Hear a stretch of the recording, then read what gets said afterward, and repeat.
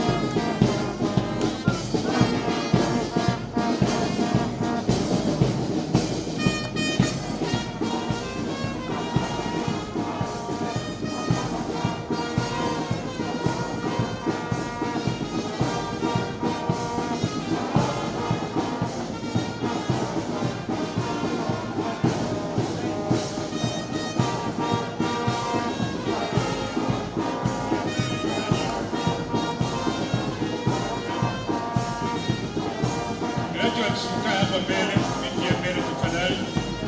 Simame msikae mpaka tu laini usimame kwanza. Graduates mwingie hiyo laini ya mbele ya viti. Kama itajaa tuende na nyuma pia. Thank you. Sasa hizo viti za mbele, laini ya mbele ni yenu yote. Mpaka huko juu.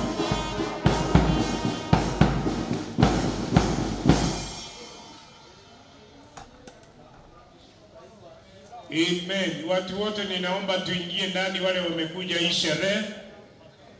Itakuwa ni furaha kuwaona ndani, mtoke mahali mmesimama. Kama umekuja kumuona mwenzako, si vizuri ukae kule nje na umeona wanafunzi wameingia graduates. Kabla tuingie kujeni ndani hivyo tuanze mkutano na wimbo wa taifa ili tuweze kufungua mkutano. Ninaomba wote mwingie, wale mko kwa hii sherehe, kama ulikuja kwa sababu ya sherehe. Naona watu kule ng'ambo wanaongea, naomba waingie ndani kwa mkutano. Kama wewe ni mmoja wetu, tafadhali ingieni ndani ili tuanze wote. Kila mtu ako hapa, tunachukulia kwamba umekuja kwa sababu ya sherehe yetu, na neema ya Bwana ikutoshe unapoingia. Asante, ili tuweze kuanza mkutano kwa kufungua na national anthem yetu ya Kenya na Jumuiya Mashariki ya Afrika, ili tuweze kuanza mkutano. Asante kwa wale mmeingia. Kama wewe ni asha, utabaki kule nje kuonyesha watu kuingia, lakini wale wote wameingia, ingia tu, kae viti ya mbele ni yenu, hakuna mtu anakaa pale, ili tuweze kuanza. Ninaomba tutaanza na wimbo wa taifa, tuongozwe na bandi yetu, ndio tuombe. Ndio tutatoa kipindi chetu cha siku ya leo. Bado tuwekee wimbo wa taifa tafadhali.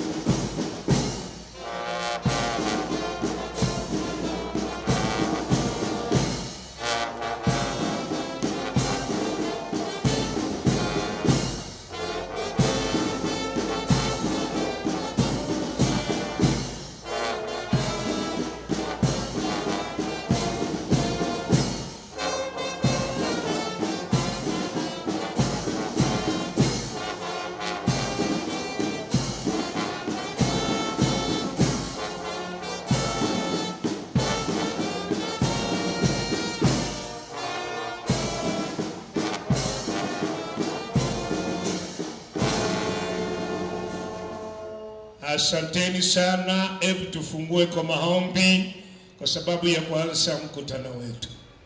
Baba Mungu mtakatifu uliye juu mbinguni, tunakuenzi na kukuheshimu kwa sababu umetupa nafasi kama hii ya kipekee ili kuweza kukusanyika mahali hapa kusherehekea wapendwa ambao wamefanya bidii kwa masomo yao. Kila kipindi tunachoanza leo ninakikabidhi mikononi mwako, ambapo Bwana ukatutangulie katika kila sehemu. Roho Mtakatifu tuongoze. Asante, tunapoanza mkutano huu tumekualika kama Mungu wetu na mpendo ambao unatupenda siku baada ya nyingine. Utuongoze hadi mwisho, tutakushukuru. Kwa jina la Yesu tumeomba na kuamini. Kila mmoja asema amen. Naomba tukae chini kwa muda mfupi, tuketi kidogo.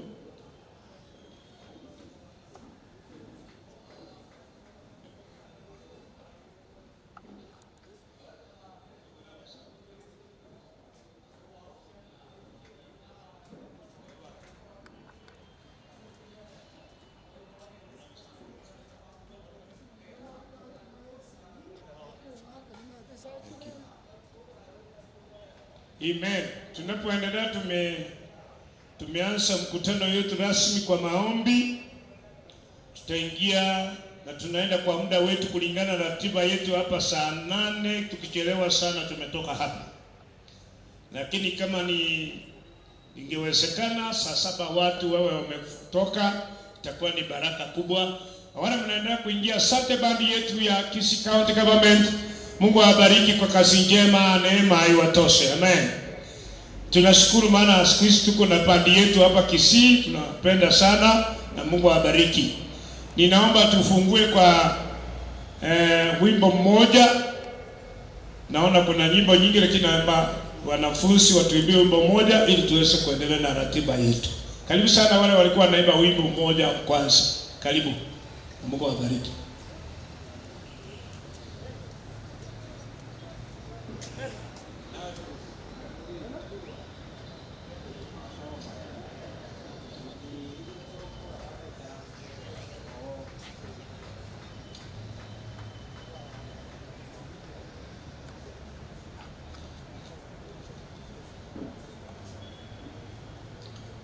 Nashukuru kwa wale viongozi wote wamefika. Tunapoendelea kujiandaa kwa wimbo, endelea tu. Naona ndugu yetu mpendo mtumishi wa Mungu Mpenyabuto Kikenya umeingia, karibu. Reverend Morara ambaye ndio bosia wetu wa PH alinikaribisha akaniambia wewe uko nyumbani. Jameni, asante kwa neema hiyo mpendwa mtumishi wa Mungu kwa kuruhusu tunafanyia mikutano mingi mahali hapa. Mungu ataendelea kukubariki. Naona wageni wetu rasmi wameingia, viongozi wa hii chuo cha Biblia cha mafundisho pia wameingia. Naona Dean of Students ndio naona hako hapa, ndugu yetu Bishop Nyamweya. Naona pia mwalimu mkuu ambaye iko chuo cha wanafunzi, ndugu yetu Bishop Albert Okeyo ndiye ako hapa pia. Nashukuru naona viongozi wote wameingia na kuna Bifotic viongozi mmoja naona ameingia hapa, Bishop Otieno Joseph na wengine ambao na mwingine wote mko mmeingia. Tunaomba kwamba mmekaribishwa kwa jina la Yesu. Sikie kwamba mko nyumbani na baraka za Bwana siwe pamoja nasi. Naamini nimetaja kila mmoja, kama shakutaja pia sikie mmekaribishwa. Na kama wewe ni pastor, viongozi wa kanisa, ma reverends, ma bishop, wale umeingia, viti zenu ziko hapa mbele. Kama wewe umeingia na uko jua mahali unakaa, hiyo ndio protocol yako, kaa hapo. Viongozi watakaa hapa pale. Itakuwa ni baraka kuona viongozi wetu wakiwa pamoja nasi. Ana wao pia ni wahuduma na ni watumishi ambao wamefanya kazi njema. Huo ndio mwelekeo, tuchukue hizo viti ni zetu. Itakuwa ni baraka kubwa sana. Naomba wale walikuwa naimba wimbo kama wako tayari. Sasa nafasi ni yako. Thank you.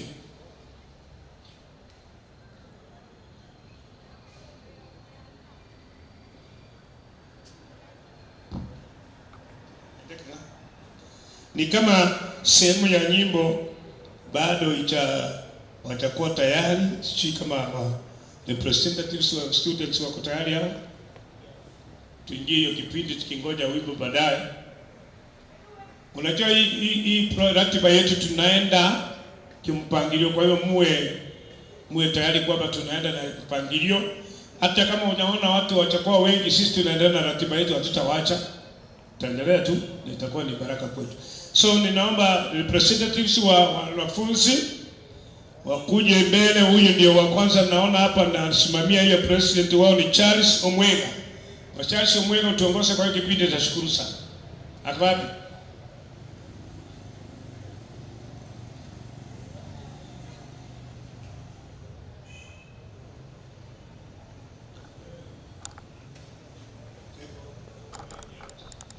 Amen. Bwana Yesu asifiwe. Bwana asifiwe tena. Nachukua nafasi hii maalum kushukuru Bwana ambaye amekuwa mwaminifu, ametulinda kipindi hiki chote ambacho tumekuwa ndani ya darasa tukijifundisha neno la Bwana. Mungu wetu ametuneemisha kwa miaka hii miwili tumekuwa tukijifundisha neno la Bwana hadi tumetamatisha, na siku ya leo ni siku yetu kuu ambao tunaenda kufanya sherehe yetu ya mwisho ya kugraduate ili tuweze kutoka nje kwa sababu ya kuenda kusaidia kazi ya Mungu. Na zaidi sana neno hili ambalo tumejifundisha ili tukaende kutafuta wale ambao watampata Kristo kama Bwana na Mwokozi, tuwalete katika nyumba ya Bwana, wafundishwe neno la Bwana, wampate Yesu, wapate neno la Bwana ili wakapate kuimarika mbele za Mungu.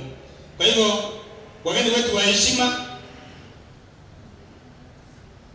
walimu wetu, viongozi wa tabaka mbalimbali ambao wamehudhuria sherehe hii yetu, kama kiongozi wa wanafunzi hawa, na wapa kongole kwa sababu ya kuja kwenu. So that you grace this very important ceremony today. Bwana awabariki sana, karibuni sana, mjisikie nasi kama wachungaji tena wanafunzi tunafurahia sana kuja kwenu kwa pamoja nasi katika sherehe yetu. Bwana awabariki sana. Kwa majina ni Pastor Charles Aboki Omwela. Mimi ndio president wa hawa ambao wanaenda kufuzu siku ya leo. Bwana awabariki sana, asante.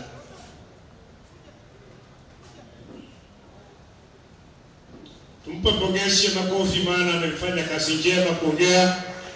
Ninaona tuko na mwingine anayefuata, yeye anaitwa Joshua Fales kutoka Tanzania. Na kuomba tafadhali njoo mbele na wewe uweze kuzungumza. Asante sana. Karibu sana. Bwana Yesu asifiwe. Haleluya, watumishi wa Mungu. Kwa majina yangu ninaitwa Joshua Fales. Mimi ni Tanzania, nyumbani ni Tanzania. Amen. So nachukua nafasi hii kushukuru walimu wetu na wafadhili wa chuo kwa ajili ya nafasi ya pekee ambayo walitupatia kwa ajili ya kutupatia ujuzi juu ya kazi ya Mungu na juu ya kuangalia namna ya kusaidia jamii iweze kumjua Mungu. Bwana Yesu asifiwe. Tunashukuru sana Mungu kwa sababu amekuwa mwema na mwaminifu tangu tumeanza masomo haya, na leo hii tumefika wakati wa kuhitimu. Hivyo Mungu wetu ni mwema, ametusimamia na ametuwezesha katika wakati wote na muda wote tulipokuwa shuleni, si kwa akili zetu wala uwezo wetu, bali kwa neema ya Mungu ndiye imetuwezesha tumefika hii siku ya leo. Kwa hivyo katika wakati huu tunapokwenda kuhitimisha, ninaamini haya masomo tuliyojifunza na hii elimu tuliyoipata kupitia kichuo itakwenda kutusaidia zaidi kwa ajili ya kuendeleza injili ya Bwana na kwa ajili ya kufanya kazi ya Mungu katika hali ya uaminifu. Nishukuru pia viongozi wote wa madhehebu mbalimbali mlioweza kufika mahali hapa kwa ajili ya kushuhudia tukio hili. Niseme Mungu wa mbinguni azidi kuwabariki na azidi kuwainua. Lakini pia nishukuru wageni wote walioalikwa na ambao wamekwisha kufika mahali hapa. Niseme Mungu awabariki na azidi kuwainua.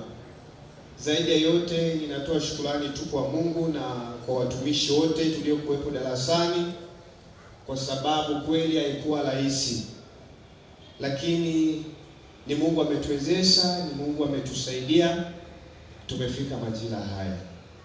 Kwa hiyo ninatumaini Mungu atazidi kutuwezesha na kututetea wakati tunapoenda sasa kufanyia vitendo kile tulichokuwa tukijifunza.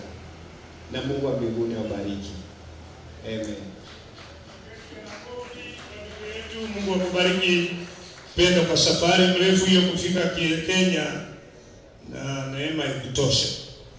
Muita Joseph Ruto. Ruto sio president wetu wa Kenya, ni mwanafunzi tuko naye hapa kutoka Kericho, aweze kuzungumza. Karibu sana, mpige makofi anaposimama jameni. Mbona mnakasirika asubuhi ya leo na bado mapema? Asante sana, karibu. Amen. Bwana Yesu asifiwe.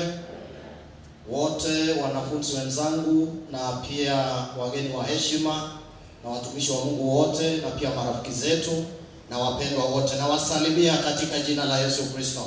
Hebu tusalimiane wote, tuinue mikono zetu kwa sababu ni sherehe kubwa ya ajabu. Semeni haleluya. Ni furaha kubwa wakati wa leo, maana ni siku ambayo tumeingojea sana tukiombea.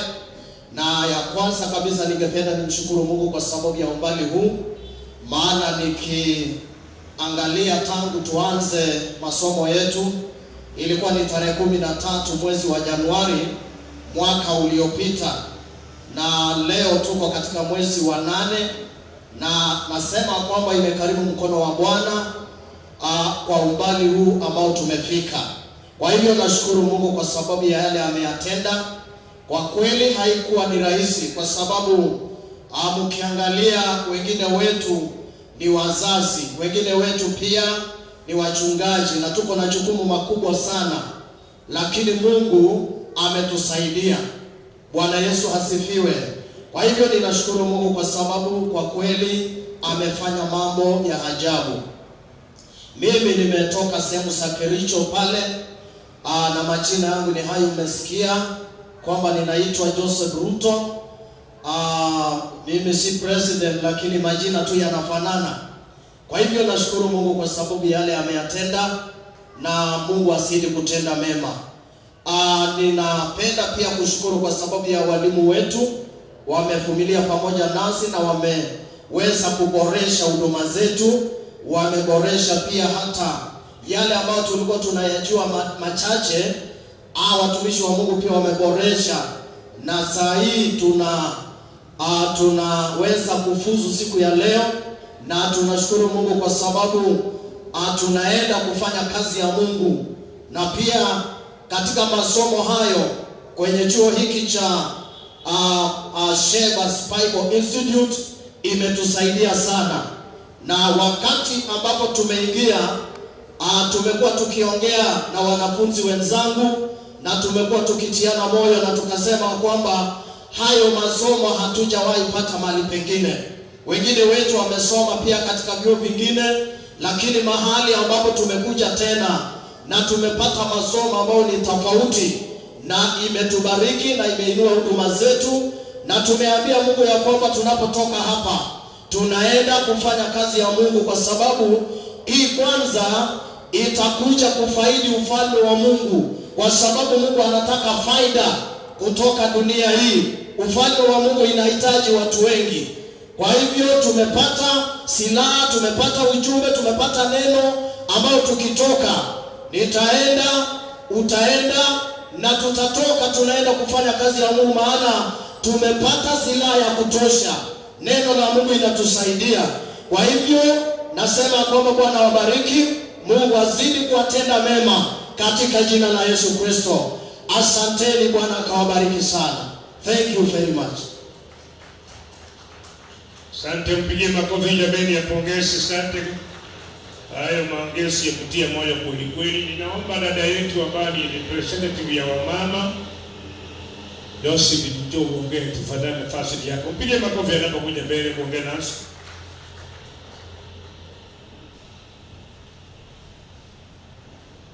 Haleluya, Bwana Yesu asifiwe. Nami nachukua wakati huu kumshukuru Mwenyezi Mungu kwa sababu ya kipindi hiki ambayo Mungu ametuwezesha.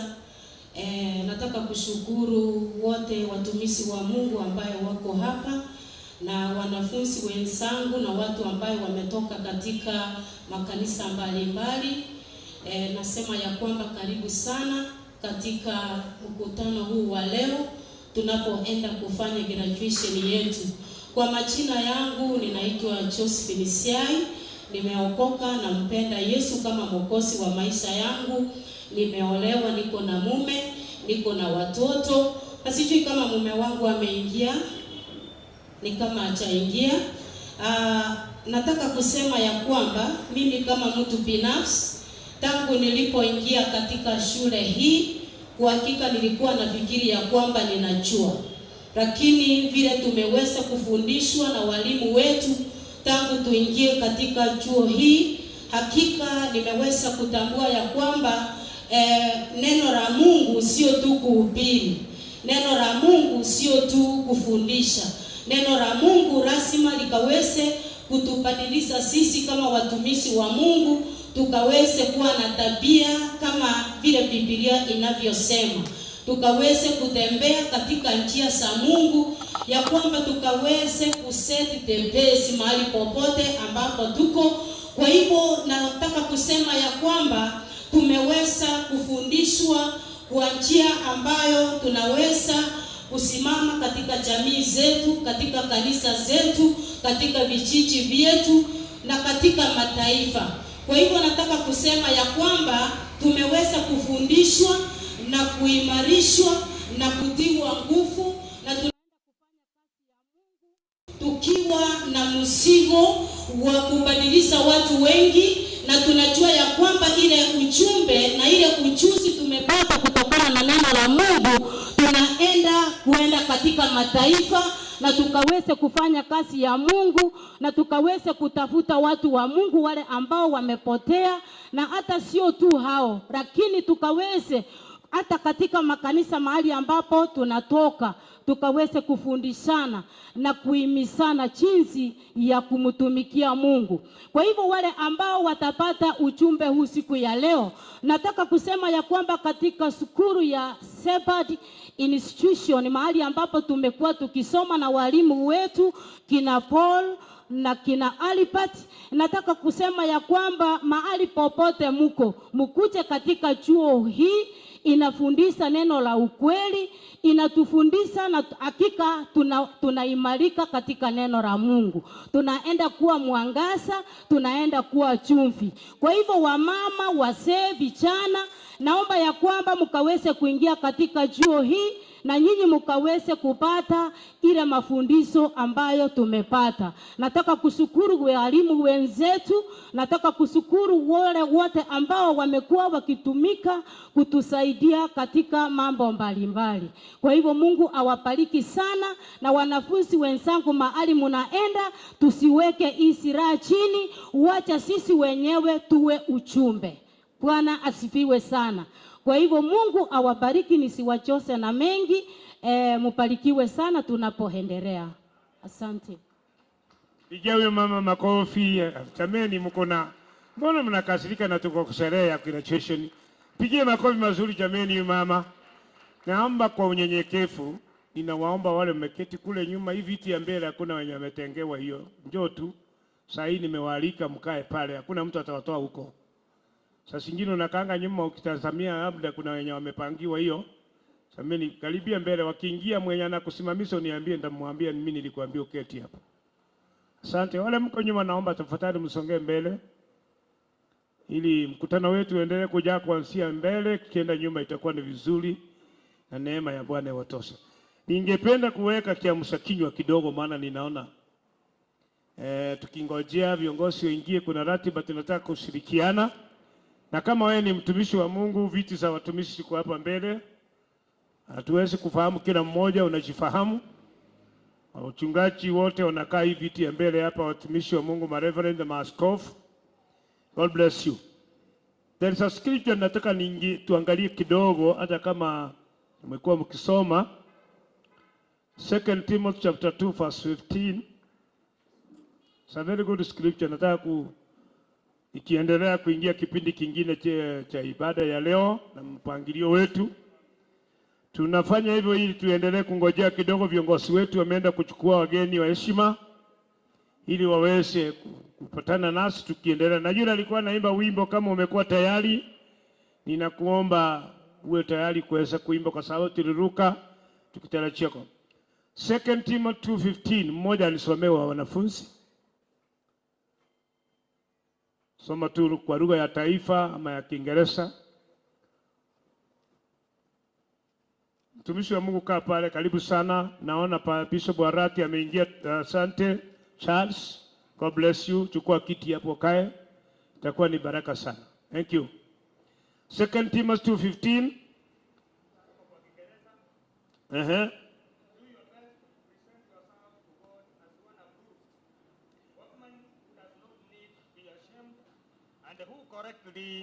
Handles the word of truth. Wewe soma Kiswahili pia, mpe maiki, umefanya vizuri sana.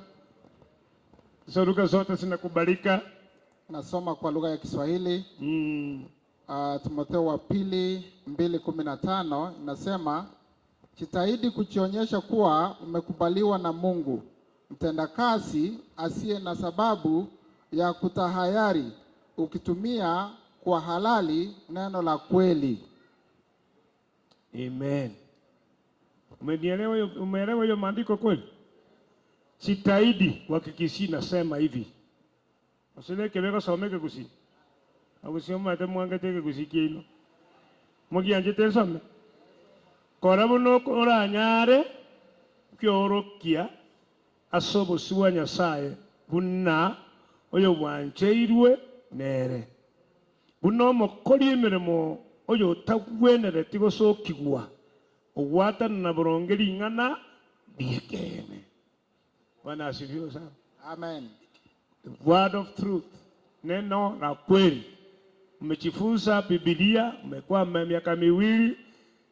Hicho kitabu nilipokuwa chuo cha Biblia 1992. My first diploma in Harvest Bible College. Nilifundishwa ya maandiko na ilikuwa one of the memory verses ulikuwa unaweka kwa kichwa. Ichachoka mpaka leo. When you become a pastor, ukigraduate leo kutoka hapa, unaanza kukaa kama pastor. Unatembea kama pastor. Unakula kama pastor. Pastor anakulanga aje? Hakuna kula avocado kwa barabara kwa mkono na ukilamba vidole, hiyo nawaachana nayo. Ukula miwa pole ovyo kwa barabara, hiyo umetoka sasa kama hujajua hiyo. Hiyo ungefundishwa, hiyo ni yangu nakwambia hapa leo kidogo. Unaona hiyo? Na njia unasalimia watu kama pastor. Unatabasamu kama huna sura ya kutabasamu, hasa practice kidogo, maana wewe ni pastor wa kukutana na kila mtu, maana ni kazi ya uchungaji. Jipigie makofi, umefanya kazi nzuri. Amen. Sio litakuwa ni baraka kweli? Unaelewana? Hakuna kwenda kukaa kwa ochua, kwanza kucheza ochua na kumbe kiletu ni hiyo, hakuna hiyo, umeachana nayo. Dividing the word of truth. Hiyo ndio maana ya kuwa mchungaji, na itakuwa ni baraka kwako kwa sababu wewe utakuwa kielelezo kwa wengine. Ninaomba kama yule alikuwa anaanza wimbo, naomba tafadhali njoo wimbe, itakuwa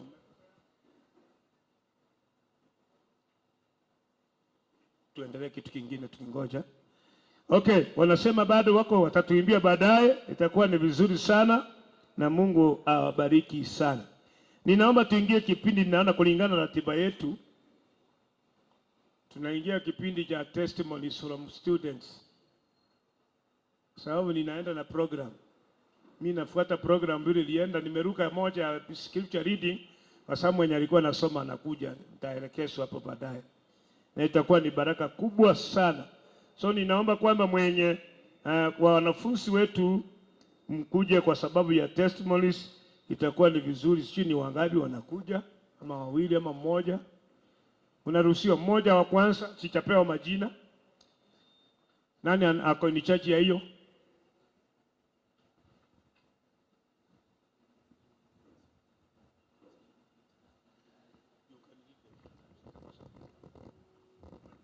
Thank you. Bwana asifiwe. Amen. Nipungie mkono. Bwana asifiwe. Amen. Amen. Thank you so much.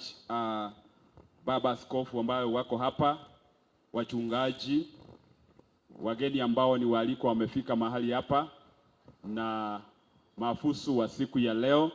Tunashukuru Mungu ambaye amewezesha kila mmoja wenu kufika mahali hapa, na ni kipindi kingine ambacho tungependa tu wale ambao wamekuwa shuleni waweze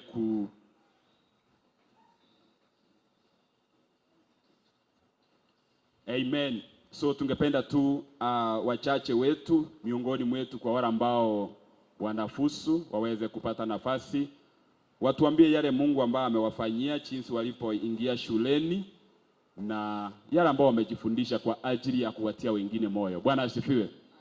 Kwa hivyo ningependa kumuita Pastor Peter aje hapa ili atusalimie na atuambie neno amejifundisha na pia kututia moyo. Amen. Karibu sana Pastor. Let's appreciate him as he comes. Amen.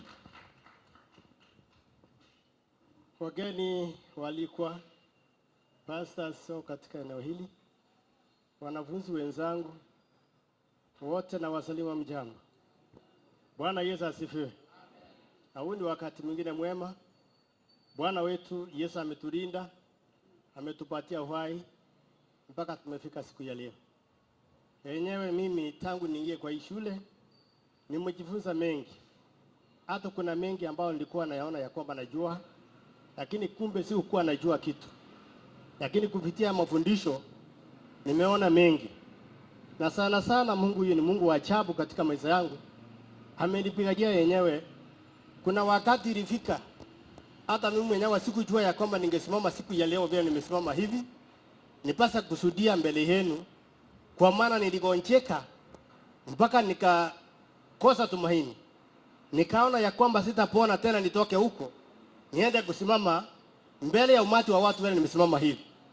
Kwa maana ilifika wakati hata mimi mwenyewe nikaanza kuomba ya kwamba Mungu ni hivi sasa unichukue.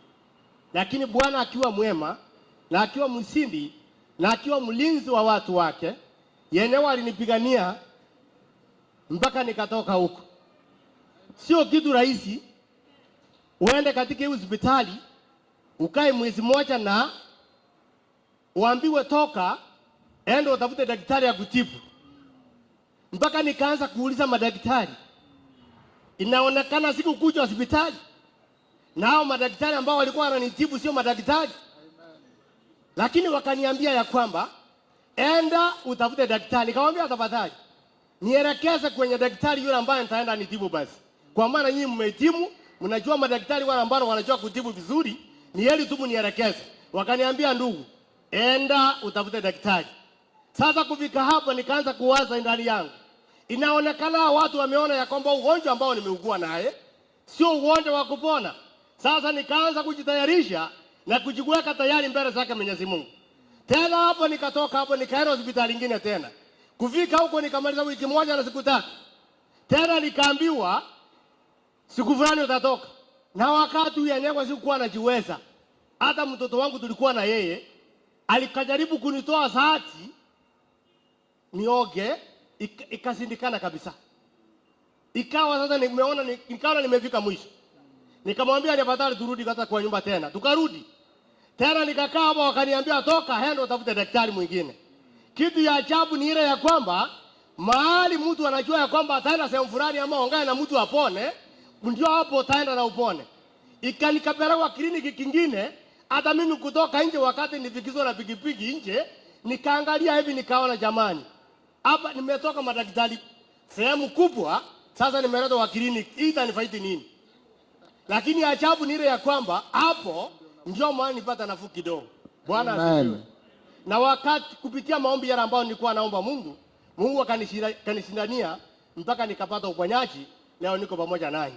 Kwa hivyo ni heri tumtumainie Yesu Kristo, na kwa vile ambao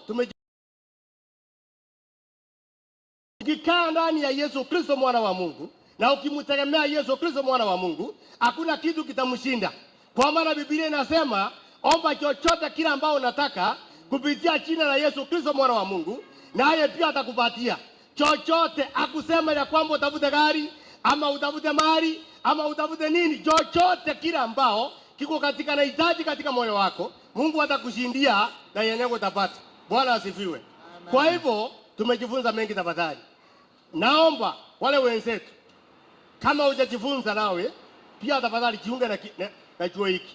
Na hata yenyewe mimi mwenyewe niliona chuo kingine nikajifunza, nikaona ya kwamba nimesoma, lakini wakati niliingia katika hii chuo yenyewe kuna mambo mengine nimejifunza, hata nikaona ya kwamba sikukuwa tu nimeenda shule hapa awali. Kwa hivyo ni heri umekaribishwa nyote. Kama unataka kujifunza neno la Bwana, kuja tu jifunze, tuende pamoja tuhubiri Injili. Bwana Yesu awabariki na muendelee kumuomba Mungu kila wakati. Asante. Amen. Tumpigie Mungu wetu makofi Asante sana Pastor Peter, na tunaambiwa ya kwamba tulimshinda kwa neno la ushuhuda na kwa damu ya Yesu Kristo. Amen. Amen. Ningependa pena nichukue hii nafasi nimuite ndugu Chwea, naye aleta ushuhuda yale ambayo amejifundisha kwa dakika 3 hivi. Tumpigie makofi anapokuja. Ni ndugu ambaye ni mkakamafu na Mungu akubariki. Amen. Bwana asifiwe sana. Hebu kama unanisikia nifanyie mkono. Mungu wetu ni mwema, maana uhai tuko naye ni wa Mungu. Haleluya. Mungu ametutoa mbali. Mimi kwa kusema haki, hii ni chuo sitasahau katika maisha haya. Bwana asifiwe sana. Mathayo 28:18. Bwana asifiwe sana. Biblia inasema Yesu akaja akawaambia, nimepewa mamlaka mbingu na nchi. 19 inasema nendeni kote ulimwenguni kisha mkawafanye watu wote kuwa wanafunzi, mkiwafundisha yale yote ambayo nimewaambia, tasema niko na nyinyi katika mwisho wa dunia. Bwana asifiwe sana. Najua hii kazi ya roho sio kazi mchezo, maana Mungu alisema atatuacha kama mayatima, bali atatupea msaidizi ambaye ni Roho Mtakatifu. Bwana asifiwe sana. Timotheo ya kwanza 3. Biblia inasema namna gani? Mtu atamani kazi ya Mungu anatamani kazi njema. Wachungaji wenzangu, sisi tumetamani kazi njema. Kwa hivyo tusimame imara. Sasa nimalize na Waefeso 4 mstari wake wa 11. Maandiko inasema amchamba, lakini maandiko inasema alitoa wengine kuwa mitume na wengine kuwa manabii, wainjilisti na wachungaji na walimu na viongozi wote wa makanisa. Waache Mungu awatie nguvu. Mimi naitwa Pastor Rose John Chwea. Bwana asifiwe sana. Kwa hivyo niko na mke, kama mahali huko tafadhali usimame, watu wakuone. Simama tu basi, ndio huyu. Na niko na watoto, lakini ningependa wawili tu wasimame. Pepu sema upunge mkono tu, ni kwa minajili ya dakika 3. Huyu ndio kitinda mimba yangu, wacha asimame tu, ni mkono tu. Haleluya, wacha Mungu awatie nguvu. Amen. Tupigie mtumishi wa Mungu makofi. Amen. Ni ndugu ambaye Mungu amembariki, na asante kwa kuona mama, kuona watoto, amekuwa wa baraka darasani. Tumpatie makofi kwa ajili ya familia pia. Thank you so much. Na mnaweza ona kuingia chuoni jinsi ambavyo inatubadilisha. Bwana asifiwe. Sasa yeye yuko tayari. Leo ni kuambiwa ya kwamba enendeni ukaifanye kazi. Umefanywa kuwa mmoja katika shamba la Mungu, uende ukafanye kazi. Ninapoendelea kufanya hivi, wageni wetu karibu sana ambao wanaendelea kuingia, tunaheshimika kuwaona. Najua hivi karibuni mgeni wetu wa heshima ataingia hapa, na ninapofanya hivi najua kwamba kinanda inaendelea kutayarishwa ili tuweze kufanya praise na kuimba, alafu tutaingia katika kushiriki neno. Wakati wanapofanya hivyo, ni mheshimu dada yetu Melen acha na yeye atoe ushuhuda huu ili tunapoendelea kukamilisha kuandaa yale. Dada Melen, karibu sana.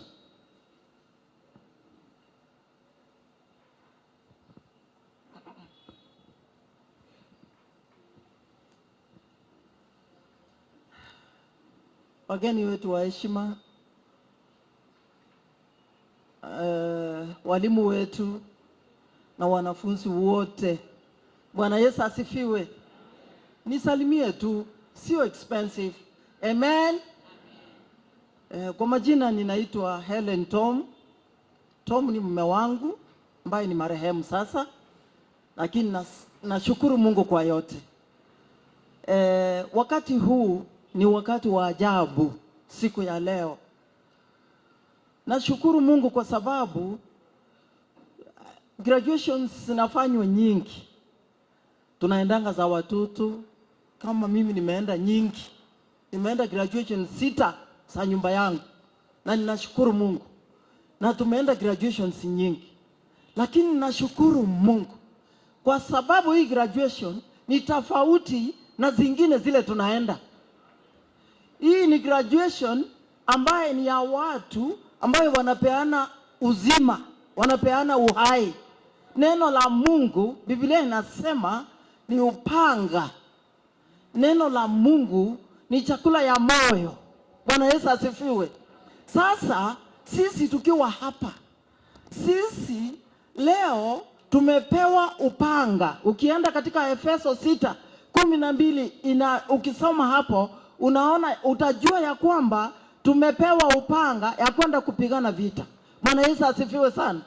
Tunaenda vita. Wenzangu, kuwa pasta ni sawa, lakini tujue ya kwamba tumeanza vita leo. Ni vita tunaenda kupigana huko nje, kwa sababu ya kuokoa mioyo ikuje kwa nyumba ya Mungu. Bwana Yesu asifiwe. Mimi ninashukuru Mungu kwa sababu kufika hapa hivi imegharimu mkono wa Mungu. Tumepitia challenges mbalimbali ya maisha, lakini ya magonjwa, lakini Mungu kwa sababu alikuwa anajua hii siku inakuja, ametutetea. Bwana Yesu asifiwe. Ninajua ya kwamba naweza kuwa kuna mmoja mawili walianza na sisi lakini hawako hapa leo kwa sababu ya challenges in life, lakini sisi Mungu ametubariki, ametusaidia mpaka tumefika siku hii ya leo. Na stahili tumwambie asante, asante, asante. Bwana Yesu asifiwe. Mimi nimegraduate, hii sio ya kwanza. Nimesoma shule mbalimbali. Lakini nashukuru Mungu kwa hii shule ya Shepherd. Ni shule ambayo iko tofauti kabisa na shule zingine. Nimesoma masomo mpaka saa zingine nilikuwa najiuliza, na hata wakati ule nilikuwa nasoma ile, mbona sikujua hii? Na hata wakati ule tulisoma hii mpaka tukagraduate, mbona sikujua hii? Tumejua vitu kwa hii shule mpaka nikaambia Mungu asante kwa kunileta kusoma kwa hii shule ya Shepherd. Bwana Yesu asifiwe sana.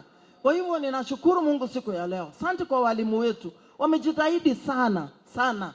Wamejaribu kabisa mpaka tumesoma na tumemaliza. Hii graduation imewakimbisha hapa na pale. Asante sana walimu wetu. Kitu ninawaomba ni kwamba sometimes students, unaweza kuwa students sometimes misbehave, kwa sababu unajua wakati kuna watoto unasomesha, saa zingine mwingine ana miss class, saa mwingine anafanya hii, lakini mmetuvumilia, mmekuwa pamoja nasi mpaka tumemaliza. Mungu awabariki sana sana, na wabariki na wabariki. Tuendelee kuombeana, isiwe tu ni mwisho, lakini tuombeane, kwa sababu ninajua hata klasi nyingine ikiendelea, na tutashukuru Mungu. Mungu awabariki sana. Thank you so much. Amen. Let's appreciate Pastor Helen. Amen. Mungu akubariki sana. Wakati nimeambiwa kwamba saa zetu zimeenda na wimbo umekuwa tayari, kwa wale ambao wanatuongoza ningependa muwe tayari. Edwin kuja hapa kwa keyboard. Anafikia tunaitumia, tutaimba worship live hapo kwa sababu tuko katika ibada. Edwin nataka kuona pale kwa keyboard wanapoweka wageni hapo. Nafikiria wale ambao wanatuongoza, dada Josephine nimekuona hapo. Mafusu wote nafikia utasimama ili tuweze kufanya worship pamoja.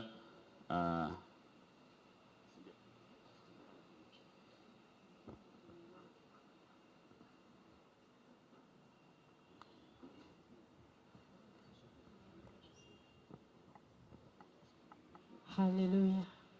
Wacha tusimame kwa miguu yetu tunapoenda kumwabudu Mungu na kumtukuza Mungu, maana anastahili sifa. Umbali huu hakika amekuwa mwema katika maisha yetu. Unaweza tu kufungua kinywa chako kumwambia Bwana asante kwa sababu ya uhai na uzima ambaye ametupa. Tuko mahali hapa. Baba yetu na Mungu wetu, tunakutukuza, tunakuinua asubuhi ya leo, maana hakika wewe wastahili sifa zote na utukufu ni zako Mungu mkuu. Baba yetu, ni nani aliye kama wewe? Ni nani wa kulinganishwa na wewe mfalme? Ni nani wa kutosanishwa na wewe Ebeneza? Baba, tumesimama mbele zako Jehova Baba katika ukumbi huu, tukiliinua na kulitukuza jina lako, jina lililo juu ya majina yote, jina ambalo mtakatifu wenye haki wanakimbilia na wanakuwa salama, jina ambalo mtakatifu walio wagonjwa Jehova Baba wanakuwa sawa.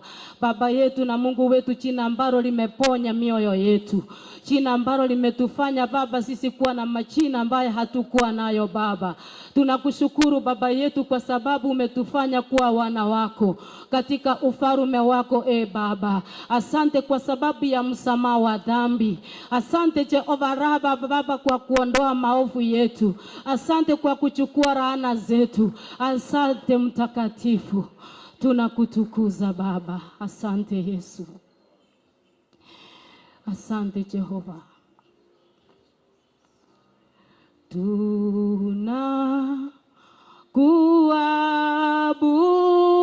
Tunakuabudu Bwana,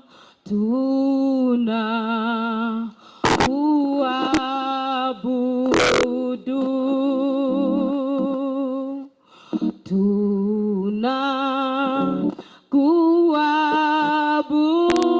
tunakuabudu Bwana,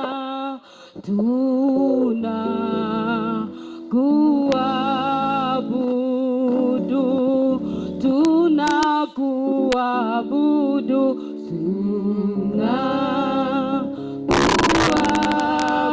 tunakuabudu Bwana,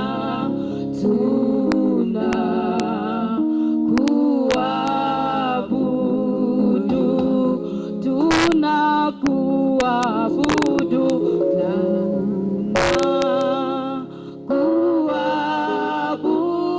tunakuabudu Bwana,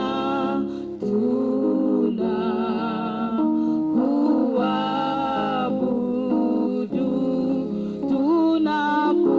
tunakuinua,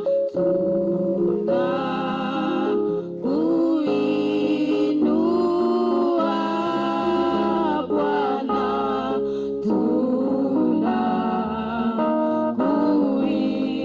tunakuinua, tunakutukuza,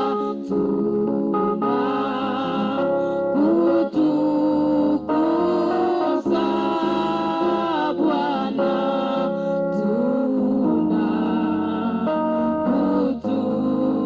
tunakutukuza, tunasema asante, tunasema asante Bwana,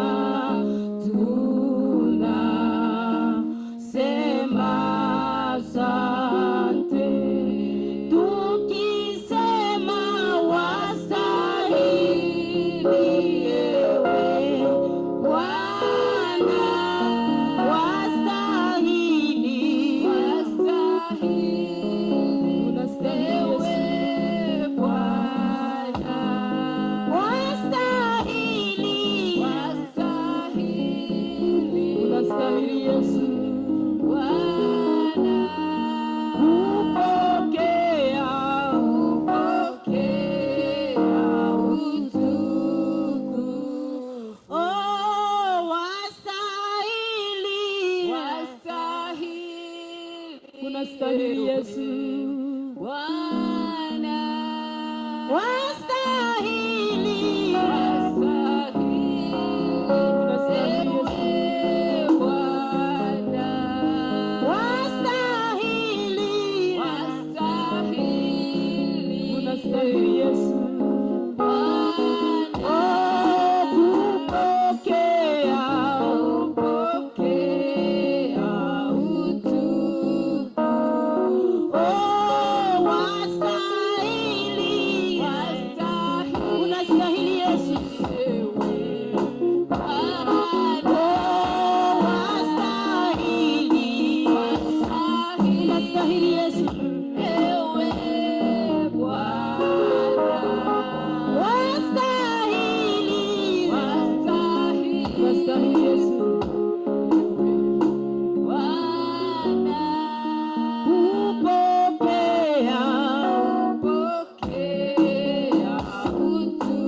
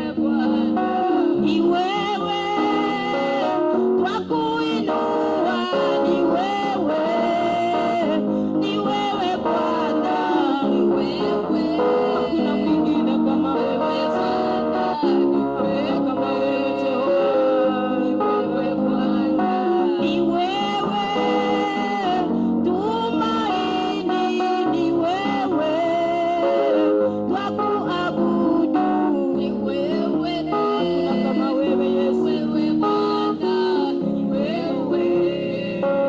ni wewe Bwana. Inua tu mikono yako mwambie Bwana ni wewe.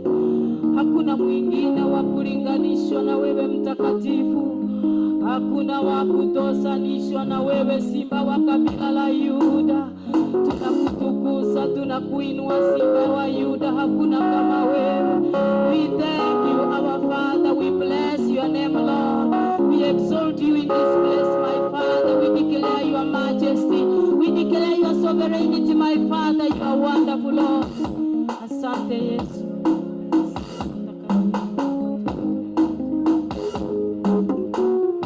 Asante sana, Mungu awabariki.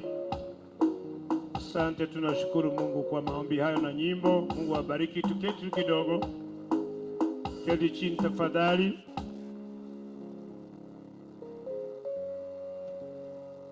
Ninaomba tuelekee mwelekeo wetu. Tangu asubuhi tumeanza mkutano leo. Tumeendaenda kidogo, naona wageni wetu wamefika. Wapigie makofi, waende rasmi wameingia. Shangilia wageni wetu jameni wote ambao wamefika.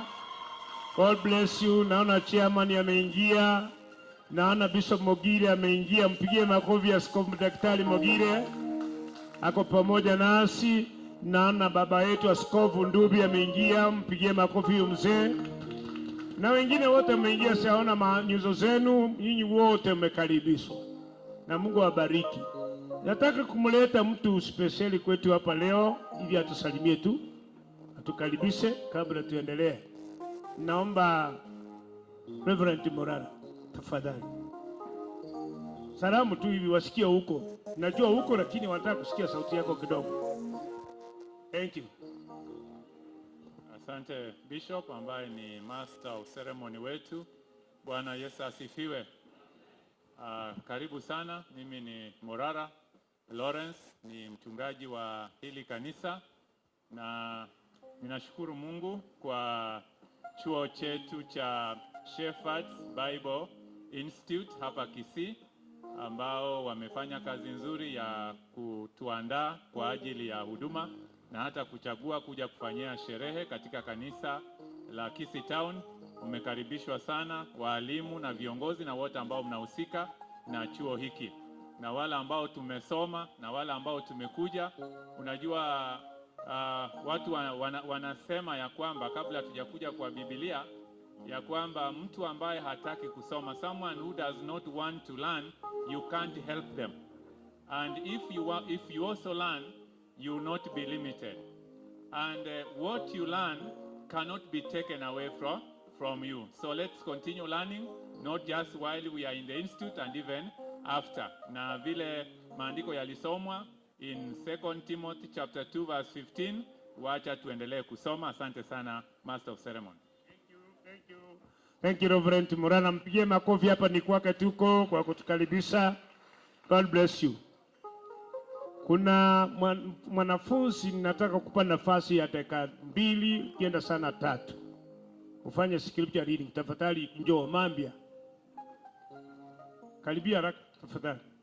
Hii ilikuwa yenu ya scripture reading. Amen. Tumpie Mungu makofi mazuri. Tunashukuru Mungu kwa siku ya leo.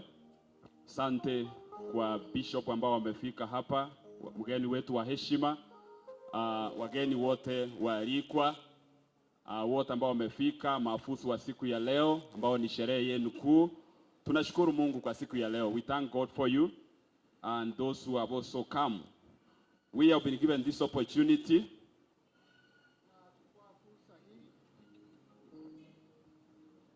to bring a word to you this morning. Kuwaletea neno la Bwana asubuhi ya leo. So we want to take a few minutes to go to the word. Tunachukua dakika chache sana tuingie katika neno. Huyu ambaye anazungumza, my name is Pastor Onesimus. Huyu ambaye anayetafsiri, jina langu ni Pastor Enoch Nyangondi. I've also been in school here in Bible Shepherd Bible Institute. Pia nami nimekuwa mwanafunzi katika chuo hiki cha Bible Shepherd's Bible Institute. And God has enabled us today that we are going to graduate. Na leo Mungu ametujalia tunaenda kufusu. So because of the interest of time, we want to go to the word. Kwa sababu ya masaa tunataka kuingia kwa neno. We want to read the book of Matthew chapter 28 verse 19. Tutasoma kitabu cha Mathayo 28:19. Before we read, let us pray. Father, in the name of Jesus, we thank you. Hallelujah. We bless you. Yote kuwa wanafunzi. Yes. Mkiwapatiza kwa jina la Baba na la Mwana na la Roho Mtakatifu. Sema amen. Amen. The Bible says, Biblia inasema Jesus was speaking to the disciples. Yesu alikuwa akiwazungumzia wanafunzi wake. And this is the time he was about to descend to heaven. Na huu ni wakati alikuwa tayari kuenda mbinguni. What he told them, kile ambacho aliwaambia, was a command. Hii ni amri. That go. Nendeni. So today we are talking about go. Sasa leo tunaambiwa enendeni. We have been in class. Tumekuwa darasani. We have been sitting under the feet of our teachers. Tumekuwa tukikaa chini ya miguu. But today we are being told to go. Leo tumeambiwa enendeni. The disciples Jesus were with, yani wale wanafunzi Yesu alikuwa nao, it reached a time now he had to tell them that you have to go. Alifika wakati akiwaambia enendeni. And even today we are being told to go. Na leo hivi pia tunaambiwa enendeni. It was a commissioning day for them. Ile ilikuwa ni siku kuu ya kupewa amri. For them, they were with Jesus for 3.5 years. Walikuwa wanafunzi wa Yesu, walikuwa na Yesu kwa miaka 3 na nusu. They were now graduating from the University of Jesus. Walikuwa wamefusu kutoka chuo kikuu cha Yesu. And he told them now you have to go. Sasa akawaambia enendeni. He did not tell them now you are going to stay. Hakuambia kwamba mnaenda kukaa. But now the journey was starting. Sasa safari ilikuwa inaanza. He was saying that now you have to go now. Sasa alikuwa anawaambia lazima mtoke. What he meant is that you have to live where you are now. Sasa kila alichomaanisha ni kwamba lazima mngetoka mahali mlikuwa mnakaa. And for us now we have been in class. Sasa vile tumekuwa darasani. Now we are going out for mission. Sasa lazima tutoke tuende nje. And he gave them a purpose they were going to do. Pia akawapatia ile hari ya kwenda nje. That now you have to go and make them disciples. Lazima muende mkawafanye wanafunzi. You have to go them and make them my followers. Lazima muwafanye wafuasi. So that they can be able now to follow me who you have been following. Ili wawafanye mkawafuate vile mlikuwa mkiwafuata. So the purpose was going for them to make them disciples. Sababu ilikuwa ni ya kuwafanya wanafunzi. He told them, aliwaambia, you have to cross boundaries. Lazima mfuke mipaka. If you come from Kericho, you have to cross to Kisii. Kama unatoka Kericho lazima ufuke mpaka ukuje Kisii. If you have to come from Tanzania, you have to cross to Kenya. Kama unatoka Tanzania lazima ufuke mpaka ukuje Kenya. If you are coming from Bonchari, you have to go to Bonchari. Kama unatoka Bonchari lazima ufuke mpaka ukuje Boncharia. You have to go to nations. Lazima uende katika kila mipaka and yote. Go make disciples. Au muende mkawafanye wanafunzi. He did not tell them that you make them your own disciples. Hakuambia wawafanye wanafunzi wao. But you make them the disciples of Jesus Christ. Wawafanye wanafunzi wa Yesu Kristo. You make them the disciples of Jesus Christ. Ukawafanye wanafunzi wa Yesu Kristo. We make them the followers of Jesus Christ. Ukawafanye wafuasi wa Yesu Kristo. So that we make them our followers. Ili wawe wafuasi. But we make them the followers of Jesus Christ. Lakini wawe wafuasi wa Yesu Kristo. That was what Jesus was commissioning them to do. Ile ndio ilikuwa lengo kuu la kuambia hao wanafunzi. Na aliwaambia that now sasa all authorities have been given to me. Mamlaka yote nimewampatia. What he was trying to tell them, kila alichokuwa anawaambia, as you go out, vile mnapotoka, you are not alone. Hamtakuwa peke yenu. I am with you. Niko nanyi. I know that ministry will be hard. Najua kwamba huduma itakuwa I know you will face challenges. Mtakutana na mawimbi. I know you will face families. Mtakutana na mawimbi. Who have problems. Mtakuwa tena na shida. I know you will be discouraged in the journey. Mtakuwa mnakufa moyo njiani. Lakini anawaambia all authorities have been given to me. Mamlaka yote nimewapatieni. So I'm telling you my friends. Anawaambieni rafiki zangu listening to us. Mnapotoka hivi leo. That Jesus is telling us. Yesu Kristo anatuambia. As you go out. Vile mnapotoka. I have given you the backup. Nimewapatia neema. And he says. Na anatuambia. I shall be with you. Nitakuweni nanyi. To the ends of the earth. Mpaka mwisho wa dunia. I shall be with you. Nitakuweni nanyi. To the ends of the earth. Mpaka mwisho wa dunia. That is to say. Hiyo ni kusema. That the work you are doing. Kile ambacho unafanya. It is not your work. Sio kazi yako. It is the work of Jesus Christ. Ni kazi ya Yesu Kristo mwenyewe. He is the one who is mwenyewe. sending us out. Yeye ndiye anayetutuma nje. nje. He is the one Yeye ndiye who is with us, yeye ndiye ako and he nasi will be with us. na atakuwa pamoja nasi. Now what he requires from us Kila ambacho anahitaji kutoka is kwetu obedience. ni utiifu. Is obedience. That Utiifu. when he sends you out, Kila anapokutuma you nje need to obey lazima utii and go out na uende and nje make the na disciples. ukawafanye And wanafunzi, he says, I shall be with you na anawaambia mtakuwa ni to nanyi the ends of the earth. mpaka mwisho wa enzi ya So dunia. today, my dear ones, Lazima leo siku yenu marafiki zangu it's a day of commissioning. ni siku kuu It's ya a day of commissioning. ni siku kuu ya kuamrishwa. We have been at the feet of our teachers. Tumekuwa chini ya miguu ya walimu wetu. We are now being commissioned today Leo tunaamrishwa that we go out kwamba tunaendeni nje and go work in the vineyard of the Lord. na tuende tukafanye kazi katika shamba kuu la Mungu. What the Bible says, Na Biblia inasema the harvest is plenty, na mazao ni mengi, mafuno ni but the mengi, laborers are few. na lakini wafanyikazi ni wachache. Now you are adding into the laborers. Sasa ninyi mnaongezeeni katika wale We are wafanyikazi, being added into the laborers of God, mmeongezea katika hali ya that we may ufanyikazi, also go ila kwamba mnaweza mkaenda and go fish for men and women, mwenda mkawatafute wanaume na wanawake, that we may bring them to Jesus ili Christ. mkawalete kwa shamba la Not Yesu to make Kristo. them our followers, Naambia wale wafuasi wetu, not making them our followers, yani sio kwamba tukawafanya wafuasi but wetu, making them the followers of Jesus Christ. lakini tukawafanya wanafunzi wafuasi wa Yesu For Kristo. that is the word which Jesus gave the disciples. Yani hilo ndilo neno kuu ambalo Yesu aliwapatia wanafunzi The wake. disciples of Jesus Christ are not there today, Wanafunzi wale wa Yesu hawako hivi leo, but we are here today also. lakini sisi ndio tuko hapa hivi Go leo. and also continue with the work which they started. Nanyi sasa mkaenende na hiyo amri We ya are Yesu the one Kristo. now who are representing Jesus Sisi Christ in ndio the wale ambao kingdom. tunao mtumikia Yesu Kristo. We are representing Jesus in the kingdom. Hasa ndio wale ambao tunatumikia Yesu Kristo. The building which we have and the confidence we have today, Yani ile kazi kuu ambayo tuko nayo hivi leo, that Jesus who commissioned the disciples, Yesu Kristo ambaye aliyowaamrisha wanafunzi, he is with us today. yeye yuko pamoja nasi He is hivi with leo, you today. na yeye yuko He pamoja is nawe going leo, with you today. na atakuwa pamoja The nawe. only thing you need is to obey Kile him.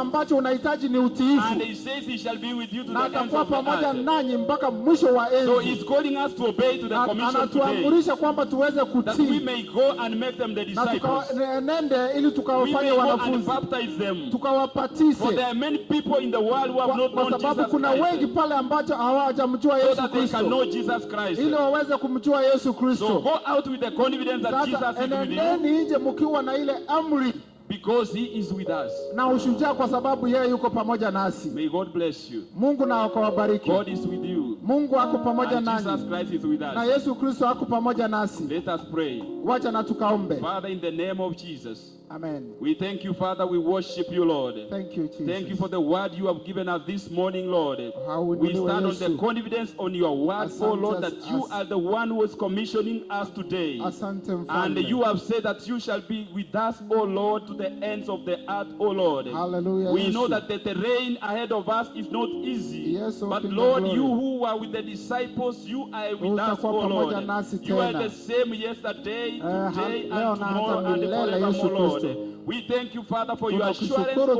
tunaliinua jina that lako. Father, as we go out, Yes, you O- are with us, O Lord. Asante. We pray, my Father, that you will continue to be with us. Yes. As also we continue with other programs, may you bless us and may you be with us, O Lord. Yes. We thank you and we bless you, for we have prayed this in the mighty name of Jesus. Amen. Amen. Amen. Amen. Amen. Amen.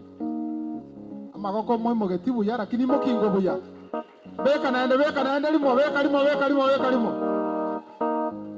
Amen. Ongezee makofi ya pongezi ya wapendwa. Asante kwa kufanya hivyo.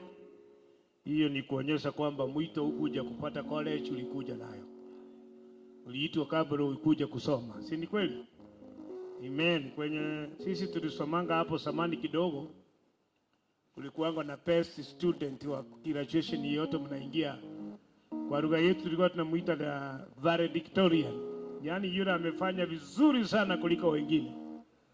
Alikuwa anajulikana siku hiyo anaongea, lakini walikuja wakaacha hiyo, maana sisi wote tumeitwa na Mungu. Si ni kwa neema ya Bwana. Asante maaskofu wetu ambao wameingia pia na wachungaji. Kama wewe ni mchungaji umekaa kule nyuma, inua mkono wako nikuone. Mchungaji. Wachungaji. Hao wote ni wachungaji wetu. Asante. Hii ni baraka kubwa sana. Wapigie watumishi wa Mungu wamekuja kuwitness hapa makofi kwa sababu ya neema. Kabla tuingie kwa kipindi cha kingine, ningependa nimuite artist. Kuna mwenye alialika kuja kuwa mwimbaji wetu wa siku ya leo. Nimejaribu kuangalia, sijaona kama kuna mwenye ameingia. Kama huko tafadhali jitambue. Artist wale walikuwa naimba leo, mnisaidie. Maana tunakaribia hapo, hiyo kipindi ni yao. Kama hawajaingia tuenda kitu kingine tukiwasubiri. Na wasubiri kwa sababu kwa yenye iko hapa yetu ya kanisa letu la Pentecostal Church Kisti, au wataimba kipindi jao. Nafasi yao iko, ikifika nitawalika. Na waona kule wamama wetu wa kanisa letu hapo, maana ni wamama nafahamu wengine wachache. Asante, karibu sana, wapigie makofi kwa kuja hapa kushiriki pamoja nasi. Maana kila mmoja wetu ambaye ameingia hapa ni wa muhimu sana. Itakuwa ni baraka kuwaona na vile mmefika. Ninaomba kama tunaikuwa tunaingia kipindi kingine za maongezi speeches, lakini ninaona wale wanashiki kama Bishop Dominic Ombuna ameingia. Sijaona sura yake hapa. Naona mzee Ndubi ndiye ameingia kidogo kwa kuongea. Siki kama alikuwa amechulisha pia kwa hapa naongea. Atusalimie mzee wetu Bishop Nyanuga ameingia hapa kweli? Bado Isabu kesi chamuona. Kwa vile tuko na mzee wetu baba Ndubi, si tumpe nafasi atuongeleshe tu kwa sababu yeye ndiye ameingia kwa hiyo kipindi peke yake. Baba karibu sana na God bless you. He is my uncle, is my bishop. Amenilea, yeye ndiye alifanya nikao na mke. Nilitoa yeye hapa akiwa hapo, ili baba yangu sasa. Si unaona niko sawa? Karibu sana baba. Asante Pastor and those who are concerned with the arrangement of this graduation. I greet every one of you in Jesus' name. Hebu tusalamiane hivi. Hallelujah. Hallelujah. Weka volume. Hallelujah. I'm happy to see all of you, and my fellow pastors are here from my church, and I'm proud of what I've seen, the way I've seen you dressed this way, the way you are. As my Reverend, the pastor of this church, said, it is very important to learn. The Bible says, study to show yourself approved unto God, a workman who does not need to be ashamed, rightly dividing the word of the Lord. Yeah, it's good to preach, but it's also good to preach smart. Hallelujah. I repeat again, it's good to preach, but it's also very important to preach smart. Kwa hivyo ni kitu cha muhimu sana. And mwingine alisema, if you want to communicate tomorrow, you must learn today. If you stop learning, you have stopped from communicating tomorrow. People,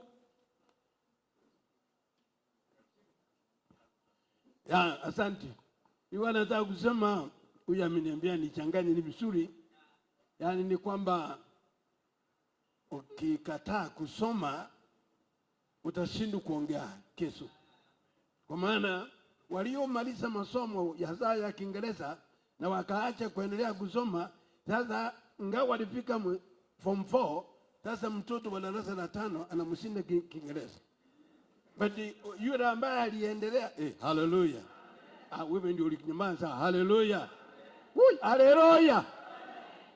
So let me say one word, then I say thank you very much. Lile tu nilitaka kuambatia moyo. Mungu awabariki mtakapoingia na kufanya kazi ya Mungu, muendelee na nguvu. Wacha niseme kitu kimoja ambaye Debora alisema. Debora alisema baada ya kuangusha Sisera, kwa maana wanaume walikuwa wameogopa wote, mpaka Mungu akaongea na Debora. Na alipomwambia aende, akamwambia ikiwa nataka niende, basi ukubali uende na mimi. Hakusema askari waende na yeye, kwa maana askari wote walikuwa wameogopa na watu wote walikuwa wameogopa. Lakini baada ya kumfukuza, kuna kitu alisema, hiyo ndio nataka tuseme wote. Anasema kwa Kiingereza hivi, oh my soul. Can you all of you say, oh my soul? Jiguse hivi, oh my soul, march on. Wengi kusema march on in strength. Ongeza moja, oh my soul, march on in strength. Ingawa unakaa, nataka ufanye hivi, uguse hivi, ndio tuanze kumaji tukifika hapo. Sema oh my soul, march on. Weka hivi, march on in strength. Moyo wangu, enda mbele kwa nguvu. Wewe, moyo wangu, enda mbele kwa nguvu. Moyone, ganda bushu ne chinguru. Mungu awabariki. Asante, mpigie baba askofu makofi. Ninaomba Mungu ambariki, maana huyu mzee ametutunza sisi wote. Amefanya kazi njema, na Mungu akuendeleze kuone siku zote. Asante sana. Ningependa tuendelee ibada yetu, naamini tunabarikiwa. Sioni kama watu wanakasirika. Kama umekaa nyuma na umeona kiti mbele yako, jameni, chasa hiyo kiti ili wengine wakiingia wapate nafasi waweze kujumuika pamoja nasi katika sherehe ya leo. Wale wapendwa kutoka Tanzania, nione mikono juu. Wale wametoka Tanzania, tafadhali fanya hivi, maana ni wachache. Simama juu, simama tu juu. Unajua amejaribu sana. Si wametokea sehemu gani ya Tanzania? Umetoka Mwanza? Mwanza wapi? Bariadi ama wapi? Section ya Mwanza ni kubwa, si kidogo. Haya, karibu sana. Wapigie mapendwa makofi kutoka Tanzania. Asante, Mungu awabariki sana. Wale wametoka Kericho na waona pale, wapigie makofi. Asante watu wetu wa Kericho. Na wale wametoka Kisii hapa, ni nyinyi wote. Hebu nione wa Kisii, unaweza kuta si wote. Nyamira iko, nione Nyamira. Nyamira pia wako, wapige makofi jameni. God bless you. Asante. Kuna mwingine nimesahau, mwenye ametoka Nairobi, Mombasa. Naweza kuwa kuna wengine kutoka hapo wesi jua. Kama mmeingia nyinyi wote kutoka sehemu zote, mmekaribishwa katika sherehe ya leo ya kuhitimu kwa wanafunzi wetu wa chuo cha Shepherd Institute. Hiyo itakuwa ni baraka kuwaona nyinyi wote. Kwa hivyo nataka tuingie kipindi kingine kingoja. Viongozi wameenda pale kwa sababu ya maandalio kidogo ya TV na radio. Ninataka tuingie kipindi kimoja hapa ili tuweze kubarikiwa. Itakuwa ni baraka sana. Ningependa kumleta bishop wetu mmoja aongee kwa niaba ya wengine, kwa sababu ni bishop ameongea. Naomba Bishop Arati Charles, tafadhali njoo ongee. Thank you. Pigie makofi bishop anaposimama, na wewe ongea kidogo na uwatie moyo. Asante Bishop Ontita. Bwana Yesu asifiwe. Niko na furaha kukuja kwa sherehe ya leo. I've been visiting you in class. I think you have seen me, and I've been encouraging you, and I've seen that the Lord has seen you through. Nataka kusema wacha Bwana wabariki, awatie nguvu. Sasa mmetoka nje, sasa sio wanafunzi, sasa ni watumishi wa Mungu. Pigana vita, mtoke kama washindi, kwa sababu mmekuwa trained mpate kusaa, na msae matunda yanayostahili topa. Amen. Kwa wala mjui, naitwa Bishop Arati Charles. Mimi ndugu ya Isaac, nimekuwa pamoja na yeye, na nawatia moyo vile Bishop baba yetu Ndubi amesema, ukikosa kusoma leo hautakuwa na jambo la kuongea kesho. Na pia usipokosa kuomba leo, hakuna kile utaweza kuambia wanadamu kila Mungu ambaye ameweka ndani ya moyo wako. Kwa hiyo acha tuendelee katika masomo, usitosheke na haya masomo, tena ongeza na uongeze. Waambia hii ndio shule nilianzia kabisa tukiwa na walimu wenu na tukabarikiwa, nikasiti nikaendelea mpaka degree na tena pato nataka kuendelea na masters mpaka PhD. Kwa hivyo usikoze kusoma.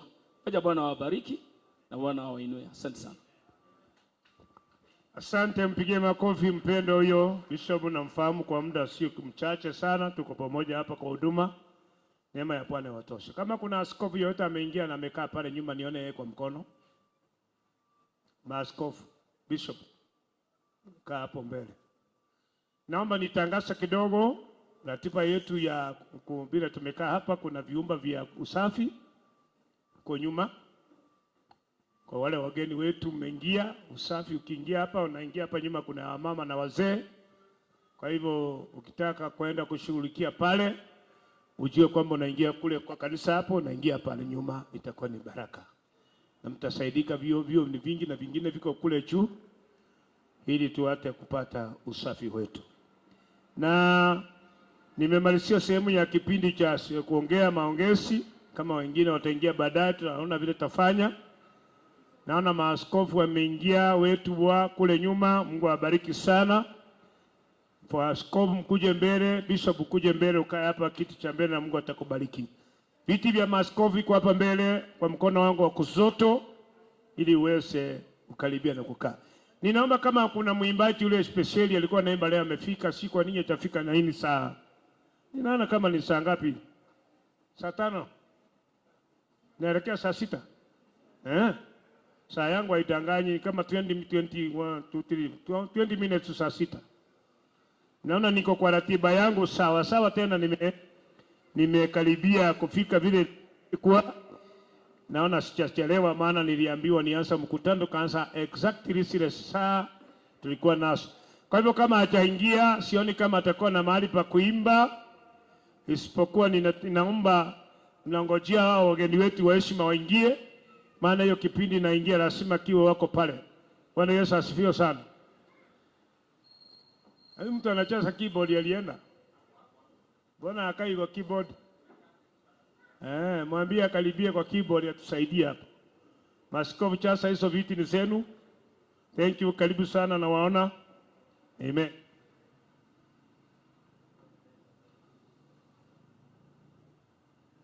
Students. Okay. Na nimetaarifiwa kwamba kuna wanafunzi mlikuwa na wimbo, kwa sababu huyu mwimbaji achaingia. Simchukue hiyo nafasi muimbe tafadhali, wape hiyo na sehemu. Tuimbie wimbo moja, itakuwa ni baraka kwetu, itakuwa ni baraka kubwa sana. Karibu.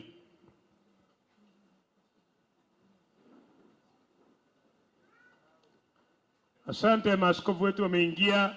Baba askofu kijana Marabuli, na kuona baba, karibu sana, na wenzetu wote wameingia, wale siwezi tacha majina yao wote. Karibu, tunawatambua na baraka za Bwana siwe pamoja nasi. Thank you.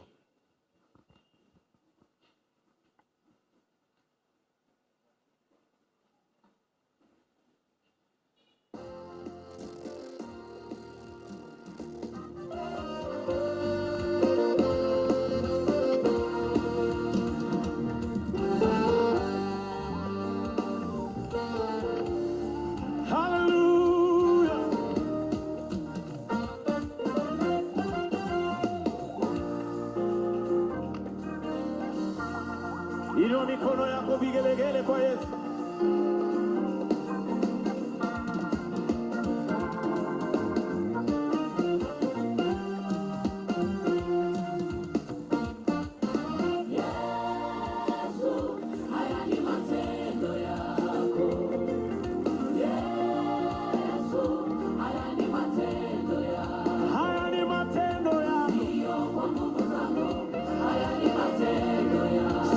Kwa nguvu zangu wala kwa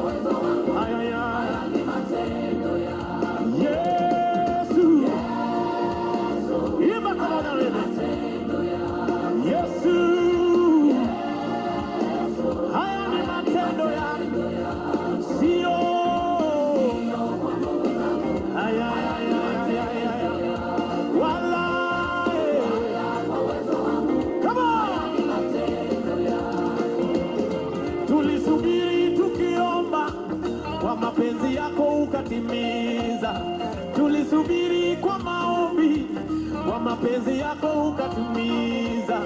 Tulisubiri tukiomba, Jehova Jire umetimiza. Sio kwa nguvu zetu, haya ni matendo yako, wala kwa uweza wangu, haya ni matendo yako, wala kwa hekima zangu, haya ni matendo yako.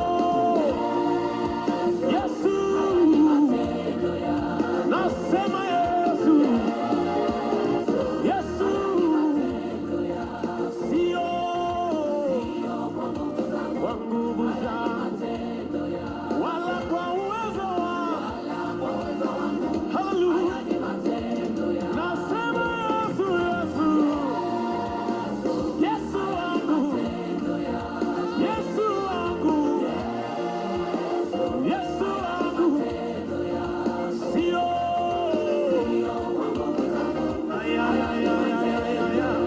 wala kwa uwezo wangu. Put our hands together, give me praise.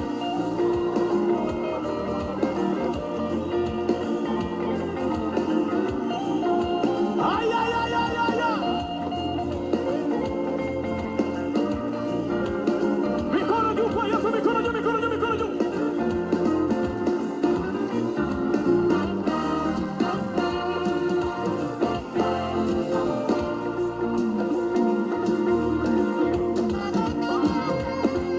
Jehova ametenda, tuinuke tumshukuru. Jehova amefanya, tuinuke tumshukuru. Jehova ametenda, tuinuke tumshukuru. Jehova amejibu, tuinuke. Jehova amefanya, amefanya, amefanya. Hallelujah. Ametenda Yesu. Hallelujah. Ametenda. Yeah, yeah, yeah. Amejibu maombi yangu. Oh, oh, oh. Amejibu maombi yangu. Woo. Jehova ametenda.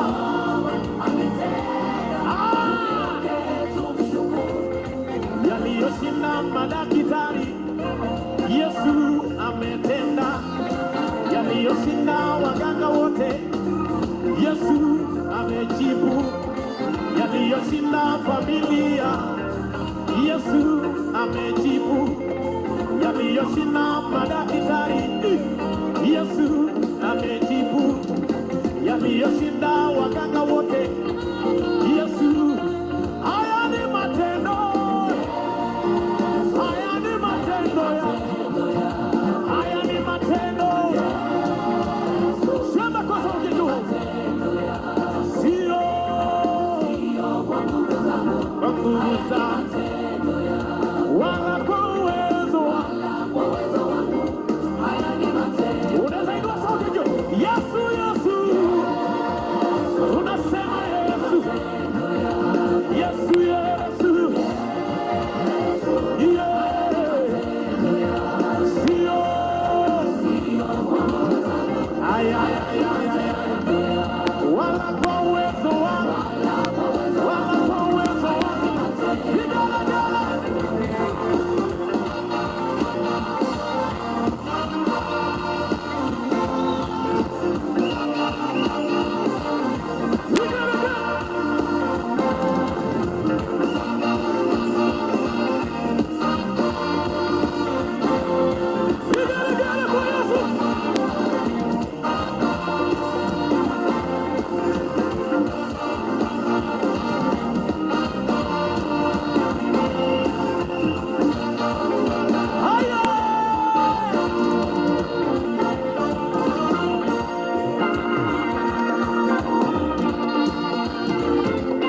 Ametenda, twashuhudia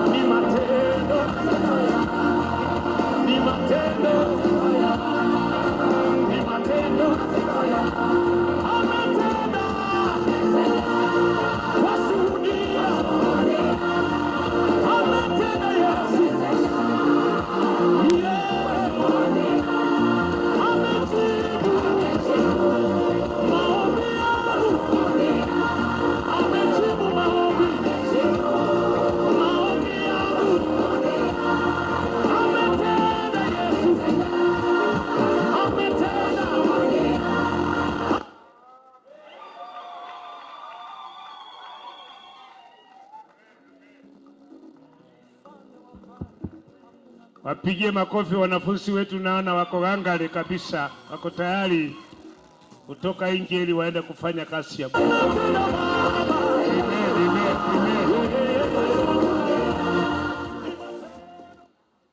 Ni kama wewe wimbo umependeza sana mpaka hata umerudia peke yake. Na tunashukuru Mungu kwa wanafunzi wetu. God bless you. Ni unataka kumpea nafasi ile mmoja wetu ameomba aimbe. Tafadhali, inawezekana kwamba usikasirike, tumekunyima nafasi. Dakika 2 tu. Ukipita 2 nasimama juu.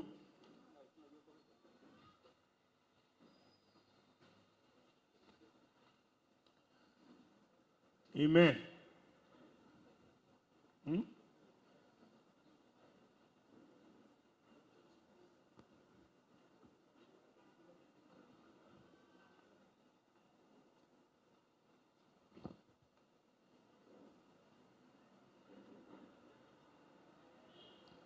Sijui kama alikuwa tayari, kama hakuwa tayari tuende kipindi kingine.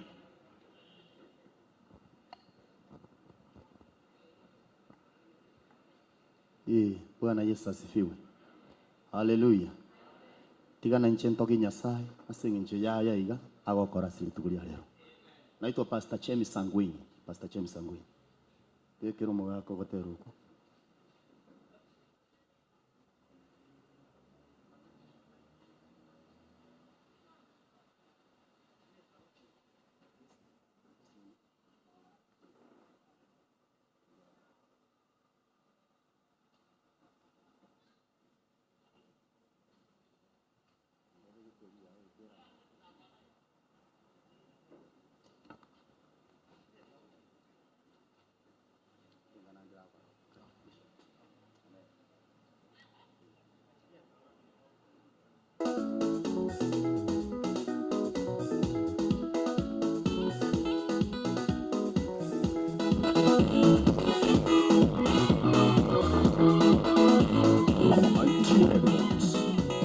Nitakusifu Mungu wangu kwa umbali huu, wewe ni mwamba wa milele, hakuna kama wewe. Nitakusifu Mungu wangu kwa umbali huu, wewe ni mwamba wa milele, hakuna kama wewe. Nitakusifu Mungu wangu kwa umbali huu, wewe ni mwamba wa milele, hakuna kama wewe. Nitakusifu Mungu wangu kwa umbali huu, wewe ni mwamba wa milele, hakuna kama wewe. Nitakuinua wewe, nitakuabudu, nitakuinua, nitakuabudu. Wewe Mungu wangu, hakuna kama wewe. Wewe ni mwamba wa milele, hakuna kama wewe. Nitakusifu Mungu wangu kwa umbali huu, wewe ni mwamba wa milele, hakuna kama wewe.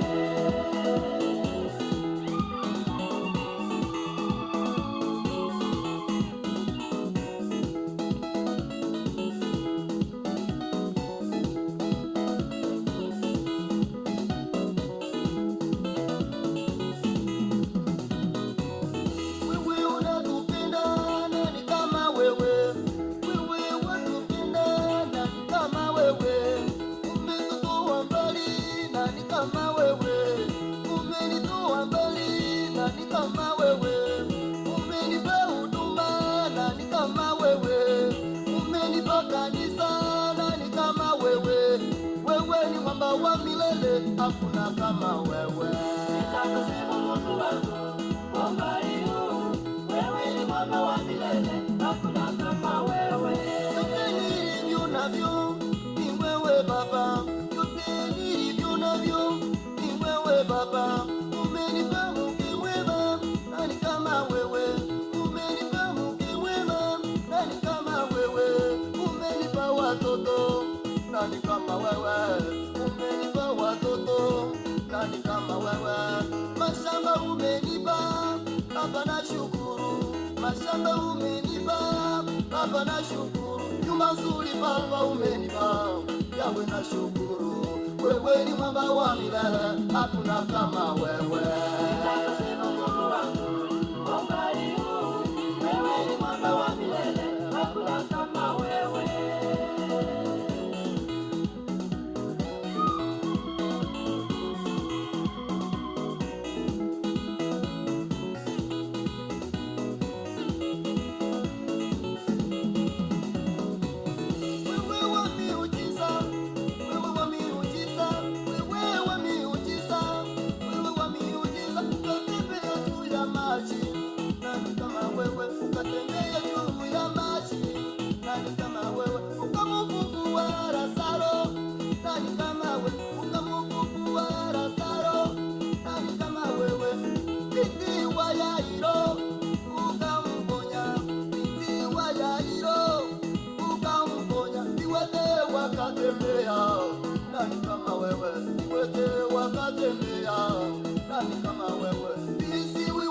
wakasikia, nani kama wewe? Visiwi wakasikia, nani kama wewe?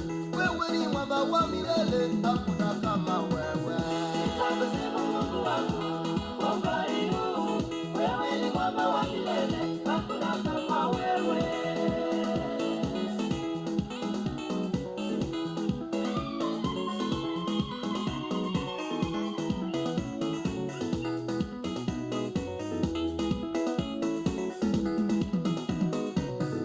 Amina, amina, amina milele.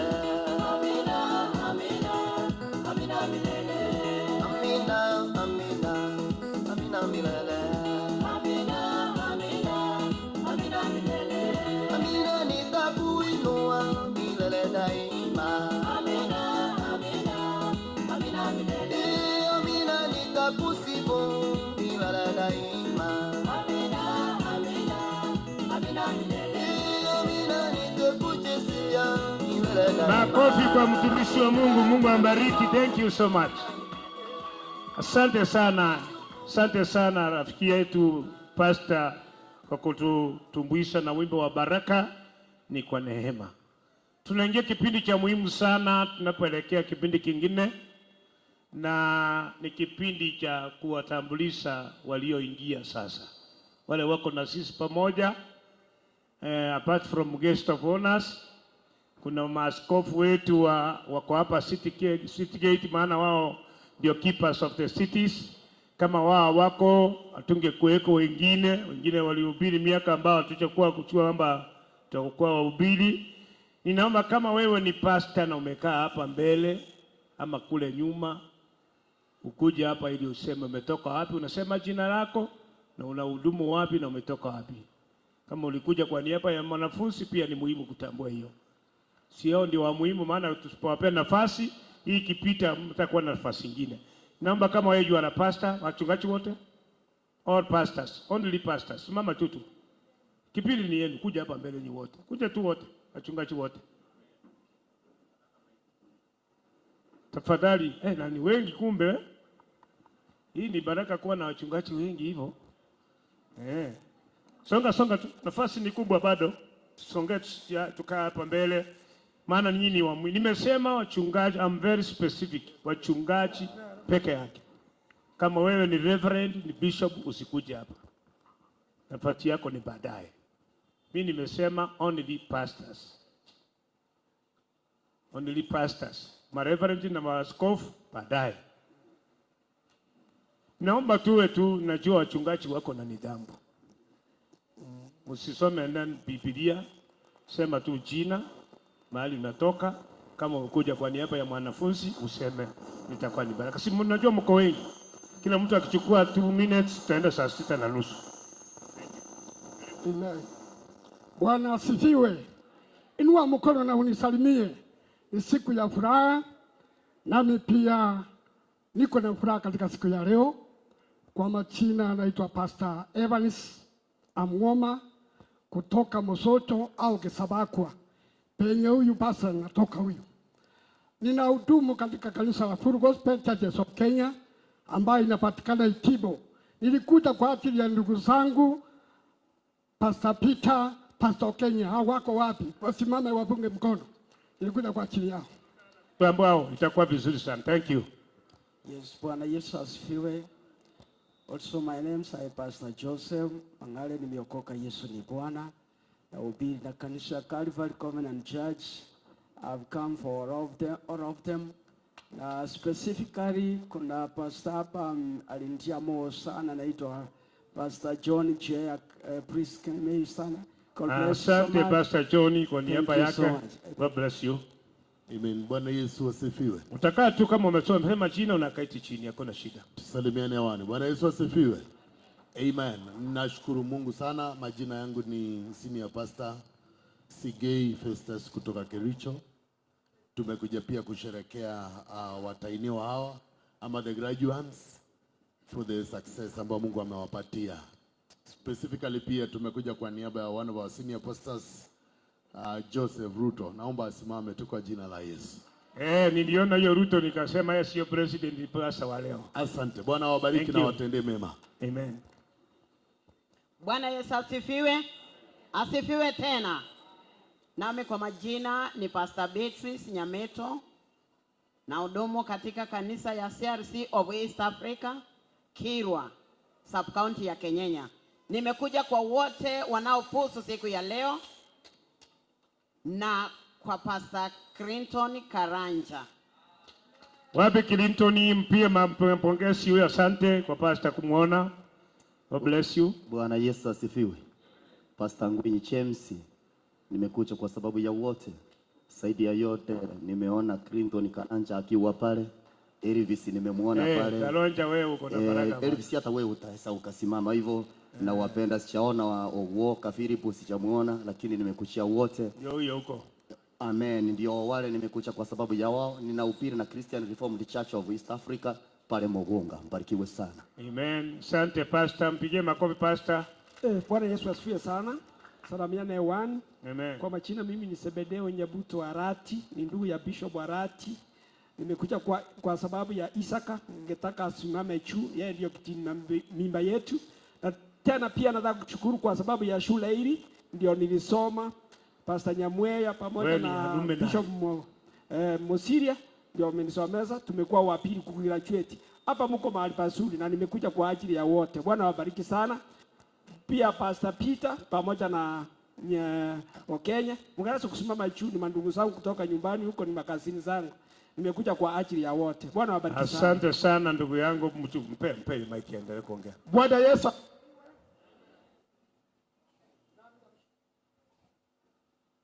Chukua hii yangu kama iwake. Bwana Yesu asifiwe. Mimi ni mchungaji kutoka Tanzania. Namshukuru Pastor Albert kwa maana ana moyo wa kutushirikisha wa Tanzania ili tuweze kujifunza kwenye chuo hiki. Ninaomba wachungaji wengine na maavrenti wengine wapo hapa, wao wanafanya ushirikiano, wasifanye unafiki, kushirikiana na Watanzania ili tuweze kudumisha umoja wetu wa kiroho na kimwili pia. Mimi nimekuja hapa kwa ajili ya mchungaji ambayo anaitwa Fares na Ainuke. Tumekuja na mke wake. Mungu awabariki. Asante sana Pastor, na kushukuru kwa matendo makubwa unayotutendea. Amen. Asante Pastor, Mungu akubariki kutoka Tanzania. God is good and all the time. Amen. Kwa majina ni Pastor Felix Ondora, nimeokoka na mpenda Yesu. Nimekuja hapa kwa ajili ya Karanja, Oigoro na Pius. Amen. Wasimame juu. Ninahudumu na kanisa la Neno Evangelism Center. Thank you pale mwingine. Asante Pastor, Mungu akubariki. Bwana Yesu asifiwe. Asifiwe tena. Ni James Ogata, mchungaji katika lile kanisa la Jesus Christ Worship Center, mahali Bishop Paul Nyamweya anafanya. Nimekuja kwa sababu wachungaji wenzangu wako pale, Philip Oigoro, Karanja na Okindo ndio wamenileta siku ya leo. Namshukuru Mungu kwa sababu ya siku hii. Bwana Yesu awabariki sana. Praise the Lord. I'm Pastor Paul Onguso from Nyota Mpya Gospel Ministry, Kericho. Niko hapa siku ya leo kwa ajili ya mchungaji Ruto. Nataka nikupe pongezi kwa kazi nzuri ambayo umeifanya. Mungu awabariki na awatende mema. Bwana Yesu asifiwe. Mune mimi nafurahia hiyo jina. Kwa majina naitwa Apostle Bernard Nkundi. Mimi nimesaliwa Kisii lakini sina roho ya Wakisii. Nimekujia mtumishi wa Mungu ambao ni Pastor Joshua kutoka Tanzania. Huyo ndio mara yangu ya kwanza kufika Tanzania, Mungu kunena yeye atakuwa Kenya. Kwa hivyo nikiona ule unabii Mungu akitimisha, na mshukuru Mungu. Pia nashukuru wanafunzi wote, maana nimekuwa nikiingia shuleni kule mwao, wananijua. Na nashukuru kwa wote. Tuende tufanye kazi pamoja na Mungu. Na kanisa ni Pentecostal Church. Niko kule Nyangoso kwa Manzahini kule. Mimi niko na neema tu ya kufungua makanisa. Kwa hivyo mbarikiwe sana, Mungu awatende mema. Nimeoa, nina mke, hiyo vingine vyote viko, lakini Mungu kwanza mbele. Asante Pastor. Naomba tuseme tu chini kwa sababu ya muda. Oh, Bwana Yesu asifiwe. Unajua ni siku ya furaha. Kabla sijaenda mbali, wanafunzi na lile jeshi ambayo tulikuchia siku ya leo hapa ya Kisii County, nataka kusikia haleluya yenye nguvu. Bwana Yesu asifiwe. Nimeona muko tayari. Namshukuru Mungu kwa sababu yeye ni mkuu. Majina ni Jeremiah Surai. Zaidi ya yote nimeokoka kutoka Nyamira kule Nyamira County. Nimekujia tena ni baba yangu kiroho ambaye ni Charles Aboki Omwega. Mahali popote ulipo. Asante kwa sababu ya kazi nzuri umefanya. Wacha Bwana akubariki. Nafanya na kazi ya Baptist Church kule Nyamira. Bwana asifiwe. Bwana asifiwe tena. Mimi naitwa Pastor George Adembesa, tumetoka Kericho. Tumeletwa hapa kwa sababu ya sherehe yenu, na hasa mwenye ametuvuta pande hii ni Senior Pastor Joseph Ruto. Simama tukuone. Sipige makofi kwa sababu yule pastor yetu. Tumetoka mbali. Amen. Kwa sababu ya hilo, Bwana akubariki sana na kutende mema. Bwana asifiwe. My name is Pastor Richard from Nemaya. Niko hapa kuachia Pastor Mwando. Ndio huyo. Asante sana. Asante sana. Bwana Yesu asifiwe. Buya mule mwenzi. Buya mule naende. Mimi naitwa Pastor Bednego Ndiek. Kwetu ni huku Nyamira, sehemu inaitwa Ikonge. Ninafanya kazi kanisa la ELCK, Nyasio Central ELCK. Pia ni chaplain wa wasichana wa Nyasio Girls High School. Leo nimekuja kwa sababu ndugu yangu Shem, mimi ndio nilimleta hapa akuje kusoma kwa sababu pia mimi nilisoma hapa. Sisi ndio tuligraduate the second graduation yenye ilifanyika Ugembo. Mbarikiwe sana. Bwana Yesu asifiwe. Nami kwa majina ni mchungaji Richard Omariba na hudumu kwa Church on the Rock. Kuja kwa sababu ya Mseo Kenya, Karanja, Igoro. Wengi wako huko marafiki zangu na nyinyi nyote ambao mko katika darasa hili. Mungu awabariki, awajaze nguvu na mwende mfanye kazi Mungu ameweka ndani ya mashine. Amen. Bwana Yesu asifiwe. Bwana Yesu asifiwe tena. Kwa majina naitwa Pastor Wilfrida Kwambuka, Jesus Worship Center. Nakuja kwa niaba ya Igoro and Karanja and Obuogi. Niko under Bishop Nyamweya. God is good and all the time. I am Pastor Felista from Kericho. Nimekuja kwa ajili ya my beloved husband Joseph Ruto. Asante mama. Bwana Yesu asifiwe. Asifiwe tena. Na mimi kwa majina naitwa Pastor Veronica Kemuto from Ovaracho, Kingdom Harvest Center. Nakuja kwa niaba ya Elvis Abuga na Clinton Karanja. Bwana asifiwe. Bwana asifiwe tena. Dadi, nashukuru sana. Karibu. Mimi kwa majina naitwa Pastor Evan Sosino na nimekuja kwa niaba ya wako wengi. Bwana asifiwe. Kutoka Ruto wasimame juu. Muangalie. Kutoka Tanzania wote. Bwana asifiwe. Ruto ako wapi? Simama juu. Pofo. Simama juu. Karanja. Oigoro. Bwana asifiwe. Hiyo hao ni watu wangu. Bwana asifiwe. Na huyu ndiye alinishomeza. Huyo pia akanipeleka shule. Nimetembea 2021. Bwana asifiwe. Hao ndio nilifanyisha mtihani. Bwana asifiwe. Sisi tulitangulia, nyinyi mmefuata sisi. Na muendelee kuhubiri injili. Mungu awabariki. Bwana asifiwe. Asifiwe tena.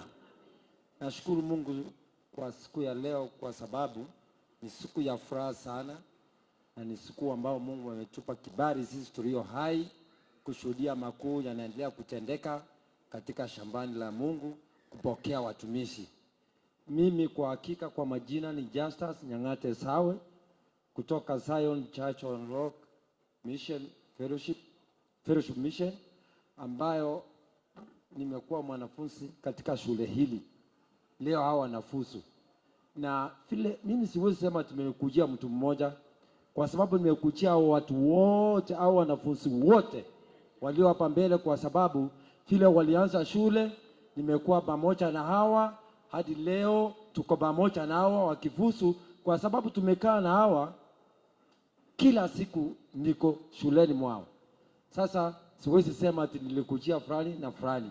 So mimi nawashukuru sana kwa ile bidii mmeweka kwa muda wote mmetumia katika ndani ya darasha, na Mungu amewasaidia mmefika kiwango hiki, na leo mnafuzu muingie shambani la Bwana, pia mtende kazi. Wacha Mungu wa amani awabariki, na wageni wetu wote mnaporudi na waombea baraka mnaporudi baada ya kushuhudia sherehe ya siku ya leo. Asanteni nyote. Bwana asifiwe sana. Asifiwe tena.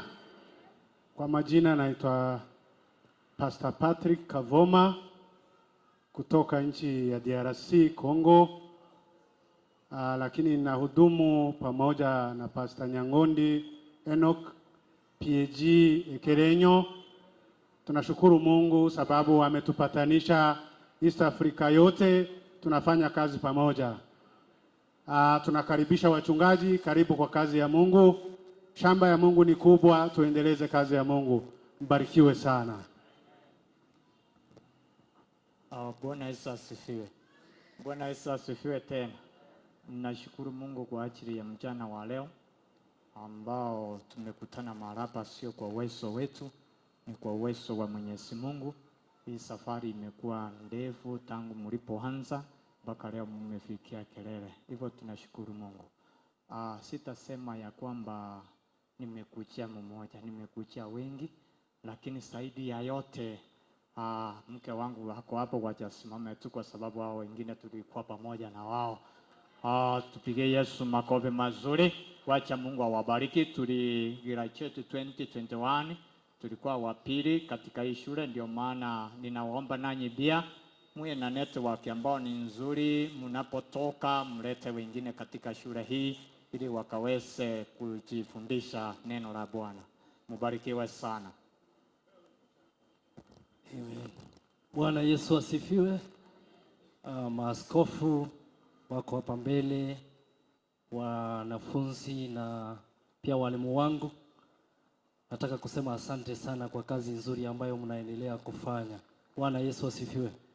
Mimi kwa majina naitwa Pastor Wycliffe Ondieki, na hudumu kanisa la Kingdom Harvest Church pale Isinta, na nimekuja hapa kwa sababu ya Pastor Elvis, tunafanya naye kazi. Pia nimekuta watu wengi hapa ambao nawajua, rafiki yangu Reverend Aboki, nimeona my uncle there anaitwa Yera, nimeona. Mungu awabariki sana kwa kazi nzuri. So nami nashukuru, I was a graduate here 2023, nilisoma hapa. Mungu wa amani akaweze kuwabariki. Amen. Karibu sana. Bwana asifiwe. Asifiwe tena.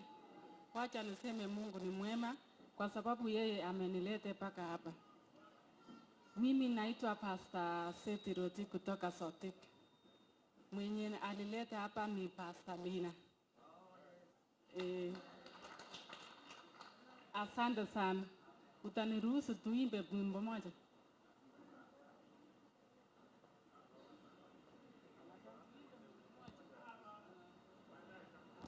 Haleluya. Bwana asifiwe. Hebu tuacha tupungiane mkono hivi. Amen. Nimekuwa kitinda mimba. Kwa majina yangu naitwa Pastor Naomi. Natoka sehemu ya Minyinkwa hapa. Huyu ni bishop wangu. Kwa hivyo mimi na hudumu pale Bugetutu. Christ is the answer. Hiyo ndio kanisa. Zaidi ya yote nimekujia Pastor Helen Tom. Amen, amen. Hakika nimefurahia kwa sababu tulipita hapo, tumeona yale Bwana anatenda. Kwa hivyo na nyinyi graduates, chenye naweza kuambia ni ile ya kwamba karibuni tufanye kazi ya Bwana. Kazi ni mingi, kwa hivyo nimefurahia kwa kuvumilia. Kitabu chenye naweza kuachia ni ile Matthew 9:38, msome. Barikiwa sana. Hawa wachungaji wetu wapigie makofi, wamefanya kazi nzuri sana. Hata kama wamehubiri kidogo, ni kawaida tunasahau tunahubiri. Introduction sasa naenda kwa, kama wewe ni reverend tafadhali simama juu. Only reverend. Makunde kaneke husi. Mareverend wote kuja hapa, nataka mjintroduce. Mwambie wapendwa vile mmeingia hapa, kama uliingia kwa sababu ya mwene hapa mwingine sawa pia. Karibu sana. Karibu sana. Wewe ndio wa kwanza. Thank you, Programmer Peter Otita, Bishop. Asante sana, may God bless you. Na tena mke wake tulikuwa kwa youth ya Chururu PH pamoja. Asante sana. Mimi ni Reverend Evans Otuto ambaye ametoka Ekerenyo PH. Iko na wachungaji wengi.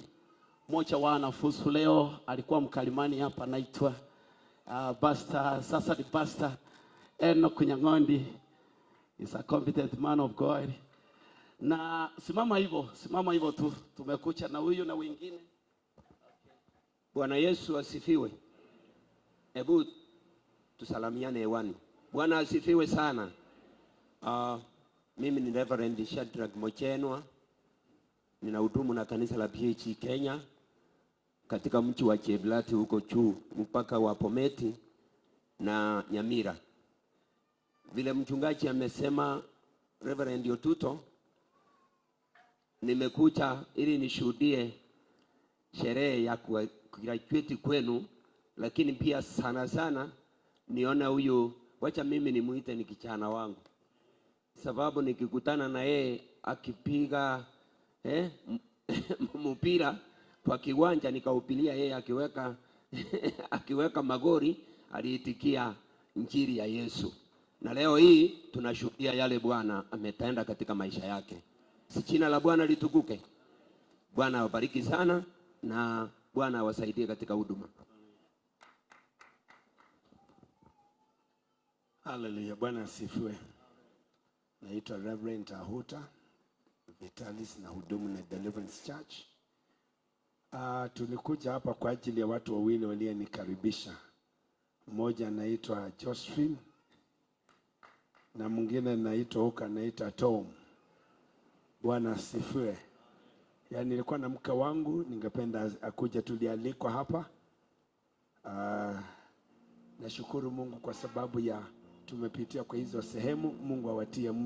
Mwingine namjua, kuna wale nawajua hapa ni Onesmus ambaye nimemjua kwa muda. Ningependa kusema kwamba God bless you. Mungu awatie nguvu kuingia kwa hii kiwanja. God bless you. Later. Bwana Yesu asifiwe. Evelyn Vitalis, Deliverance. Bwana wabariki. Amen. Bwana asifiwe.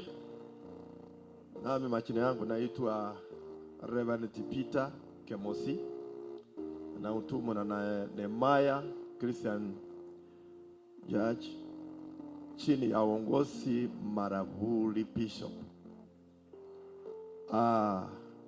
Nakuja hapa kwa ajili ya Omwando Manyinza. Amen. Barikiwa sana. Bwana Yesu asifiwe. Bwana Yesu asifiwe. Majina yangu ni Kasisi Margaret Obunga. Nimeokoka na mpenda Yesu. Na hudumu pale Kericho, kanisa ni Jesus Victory Worship Center. Na nimekuja hapa kwa sababu ya our senior pastor Joseph Ruto. Anaweza kusimama. Tunakupenda na tunapenda wote ambaye mnafu siku ya leo. Siku ya leo niko na furaha maana nimeona pia watoto wangu wakiwa hapa. Tumeishi hapa muda mrefu tukifanya kazi ya Mungu chini ya mtumishi aliyeitwa Gideon Omariba. Tulifanya naye kazi. Kwa hivyo ukisikia jina Obunga sio jina geni. Nimeona watu wengi, nimeona dada yangu Helen, huyu ni msichana yangu, simama katika jina la Yesu. Unaweza kuona ya kwamba yeye ni kama mkubwa, lakini huyu ni msichana yangu. Tulimpeana kwa harusi na mume wake alikuwa driver ya mzee wangu. Haleluya, tushangilie Bwana. Ni vizuri kumtumikia Mungu. Nimefurahia, nimeona Pastor Evans. Haleluya, huyo ni kijana yangu, karibu miaka 38 huko, na tunashukuru Bwana. Nataka niwahimiza ya kwamba serving the Lord is not in vain. Wakati tunapomtumikia Mungu ata renew our strength. Angalia hiyo miaka yote, but I am still serving the Lord. God bless you so much. I am encouraging you. Hallelujah. Na tena ninatumika na radio ya Christian radio station ambayo inaitwa Light and Life. Kama unasikianga Light and Life radio, ninatumika pale, naleta vipindi ya jamii. Pengine umesikia Reverend Margaret Obunga, pengine umesikia, basi mimi huyo. Praise the Lord. Tupungiane mikono namna hii. Bwana asifiwe. Nami naitwa Reverend Ronald Mongale. Nashukuru ni kwa ajili ya siku ya leo, na ni asante ni kwa ajili ya sherehe. Nimekuja hapa kwa niaba ya Umwando Manyinza. Naomba Bwana wabariki tunapojumuika pamoja. Asante. Nami pia nachukua nafasi kwanza kwa kiongozi wetu wa mkutano huu na wageni waalikwa.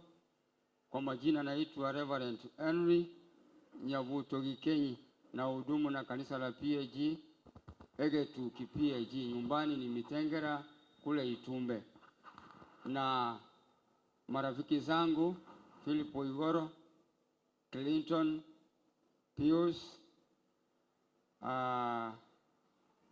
na kuna mwingine nimesahau. simama.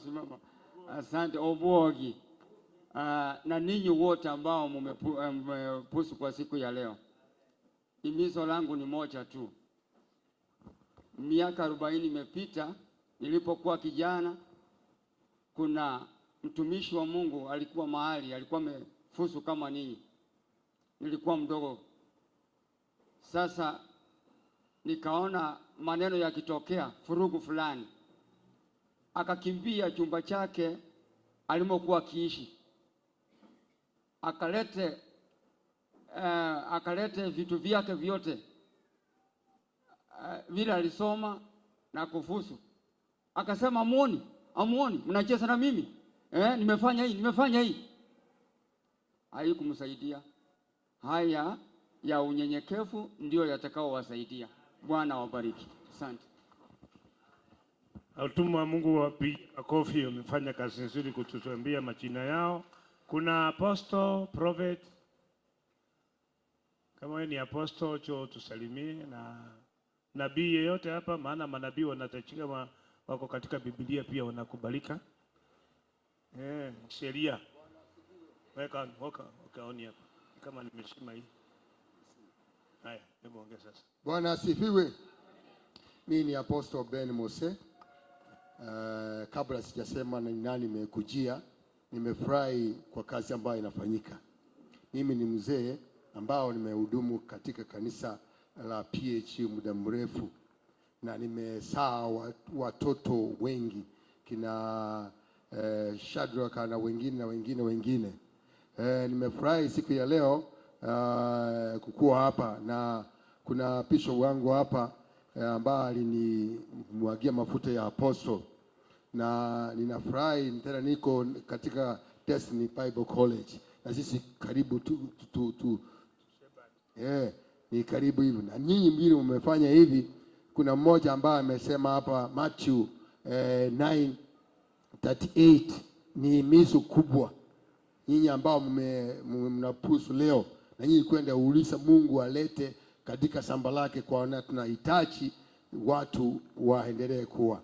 Na nimekuja hapa kwa sababu ya Enoch. Nafurahi sana jana yangu sasa. Na nimekuja hapa mchukuu wangu wewe, nimepata wewe hapa, na wewe kijana yangu hapa, na wengine hata siweni hata nimekuona. Bwana asifiwe. Barikiwa sana. Amen. Mpige makofi ya apostle. Unajua kuna huduma yenye inatajwa kwa Biblia fivefold ministry ya unabii. Ni kama watu wengi hawaipendi, hawachaitwa hapo. Sionangi kama inakuwa utambulisho mahali kwingine. Hii ya askofu unajua ni ofisi ya kutamani. Hii ya maskofu mahali tuko ni ile ya kutamani. Ya Biblia fivefold ministry ni hizo. Lakini mara nyingi mnaonea sana nabii. Nabii hata sioni kama leo tuko na nabii. Kwa hii chuo cha Biblia kuna mwenye anatimu kama nabii? Hao ni pastors only. Bwana Yesu atusaidie. Amen. Sasa nimefika kipindi cha muhimu sana. Baba maaskofu ambao wako hapa, nataka watusalimie, watuzungumzie kidogo ili tuweze kubarikiwa.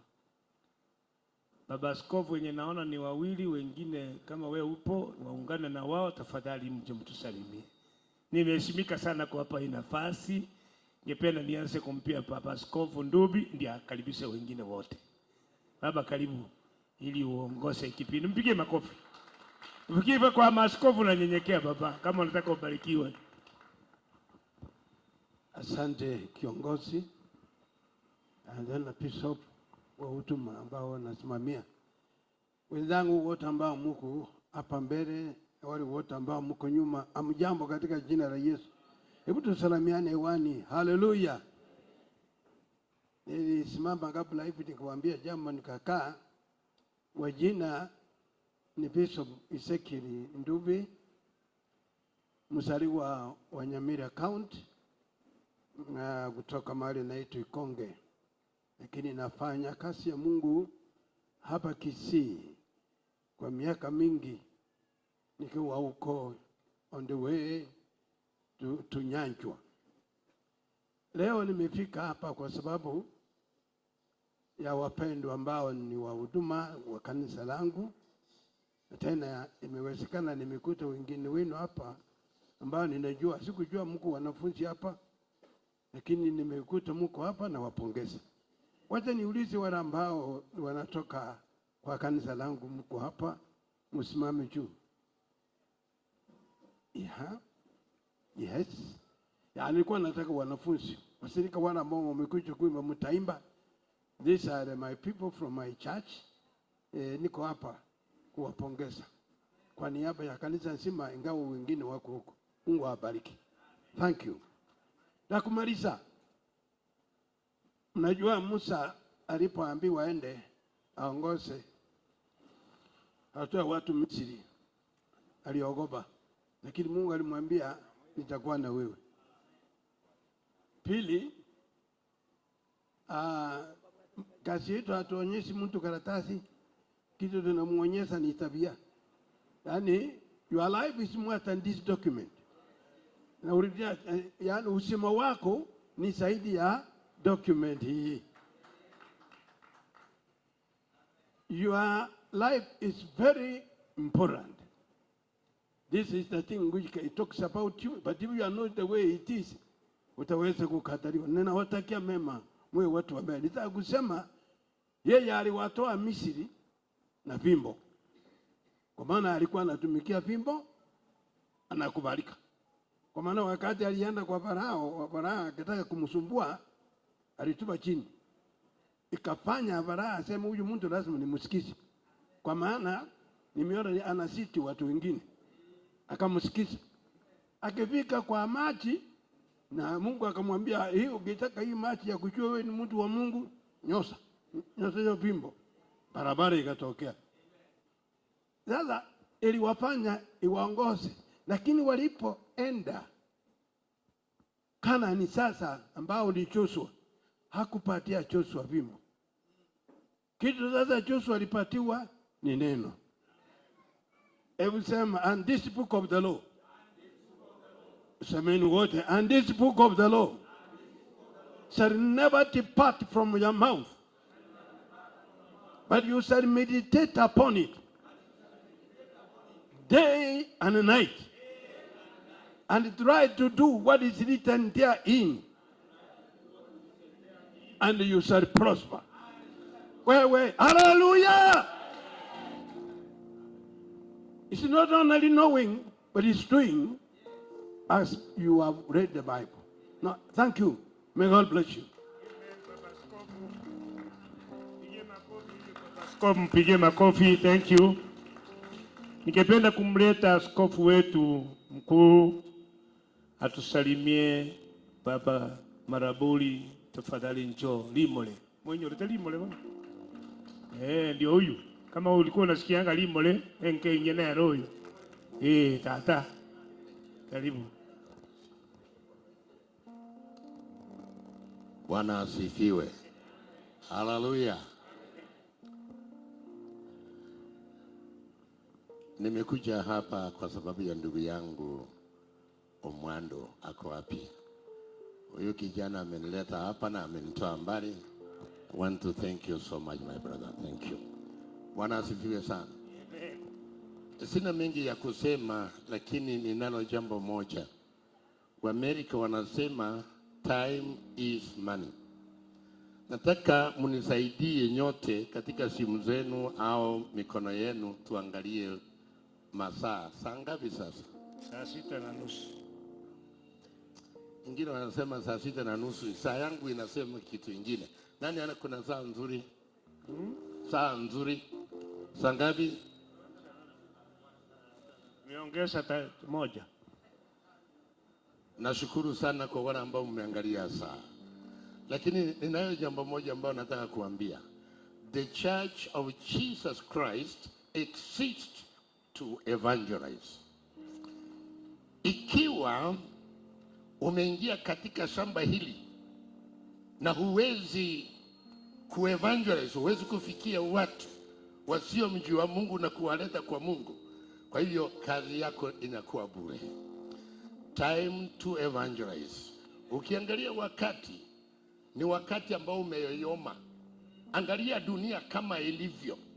Ni sisi ambao tumechelewa, na wakati umefika wa kuhubiri neno. Simama na uhubiri. Time is limited. Yes. Kama unayo wakati wako wa kuongojea, nataka kukuambia kwamba kama umefaa hivi vizuri, simama imara, injili iende. Haleluya. Injili iende, na iende speed, kwa sababu there are thousands and thousands of young men who are dying without the gospel. Na sasa nyinyi mumetayarishwa, mumeundwa. Unda ulimwengu, dunia ibadilike. May God bless you. Asante Baba Askofu. God bless you. Biamono, nkaitenga nikimalizia hapo, tinda koraboe. Kora etia inde niche nkoro manyene kenyoro. Tingo gotika. Asa introduction na tingo kwewa. Era manyene kenyoro gukura. Na amwa utualigania, sasa wacha introduce yeye nani.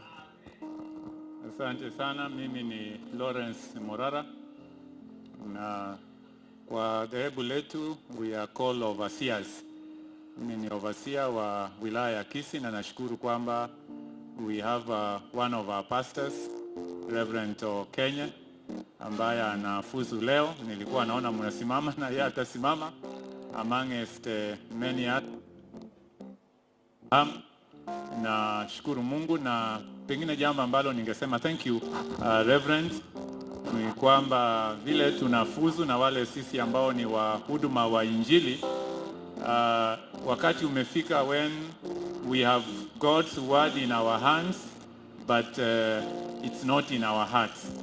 So vile tunakuwa na neno la Mungu katika mikono yetu, wacha pia liwe katika mioyo yetu, so that it transforms us, and then we also have grace of transforming others. God bless you. Thank you, Bishop. Thank you, sir. Thank you, Overseer.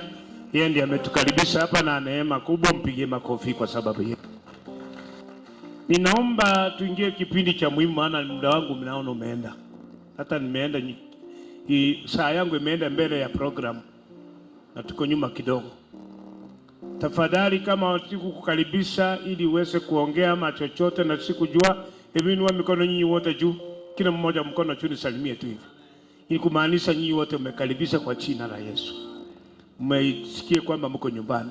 So tunaingia kipindi muhimu kusikiza neno la Mungu.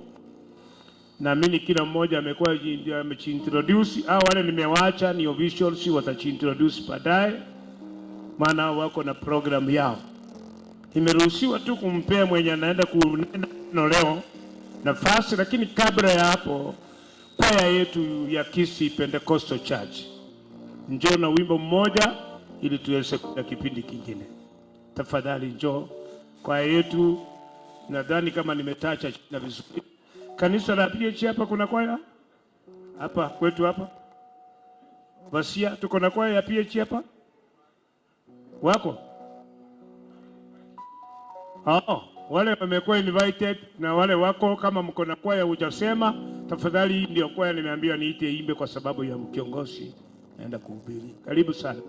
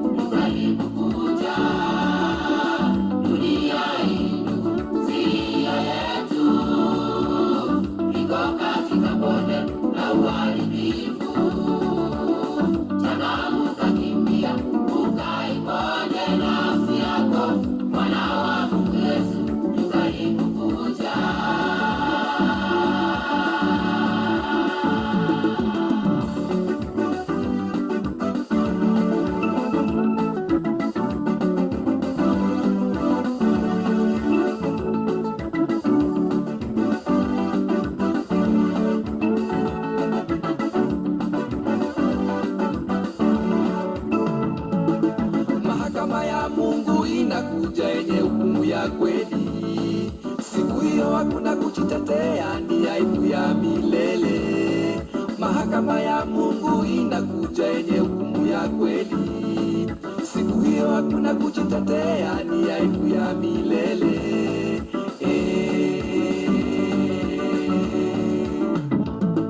Mahakama ya Mungu inakuja yenye hukumu ya kweli. Siku hiyo hakuna kujitetea, ni aibu ya milele. Mahakama ya Mungu inakuja yenye hukumu ya kweli. Siku hiyo hakuna kujitetea, ni aibu ya milele.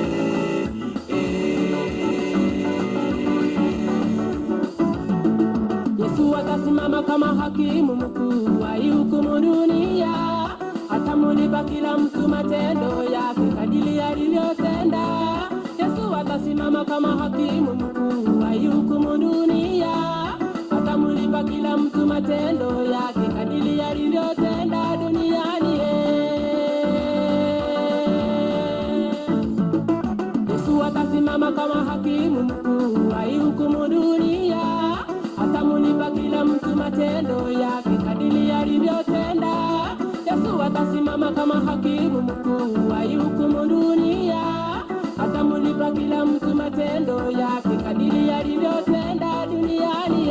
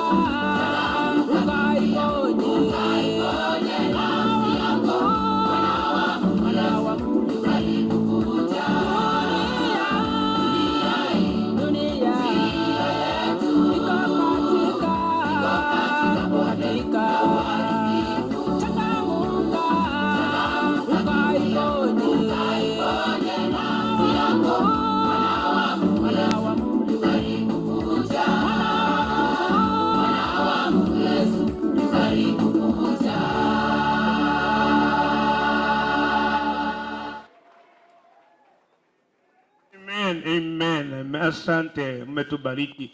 Mimi nimefikiria hii imetoka Makongoro huko Tanzania. Ama nyinyi hamkuona hiyo? Ama ni wimbo ni wenu kweli? Ni yao. Mmeona wakiimba hivyo? Wapigie makofi jameni, ametutumbisha baraka kubwa sana. Neema. Kuna kwa wengine ilialikwa na shapa nafasi. Kuna kwa imealikwa imenyamaza, basi tuingie kwa wimbo, kwa kipindi cha muhimu sana. Naomba tusimame juu kila mmoja. Najua mmekaa sana. Simama tu kidogo. Singine kuchinyoosha kidogo ni ya muhimu. Ndio neno likikuja usilale usingizi. Amen. Haleluya. Sitaki kutoa utamu wa hiyo kwaya kuongeza kitu kingine chochote. Ningependa tumruhusu mtumishi wa Mungu ambaye anaenda kuhubiri. Huwa normally napenda mwenye anahubiri anachiombea. Unapomuombea tena anashindwa kuomba akiomba neno. Tafadhali Bishop Joseph Otieno, njoo tuhubirie. Baba, karibu sana. God bless you.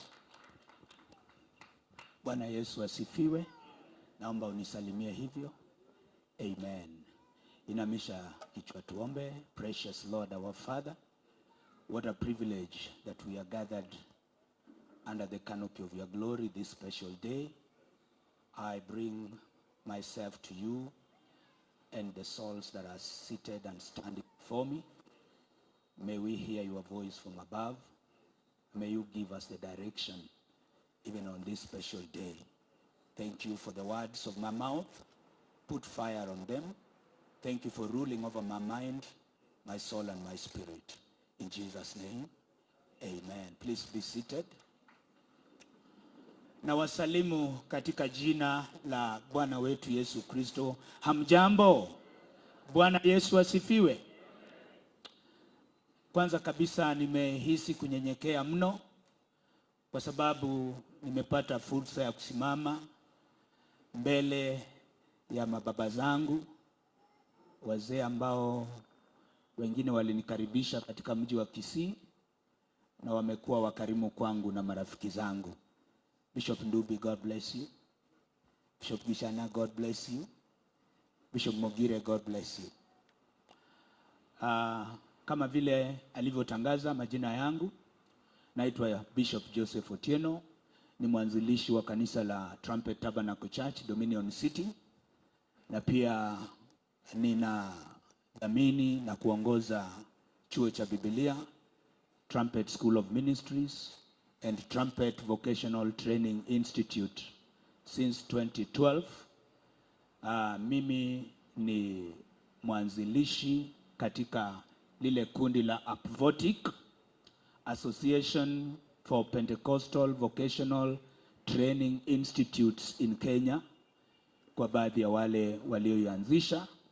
Na leo niko na fursa pia ya kunyenyekesha mno, kwa sababu ninasimama wakati my two chairmen wameketi. Jamani, mniruhusu tu niwatambue kwa heshima my county chair Bishop Samuel Mogire na my national chair Bishop Njeru wa Joshua. Sio kila pahali utapata national chair anakuja, kwa hivyo hapa Kisii tumetunukiwa, si tumdhamini chairman wetu. Amen. Nina uwezo na neema ya kunena kwa Kiswahili, but because it's a graduation day, let me be a little academic. Amen. So I want to invite my chairman, he's a humble man, to stand by my side to help me interpret as we bring the word of God together. I've known Bishop Samuel Mogire for a long time, for the longest time since when he came from Kisumu to Kisii, and we have been very close.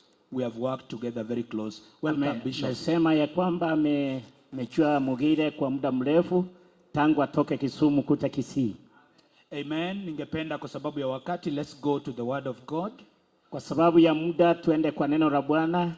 Allow me to say that a lot has already been said by way of the word of God. Mengi yamesemwa sana kwa njia ya neno la Bwana. And so I'm not standing here as if I am the one bringing the word. Sisimami hapa kana kwamba mimi ndio nalileta neno. A lot has been said and spoken. Mengi yameletwa na yameongewa. My task here is going to be a very simple one. Na kazi yangu itakuwa rahisi kabisa. Because our God is a believer and a proclaimer of giving a full measure that has been pressed down. Kwa sababu Mungu wetu ni muumini na yeye anatangaza ya kwamba kwa kile kimejaa na kinasindiriwa, that which is running over, ambaye inafurika, that is what he gives us.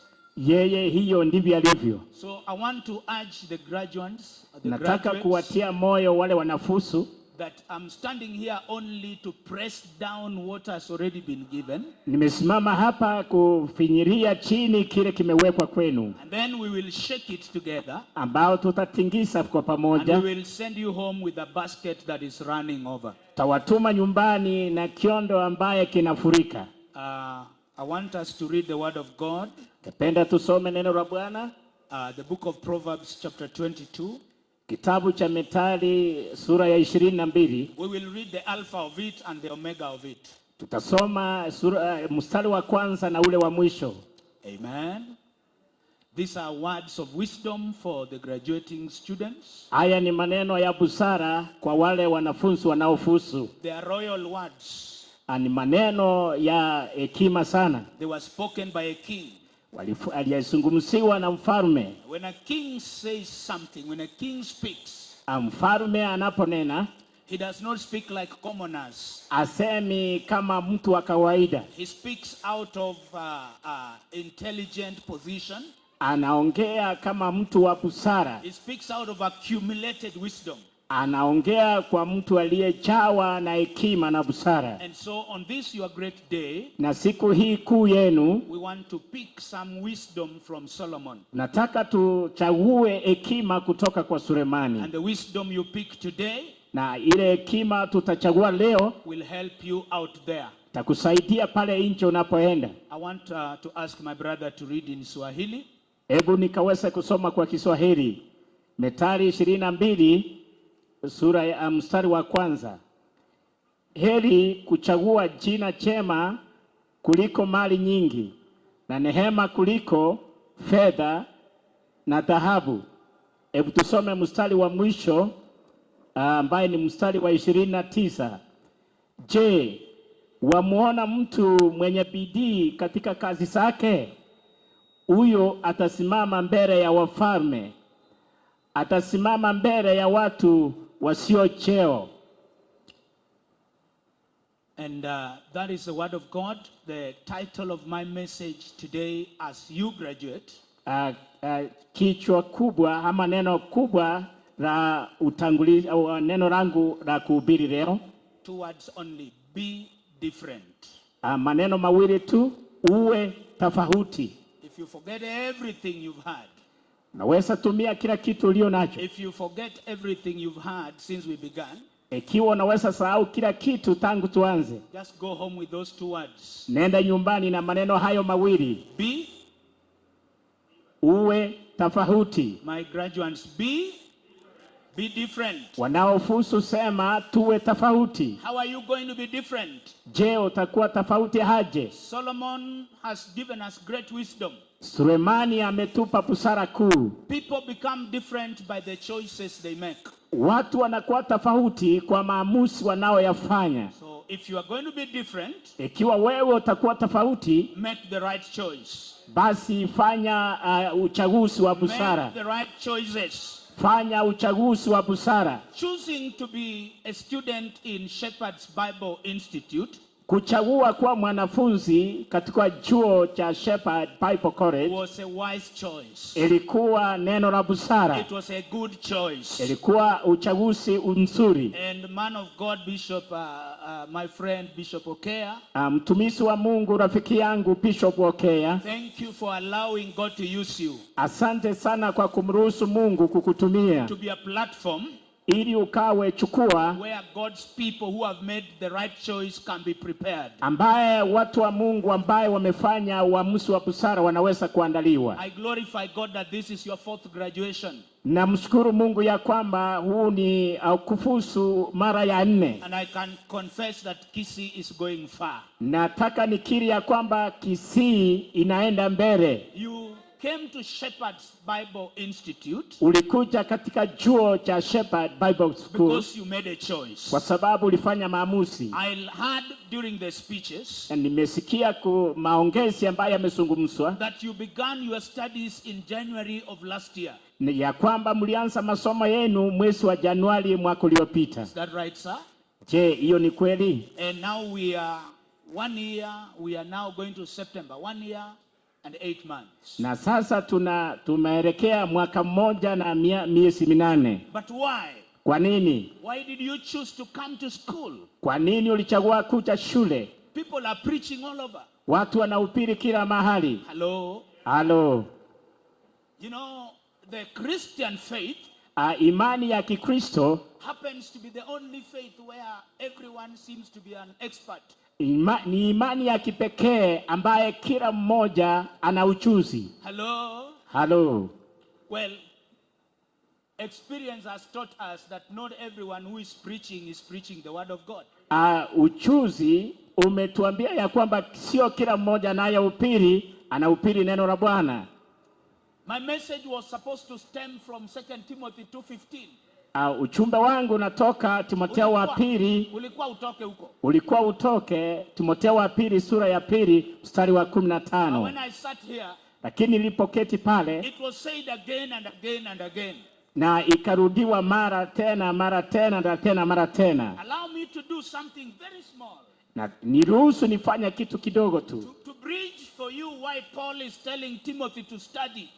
Niwaupilie kwa nini Paulo anaambia Timotheo kusoma. Because studying is not an easy task. Kujifunza sio kazi rahisi. It is a tough choice you make. Ni uchaguzi mgumu ambayo unaufanya. And if you don't make the choice, ikiwa pasi utafanya uamuzi huo, you can do it the way every other person is doing. Unaweza fanya pasi bila mtu yoyote anaweza. But my emphasis to you is to be different. Na mkaso wangu leo uwe tofauti. Now, just for your own good, kwa sababu ya wema wako, if you look at 2 Timothy 2:15, Ukitazama Timotheo wa pili sura ya pili mstari wa 15, in English we say it has been sandwiched.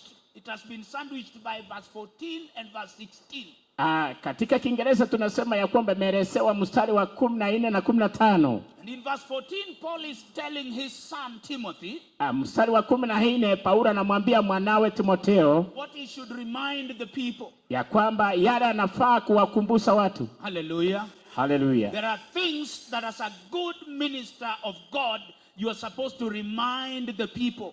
Kuna vitu vema kama mtuma wa Mungu unafaa kuwakumbusha watu. Hello. Hello. Then in verse 16, mstari wa 16, there are things that Paul is telling him to remind himself. kuna vitu Paulo anamwambia Timotheo ajikumbushe yeye mwenyewe. Many times when we become preachers, wakati mwingi tukiwa wahubiri, we fall into this trap tunaingia katika mtego huu where we are preaching to people. Tunahubiria watu. In fact, the Great Commission is go and preach. Agizo kuu ni kwamba enendeni mkahubiri. Hello. Hello. Preach to who? Tuhubirie nani? To all the world. Tuende duniani kote. Who preaches to me? Nani ananihubiria mimi? Hello. Hello. So Paulo while telling Timothy to study, akimwambia Timotheo kujifunza, you must study along those two lines. Ujifunze kwa mistari hiyo miwili. There is what you tell the people. Kuna yale unaweza kuambia watu. Help me tell your fellow graduating candidate, there are things you will tell the people. Nataka umwambie mwenzako jirani ya kwamba kuna vitu unaweza kuambia watu. There are things you are supposed to preach and teach the people. Kuna vitu unafaa kuhubiri na kuambia watu. Hello. Hello. But also there are things you are supposed to teach yourself. Na vile vile kuna vitu yafaa ujifunze wewe mwenyewe. He sums it together in chapter 15, verse 15. Imewekwa yote pamoja kwa mstari wa 15. That you need to study. Ya kwamba unahitaji ujifunze. Be diligent. Uwe na busara. To make sure that you are a workman that is approved unto God. Kuhakikisha ya kwamba wewe ni mfanyikazi ambaye umekubaliwa na Mungu. How will you be approved unto God? Je, utakubalika na Mungu aje? You must know what to tell the people. Unahitaji kile unaweza kukuambia watu. Hello. Hello. You must know what to tell yourself. Ujue kile utachiambia mwenyewe. Help me tell your neighbor, tell the people. Mwambie jirani ya kwamba ambia watu. But also tell yourself. Na uchiambie mwenyewe. Preach to the people. Uhubiria watu. But preach to yourself. Na uchihubirie mwenyewe. If all you do is preach to the people, ikiwa yote utakayofanya ni kuhubiria watu, you may end up being disapproved. Unaweza malizia kutokubalika. And so Solomon, after ruling for many years, Sulemani baada ya utawala wa miaka mingi came to this conclusion, alikuja katika kumaliza namna hii, that life is a matter of the choices you make. Ya kwamba maisha ni juu ya maamuzi utakayoyafanya. On top of what you have been told to study to be approved, which is juu ya kile ambayo umeambiwa usome ili ukakubalike, which is a choice, ambaye ni uamuzi, and on top of the decision you made to come to school, na juu ya maamuzi umefanya kuchagua kuja shuleni. Today as you go to graduate, leo mnapoenda kufuzu, I want to point you to these words. Nataka niwaelekeze kwa maneno haya. Please don't be driven by ambition. Don't be driven by the desire to be a great preacher.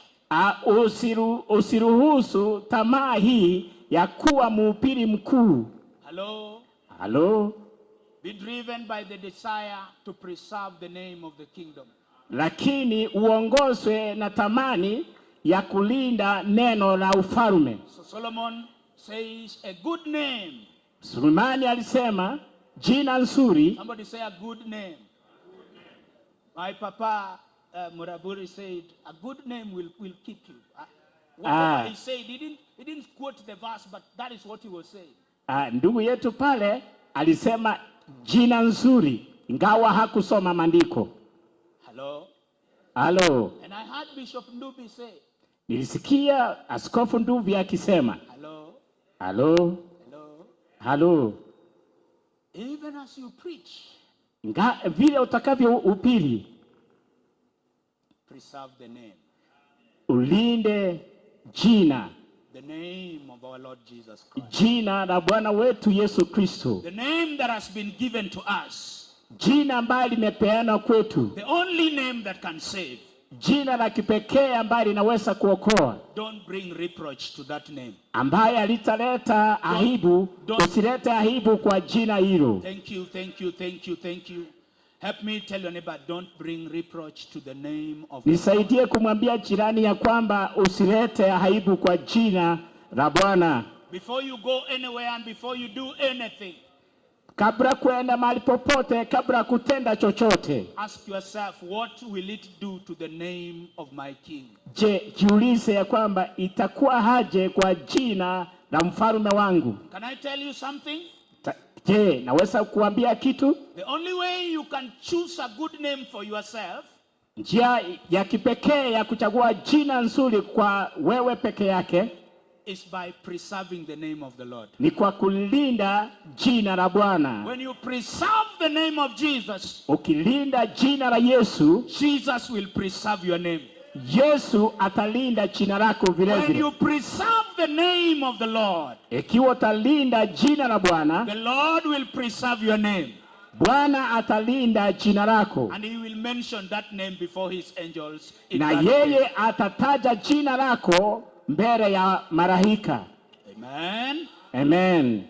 Help me tell your neighbor, choose to preserve the name. Kuchagua kulinda jina.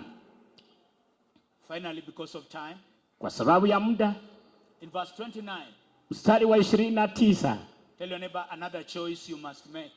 mwambie jirani uchaguzi mwingine yafaa ukaufanye. Solomon says, Sulemani akasema, he looked around yeye aliangalia kote kote and he saw one thing. na akaona kitu kimoja. He saw all men and women Aliona wake na waume who determined, ambaye waliamua, who purposed ambaye walifanya maamuzi that they will not do the work anyhow. ya kwamba watafanya kazi njia yoyote ile. Whatever work they do, Kazi yoyote watakaoifanya, they are going to be diligent. wanaenda kuifanya kwa makini na They busara. are going to pursue skill. Watahitaji busara ama taaluma. Solomon saw those kind of men, Sulemani aliona watu wa namna hiyo, and he saw them rising.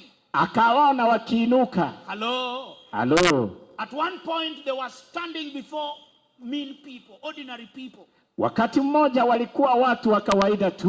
But the more diligent they became, Walivyoingia katika busara, the more dedicated they became, walipojitoa kabisa, the more devoted they became. walipojitoa kufanya kazi hiyo, He saw them rising. aliona wakiinuka juu. Eventually they were standing before kings. Baadaye walisimama mbele ya wafalme. I am a believer in this one thing. Mimi ni muamini kwa kitu hiki kimoja, Promotion comes from the Lord, ya kwamba kuinuliwa kunatoka kwa Bwana, but preparation is the work of man. ya kwamba maandalizi ni kazi ya mtu. Help me tell your neighbor, God is waiting to promote you, Mwambie jirani, Mungu anaongoja kukuinua, but he wants you to prepare. lakini anahitaji wewe ukafanya I maandalizi. said God is waiting to promote you, Mungu anahitaji kukuinua, but preparation is yours to do. lakini maandalizi ni yako. Whenever God finds a prepared man or woman, Mungu anapopata chombo ambaye kimeandaliwa mke na mume, he brings them to a higher platform of service. anawainua katika kiwango cha juu cha huduma. Hello. Halo. Have you seen a man? Je, umewahi kumwona mtu? Have you seen a woman Umewahi kumwona mke that is dedicated, ambaye amejitolea, that is diligent, yeye ana busara, that is making the right choices, anafanya maamuzi mazuri, that is investing in the right things yeye anaweka asina yake kwa vitu for the muhimu, promotion of the kingdom? yeye anainuliwa katika ufalme. That man, Mtu huyo, that woman, mke huyo, you will not meet them next year where you met them last year. huwezi kukutana na wao mwaka ujao kwenye umewakuta mwaka huu. Hello. Halo. I thank God for the alumni that were here today. Asante sana kwa wale waliofusu wa samani ambaye wako hapa. The fact that you could come after 4 years. Ingewezekana ungekuja baada ya miaka 4. Yani sababu kwamba umekuja na ulifuzu huko nyuma miaka 4. Umekuja na ulifuzu hapo nyuma. It means that you are preserving what you received. Inamaanisha ya kwamba unalinda kile ulipokea. Because 4 years is not a short time. Miaka 4 sio siku chache. Hello. And you who are going to graduate, kiwa wewe unaenda kufuzu leo, make the right choices. Fanya maamuzi mazuri. Hello. Be different. Uwe tofauti. Be different by the choices you make. Uwe tofauti kwa maamuzi unayofanya. Be different by the things you preach to yourself. Uwe tofauti kwa vitu unaofikia wewe mwenyewe. Be different how you carry the word to the people who hear you. Uwe tofauti njia unaweka neno kwa wale wanaokusikiza. And for that to happen well, kwa hicho kutendeka vema, be diligent. Uwe na busara. Be devoted. Ujitolee. Study. Soma. Today you are being given the certificate. Leo utapewa certificate ama cheti. But people, we don't show people this on the streets, do we? Atuonyesi watu barabarani cheti ambaye tumepewa. I'm preaching to you now. Have I shown you mine? Ninakuhubiria leo, sitakuonyesha cheti changu. So what matters when all is said and done? Kitu gani kinamaanisha hayo yote yanaposemwa? The choices you are going to make after today. Maamuzi utafanya baada ya leo. People are in prison with certificates. Watu wako gerezani wakiwa na vyeti.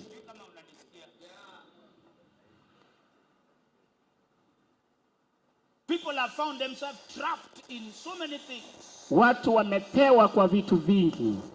But they have papers. Lakini wako na makaratasi. My word to you today. Neno langu kwako leo. Be different. Uwe tofauti. That is what Paul was telling his son. Hiyo ndio Paulo alimwambia mwanawe wa kiroho. For your information, kwa kufahamu kwako, Timothy was already a graduate student of Paul. Timotheo tayari alikuwa amefuzu mwanafunzi wa Paulo. Why then is Paul still telling him to study? Mbona Paulo pasi anamwambia asome? You know, in my days when we were joining school, siku zangu tulipokuwa tunaingia shuleni, we had this song. Tulikuwa na wimbo huu. Hello.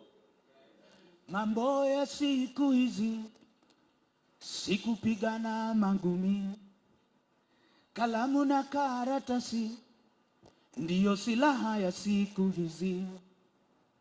Someni vijana, muongeze pia bidii. Mwisho, sikiza hapo. Mwisho wa kusoma, mtapata kazi nzuri sana. Wimbo ndio huo. The song was saying kuna mwisho wa kusoma, and I'm standing here to tell you tulidanganywa. Nasimama kuambia ya kwamba hiyo sio, it's not practical. Hakuna mwisho wa kusoma. Ambia jirani yako hakuna mwisho wa kusoma. Hakuna mwisho wa kusoma. You only graduate from one level to another. Unafuzu kiwango kimoja kwenda kingine. Hello? Help me tell your neighbor hakuna mwisho wa kusoma. Hakuna mwisho wa kusoma. Timothy was already a graduate of the school of Paul. Timotheo tayari alikuwa amefuzu kwa shule ya Paulo. But what is Paul telling him? Lakini Paulo anamwambia nini? Study.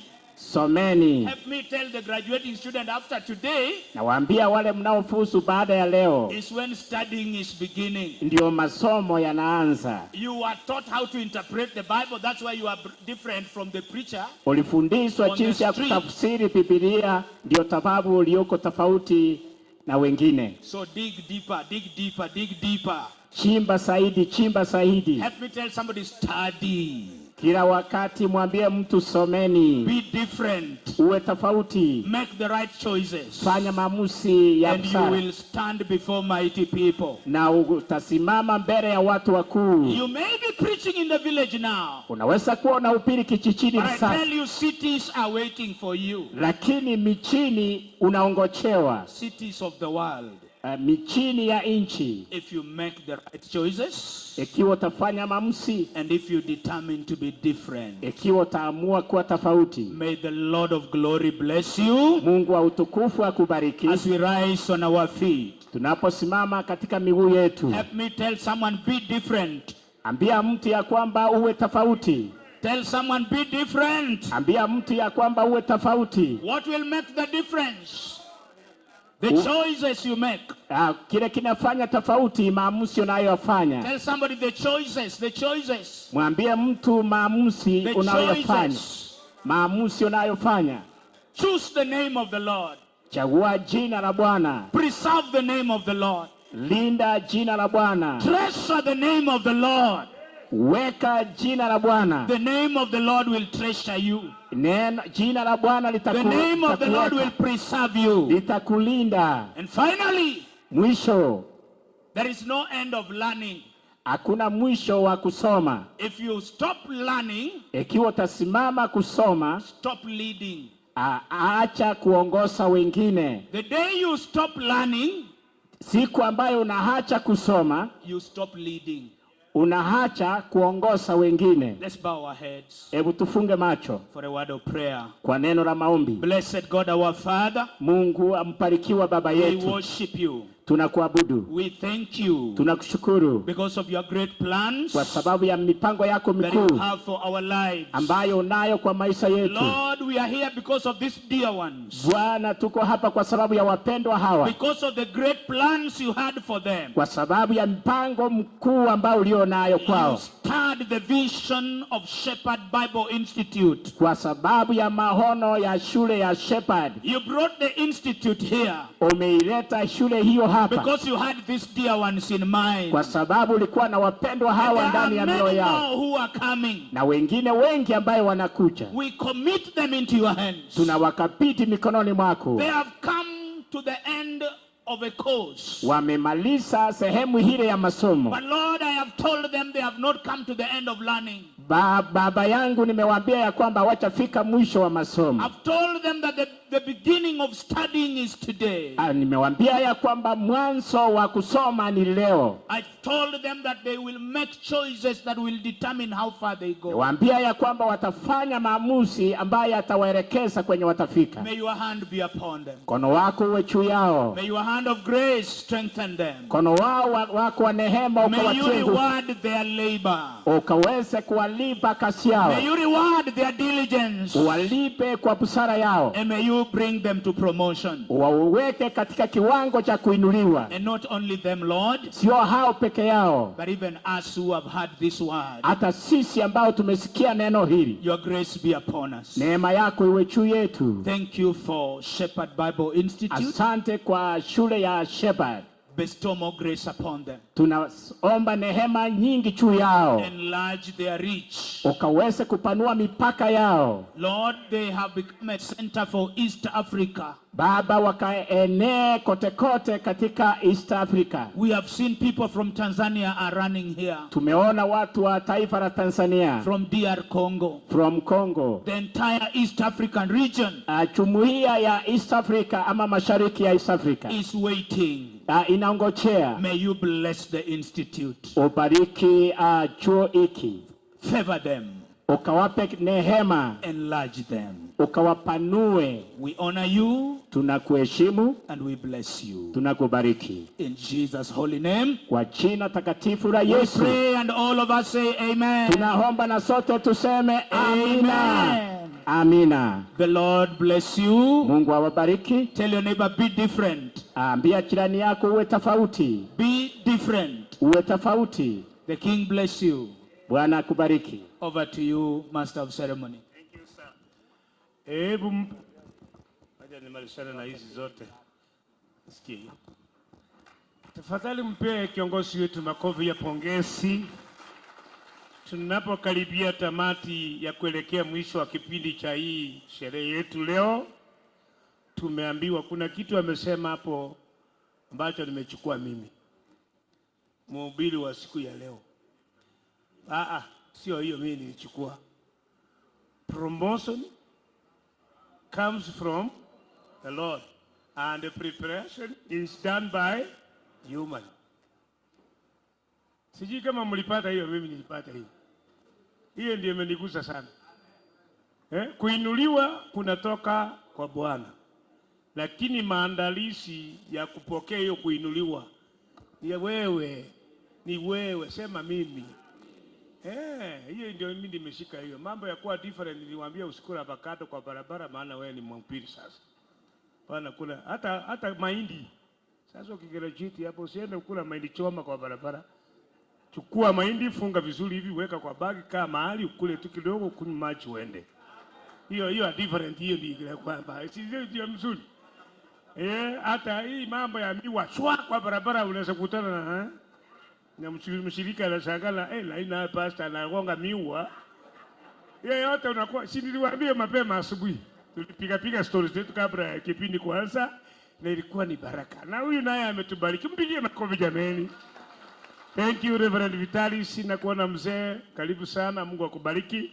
Sasa nataka kwenda kipindi cha kumalizia kusema kwamba nimeshukuru kwa kunisikiza na kuwaongoza, maana baada ya hapa ninawezekana siongee tena.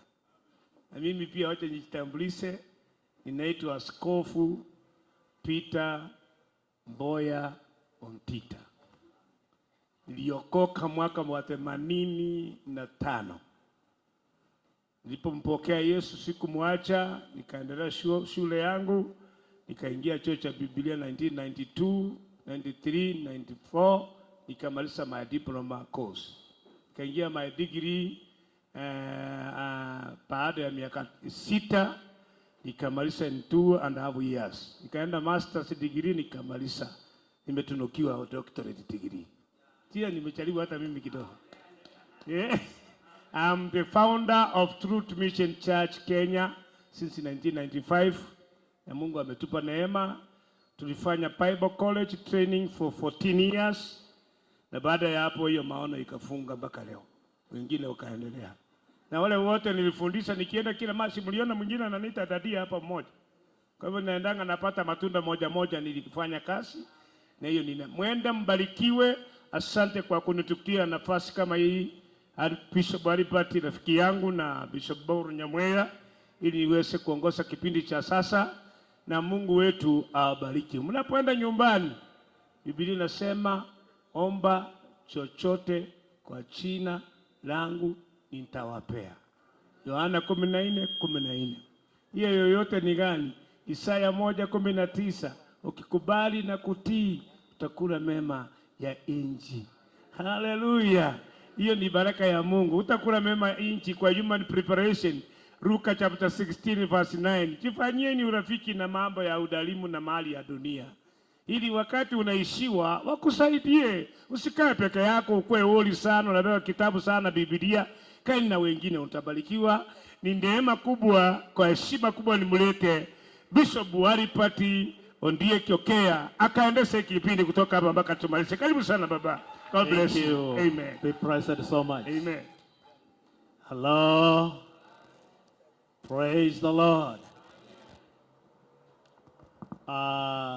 Before niende mahali, lakini inachukua nafasi hii nikisema asante sana kwa ajili ya wanafunzi ambayo tumekuwa nao.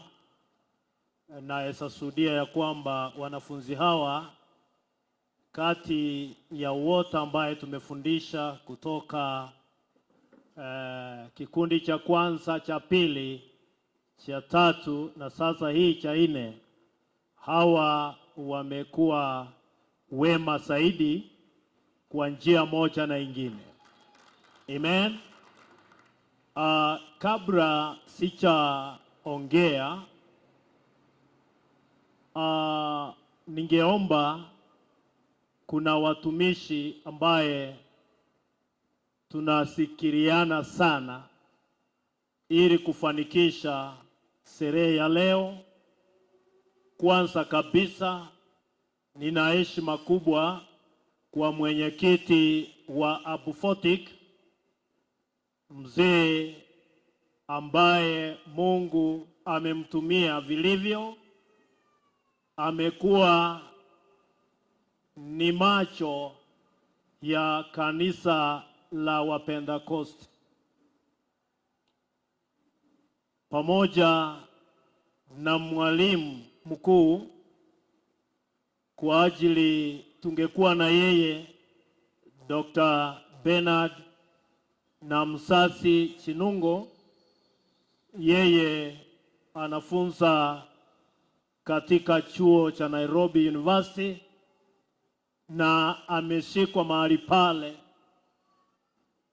lakini ametuma huyu ndugu mwenyekiti wa Pfotic ako pamoja nasi.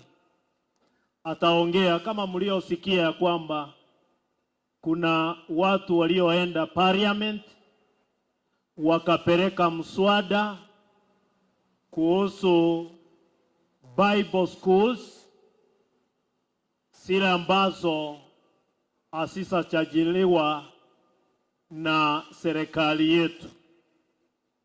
Yeye ndiye aliyeweka mswada parliament, na yeye atatuambia zaidi vile imefika.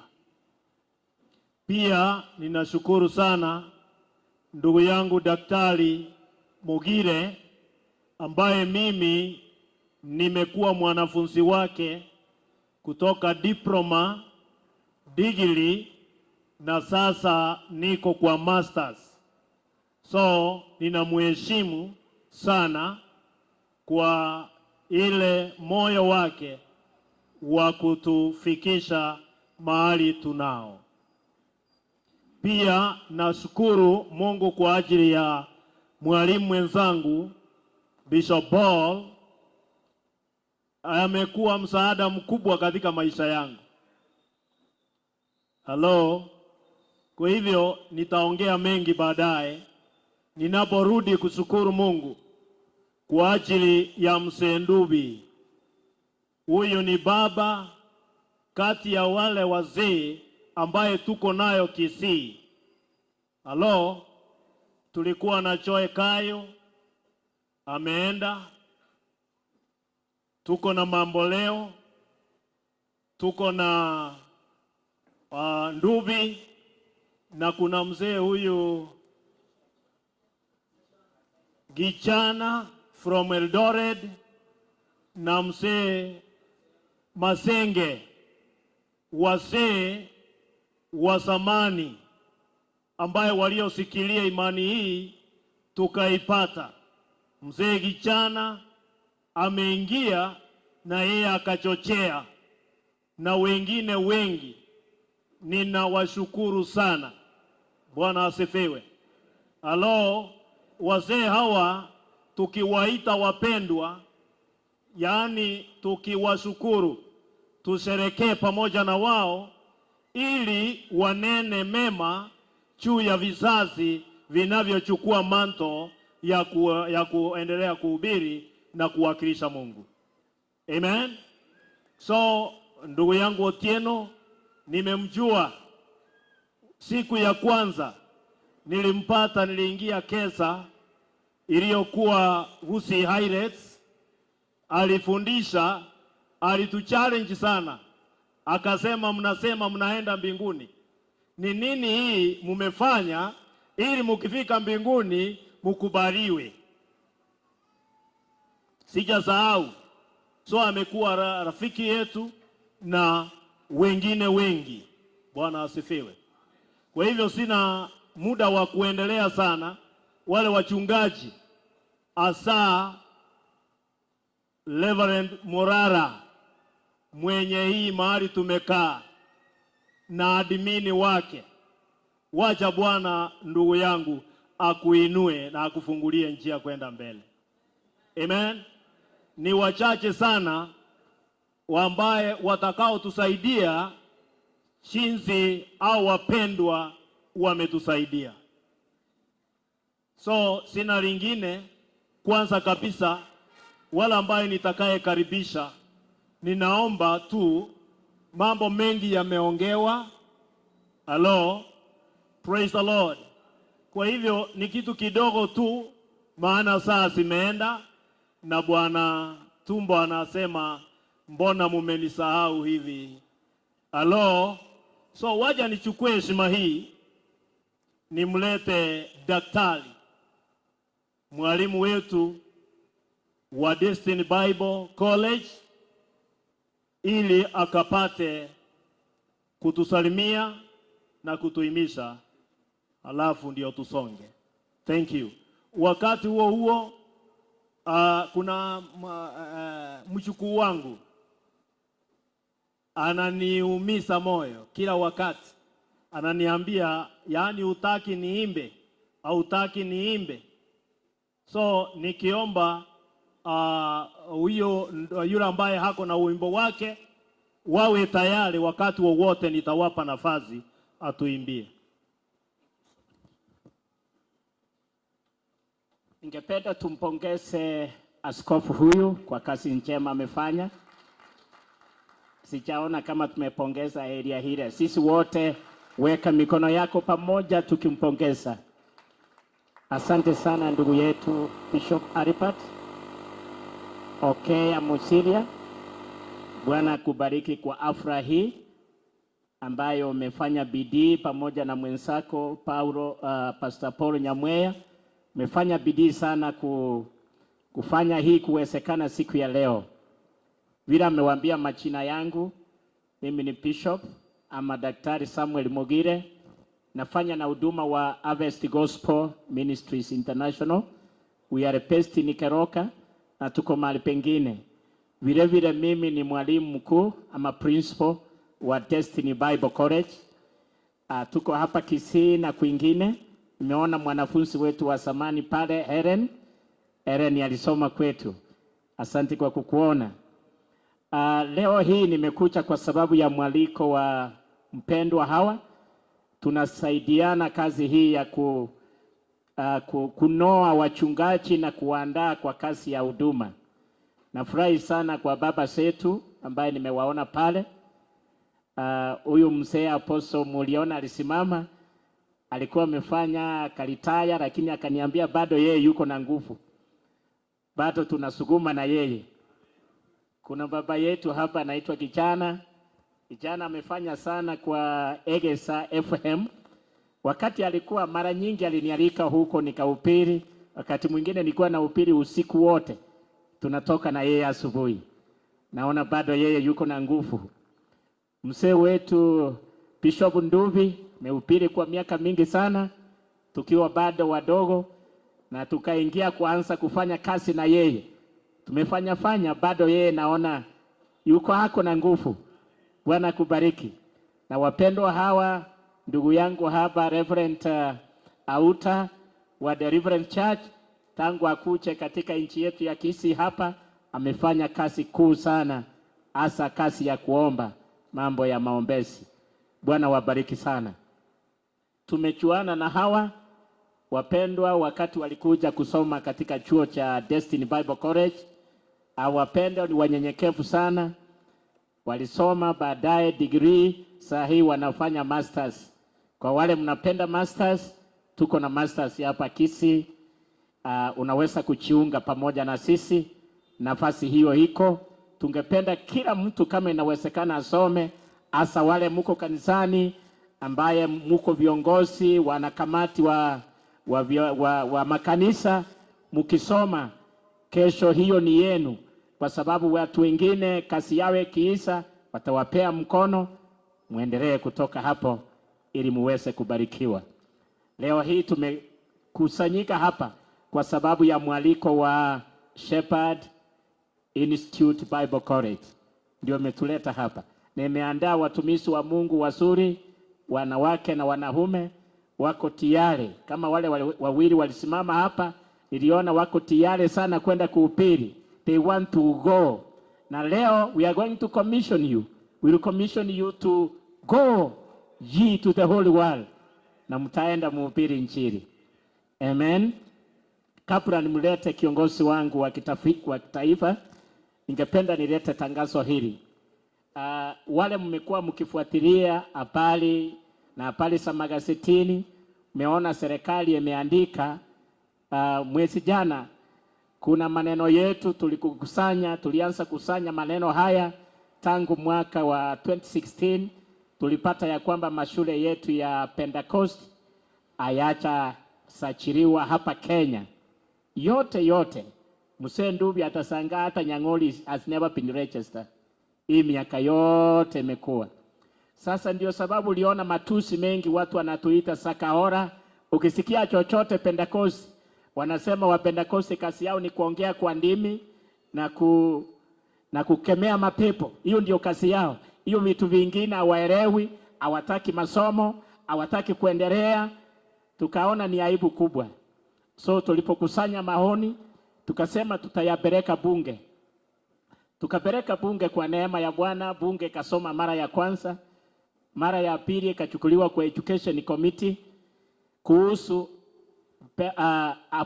apophotic hii inaitwa Association of Pentecostal Vocational Training Institutions of Kenya. Sasa huu ni mwavuli wa makanisa yote ya kiroho hapa Kenya. Na ikachukuliwa kwa Education Committee. Education Committee imekubali. Ndio kama mlisoma hapa magazeti ama kwa TV, walisema mashule yote ya Biblia yamepewa miezi 3, that is 90 days. Wajipange, kama watachipanga yatafungwa. Na kiongozi wetu mkuu ndio huyu mzee ambaye nitamleta baadaye. Hiyo imeendelea hivyo, tumepewa kibali hiyo. Sasa kwa sababu vile mnajua mashule yetu saa hii ya Biblia yako chini ya TVETA. TVETA ni ule mwili ambayo unasimamia technical institutions Kenya. Lakini TVETA haiwezi kuongoza mambo ya kiroho, inajua mambo ya technical. Tukaona ni vizuri tujitoe kwa technical, tukuje kwa kiroho. Sasa kwa vile tumepitia serikali kwa njia ya sheria, tumepata kibali, tunachiondoa kwa TVETA ili tukaweze kuongoza all Pentecostal schools, evangelical, indigenous churches, schools zote hizo zitakuwa zikiongozwa. Tutatengeneza curriculum.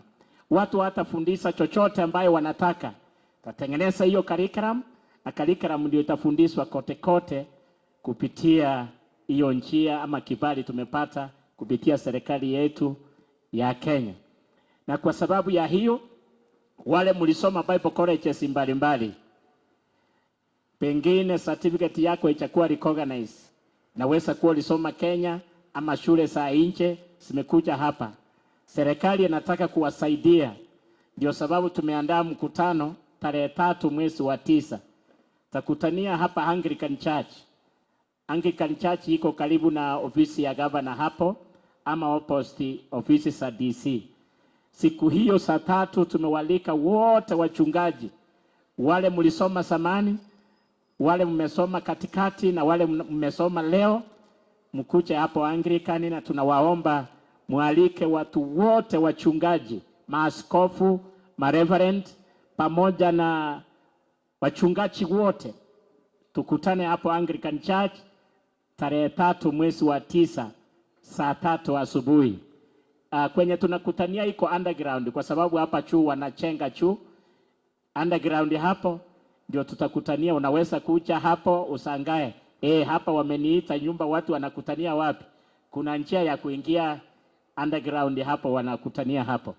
Kwa hivyo nawaomba tafadhali wote na mtuombee wale wa nje, wale akina baba zetu hapa, mko hapa, tunawaomba mkuje siku hiyo. Kuna sehemu yenu mtaona vile serikali ina mpango gani kusaidia kanisa na kusaidia mhubiri ili akaweze kuendelea kwa kazi hiyo.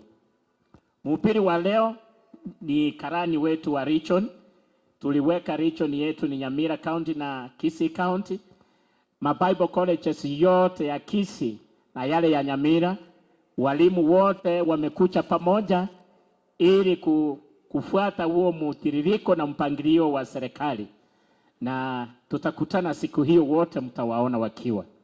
Sasa mtanikubalia kwa heshima kubwa nimlete our national chair Reverend wa Joshua ili akaweze kutunenea na kutuelekeza.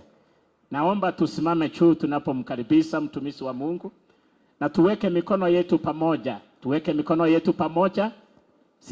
Sichaona mkifanya hivyo. Weka makofi, mikono yetu pamoja, na maanisha makofi, tupige makofi tunapomleta mtumishi wa Mungu akatunenea. Reverend Wanjiru. Naomba watu wenye instruments tafadhali mpunguze sauti kidogo. Jambo la pili, kabla nisome speech yangu, kuna mambo ningetaka kutangaza kwa sababu ya kufafanua mambo mengi ambayo haijaeleweka. Na ningetaka kila mtu tafadhali, juu kuna shetani ambaye anajizungusha. Shetani. Ningeomba kila mtu achukue simu yake ya rununu. Chap. Very simple instruction. Kwa sababu yale mambo nataka kusema, singetaka yaongewe kwa njia nyingine isipokuwa ile nitawaletea. We have a problem of demonic translations. And I am sure of it. So take your phone. Enda kwa WhatsApp. Tafuta mtu mmoja ungetaka apate ujumbe huu. Anybody, those of you who are in pastors fellowships, you can pick the fellowship. Ingia kwa, unaona hii kama mic iko hapa chini ya green. Mnaiona? Of course I'll give that instruction only once. Ifinye hivi. Ukichelewa tu utaachwa nyuma. Umeifinya? We are in the age of technology. We need to make as much of the time as possible. Then, nimesema ingia kwa WhatsApp. Pick one person who you'd like to hear this message that I'm about to give you. Then hold on to the green mic. Then look, push a tab and place it before you. You now record everything that I'm saying. The members of this Bible school, and because it's my position, chances are the media house could be pointing at me. I'm speaking this on behalf of a national movement which is called Association of Pentecostal Vocational Training Institutions of Kenya.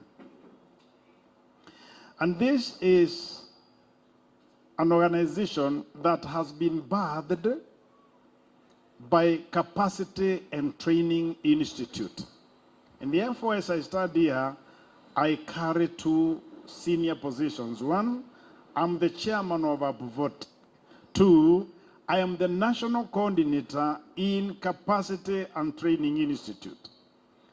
I would like this group to hear the man that we need to remember to thank God for in this age is Dr. Namusasi Chinungo. He is a vision bearer. He is the one God talked to. Martyrs, Pentecostals, charismatics, and indigenous ministers. I will repeat. God talked to Dr. Namusasi Chinungo concerning the clergy, men and women that are serving in the Pentecostals, charismatics, and indigenous churches. And God helped Dr. Namusasi to appreciate and realize and tell us that we are badly hit because we belong to a community of preachers that do not have training, which is true.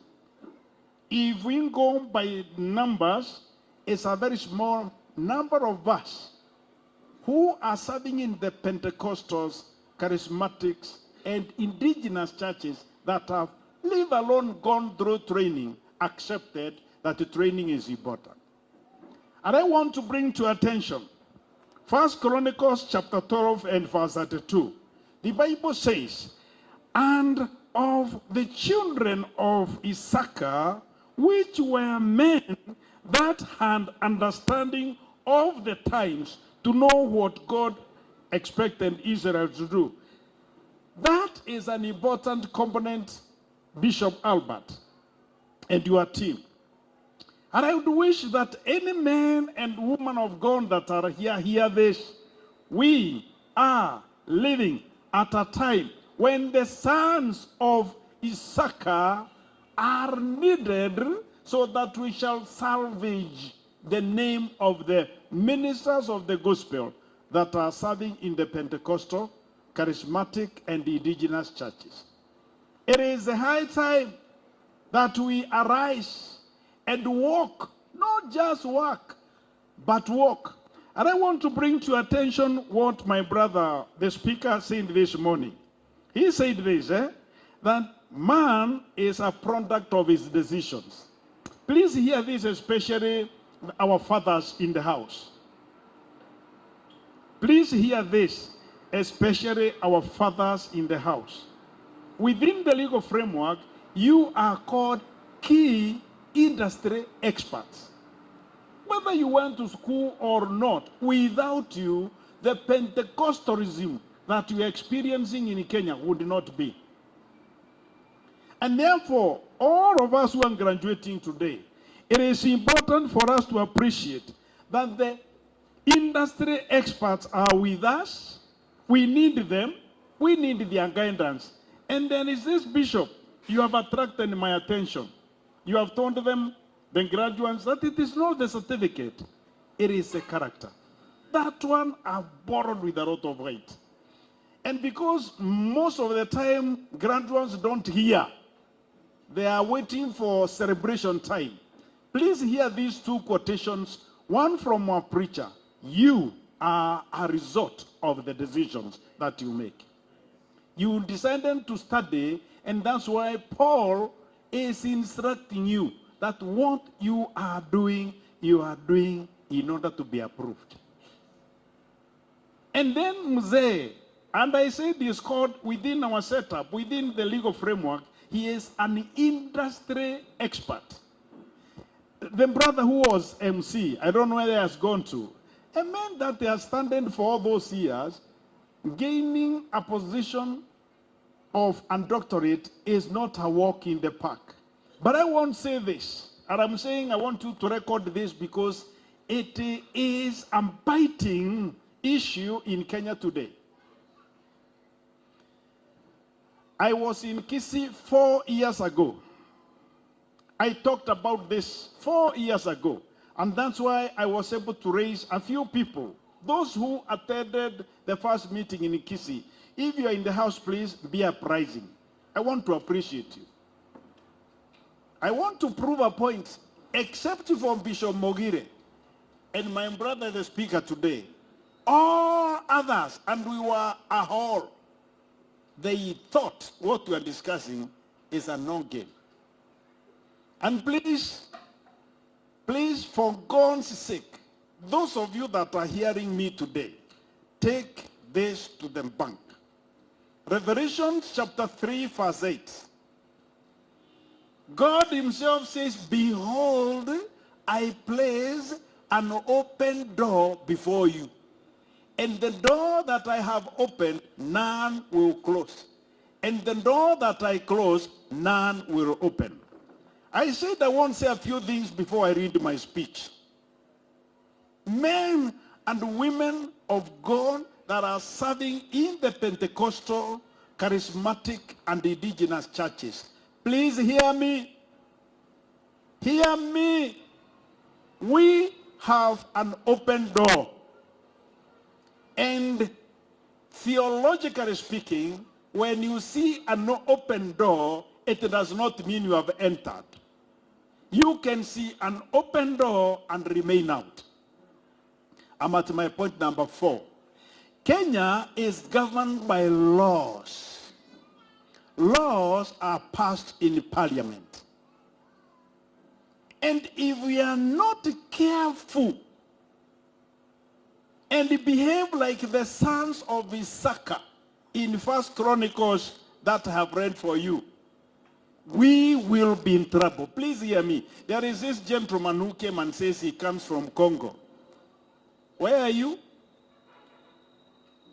Now, what I'm doing today under Apvotic happened in Congo until somebody thought the government was joking. And I'm sounding this alarm because we are in Kenya where people demean the information, where people brush out what they hear. I want to raise this alarm.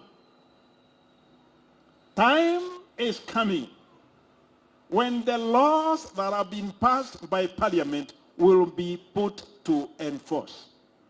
There is nothing we will do. I can tell you how much, regardless of how much we shall pray, what is passed in Parliament is law. And one of the law that has been worked on for a long time is the law on regulation of churches. 4 times it has appeared in this nation. The latest came through Mungatana. And I remember we sat Mungatana down for a whole day and accepted to withdraw the Mungatana bill. Those of us who have not read the Mungatana bill. But I remember he told us in the meeting before he withdrew the bill that if you don't work on an alternative bill, we will retrieve. I am not an advocate of the Mungatana bill. It is a bad bill. It is BAD. Anybody who has read the Mungatana bill, put your hands up. You can see Brother Bishop Alba, only 5 in the whole congregation. And we are the people that will be affected by the Mungatana bill. And you know, recently the same bill was crafted through the Mutava Musiemi Commission. And it is ready.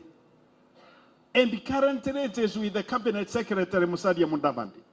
It's only that the President asked him to withhold it for some time. We do not know for how many days. And I can be quoted because I know I'm standing before media. This is one bill that is going to affect us badly. But we want to take advantage of 2 laws that are currently in operation. One called Technical and Vocational Training Authority, the TVET Act of 2013. Please, men and women of God that are here, go and acclimatize yourself with the TVET Act, because that is where we indirectly fall. All Bible schools are registered by TVET. So if you run a Bible school and you are ignorant of the requirements of this law, you are misplaced. The next act of Parliament was the Kenya National Qualifications Authority, which is another act of Parliament 2014. And I am taking time to talk about these 2 acts because they directly affect you as long as you are in the sector called church. Unfortunately, brethren, when the Kenya National Qualifications Authority allowed that every practitioner be recognized not based on his academic excellence. I will repeat. The Kenya National Qualifications Authority recommended that bishops who are in the church sector, craftsmen who are in the building sector, whatever you can demonstrate that you know, you should be recognized for that. Is that bad or good? That we don't have to be recognized because of our academic excellence. We are recognized because of our ability to demonstrate that we know what we are saying we know. Please allow me to repeat this with a lot of love. If we are not careful, if we do not walk with the sons of Issachar to know the times and season as God would expect us, we are heading to a loss. So we discovered, Dr. Namusasi and Juan Joshua discovered that we can go around this nation and create awareness that I am creating to you now. But the enemy, like we find in the book of Luke chapter 20, wherever we have gone, the enemy comes behind us to plant the wrong seed. That is why in Ikisi, there has been no activity on what we are discussing. And yet, you are among the people that I visited in 2002. I'm happy at least I have 2 people that can demonstrate that. Please hear this. It is only through the Kenya National Qualifications Authority that these were theirs who started Christian ministry not necessarily because they went to university, can be recognized. Is that bad or good? Those people who never went into school and they are preaching, they are burying the dead, they are baptizing people, should be recognized because of that, the skill that they have. But unfortunately, we didn't have anybody to advocate for us in Kenya. The Bible speaks about the anointed time of God. At the appointed time of God, Dr. Namusasi Chinungo and Ijiru and Joshua came on board. And I can tell you for free, I have been to that 8 counties in Kenya. That 8 counties. And we are telling people this. You either wake up, take advantage of the open door, or tomorrow, when the government closes on you, you will start lamenting and saying that the church is being persecuted. I say, arise. Let us take advantage of what the law says about you and your ability to demonstrate what you know. And therefore, through the Association of Pentecostal Vocational Training Authority, we got into the door through the Technical and Vocational Training Authority. Please, I know I'm mentioning very technical terms, but a legal framework has difficult terms. I'll repeat. The Association of the Pentecostal Vocational Training Institutions approached TVETA, who are the bona fide regulatory authority for our Bible schools. And we said we would like them to give us a mandate so that when we talk as the church. We talk on the professionalism of the Christian minister.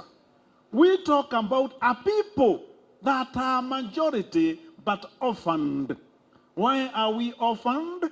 Because all the clergy from mainstream churches go through theological education, through chartered universities.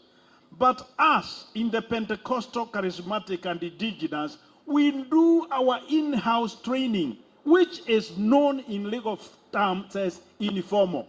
So nobody recognizes us. And the Kenya National Qualifications Authority advised us to go to Parliament and petition Parliament to consider us inasmuch as we are operating under TVET, we have to be recognized through the Kenya National Qualifications Authority. That's a hard stuff. And I can tell you, Dr. Mogire knows this. We have never gotten tired of going from one county to another to sensitize the pastors. If they accept this information, they will benefit. If they reject it, it is up to them. And that's why in our preachers today, he says, the decision you make will make you. I also tell people this. You are a product of your environment. If your environment is not accommodative, you cannot accommodate. But if your environment is accommodative, you will listen to what Joshua is telling you today, because I am telling you facts. When we went to Parliament, the question that the Parliamentary Committee wanted to know is, are all these pastors and bishops? I said, yes, I'm their chairman. We had a team of 4 doctors, a team of 5 doctors, a team of 7 senior bishops. Kisii was not represented. Why? Because Kisii, Nyamira, had slackened in understanding our goal. But I thank God for this meeting. When Bishop Albert invited, I said, this is a golden opportunity for me to say this. As we go out, and that's why I wanted you to record what I'm saying, go tell it to the mountain. Please, bishops, kindly, even if it means me having a session with you, you are the people that we will look at to fast track our establishment of a professional body that will stand in the gap between government and you, the church. Unfortunately, can everybody say unfortunately? Can everybody say unfortunately? There are people that have come up And they are professing to be doing what I'm doing today. Listen to this. For us to take advantage of the door that is opened by KNQA, you require 3 things. Number 1, you must go through an accredited TVET institution. And today I'm standing here to declare that this Bible school of ours, Shepherd Institute, Shepherd Bible Institute, with effect from the time when the director agreed with us, you are an accredited institution. Number 2, if we have to get in through this door called recognition of prayer learning, you must be handled by a person that has been trained and mandated by TVET delivery unit. In Kenya, we have about 300 bishops and pastors that have gone through our training. Trained personnel to take you through the process. And number 3, anybody that comes to you must have been given mandate by Curriculum, Assessment, and Certification Council. We call that one TVET CDAC. That is a mandatory requirement for anybody coming to you in the name of RPL. And I can tell you, you can Google, I'll give you the door to knowing the truth. Apvotic is a pioneer towards this door. Please congratulate us even if you don't want us. And you can check that from the Google.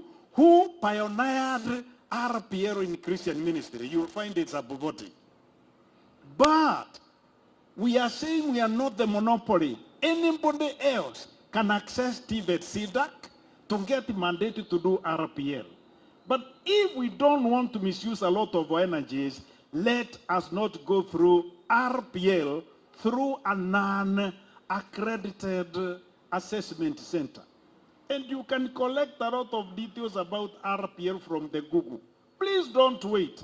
Don't wait to be cheated. I am saying loud and clear, don't wait to be cheated. Learn as much as possible about recognition of prior learning from the Google. The Act of Parliament 2016 gives us the opportunity to know what we need to know. Right to education. That's why when we went to Parliament, we convinced Parliament to have a point. Today, our matter is under the Ministry of Education. Last week, we met your own brother, your own cousin, the Minister for Education. He comes from Kisii, Mr. Julius Ogam, a very humble servant of God. And as we talk now, he is cooking the dish. I am sure in the next few days we shall be called for a meeting to know how do we plan the framework. And friends, I felt it's good for me to say that before I read my speech. Do not be cheated. What did you say, my brother? That even as we get our certificates today, you don't go telling people about your certificate, but we will know you. Jesus himself said we will know them by their fruit. All the stuff I'm saying, I am not guessing. I am giving you facts. Facts which you can access from the Google. And therefore, anybody coming in the name of Apvotic, please just check with him whether he has been accredited, whether he has been trained, whether he... And one small thing I should have said is, those of you that are here running Bible schools, those who are teaching Bible schools, the TVET Act is very clear. You are not allowed to teach in Bible schools if you don't have a certificate in methodology. And we have made arrangements through the University of Nairobi. We have currently about 270 bishops and pastors who have trained through the University of Nairobi. And therefore, because I'm here today, if we got 5 people that would like to enroll to be students at the University of Nairobi, just by virtue of wanting to do a course called andragogy, the ground is set. The door is open. But like I said before, the door being open does not mean that anybody is around, anybody has gotten in. You only take advantage of an open door if you get in through that open door.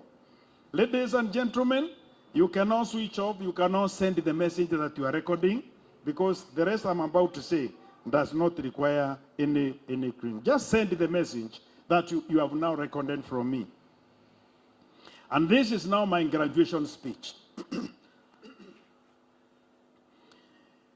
My theme is equipped to serve, empowered to lead. The scripture in 2 Timothy 2:15, stand to show yourself approved unto God, a worker who does not need to be ashamed and who correctly handles the word of God. Distinguished guests, members of the board, members of the faculty, church leaders, parents, friends, and most importantly, the graduates of this class, may peace and grace of our Lord Jesus Christ be upon you. Today is a day of thanksgiving, a day of celebration, a day of dedication. We gather to honor God for his faithfulness and to celebrate the achievements of men and women who have committed themselves to learning God's word and preparing for the Christian service. To our graduates, congratulations. Your graduation is not the end of your journey. It is the beginning of a greater thing. The knowledge you have received is not merely for personal growth, but for the transformation. I wish you would underline that. It's for transformation of lives, of families, of churches and communities. The Lord has entrusted you with his truth so that you may faithfully proclaim his gospel. The world today is in great need of leaders who possess not only knowledge, but integrity, humility, compassion, and spiritual maturity. Allow me to pause and say, the people that have embarrassed us most are the men of the rope. Men that have been ordained to do ministry work, but they come in the name of God, but contrary to the Great Commission. I wish to announce here that even if you check what the Bible says in Mark 10, verse 45, for even the Son of Man did not come to be served, but to serve. I encourage you, learn to serve. I am not bragging when I break my protocol, not reading. Bishop Albert can tell you, I was in the hotel where he called me at 8:30 because the program was scheduled at 10. But you can check, even as late as we were sat here, people are still coming. Hear me, men and women of God, we must accept to be modeled by Jesus Christ. He is our model. When Jesus says, go ye, he does not talk about just go ye. He says, start in Jerusalem. You are the Jerusalem of the day. You didn't hear that? You are the Jerusalem of today. Your family is the Judea before you go out to the whole world. I encourage you to remain lifelong learners. That's another beautiful statement by our MC. You never complete learning. I am in class. Today, at the age of 72, I am still in class. Because education is a lifelong process. Continue studying the word of God. Counsel, embrace opportunities, for the ministry is constantly presenting new challenges.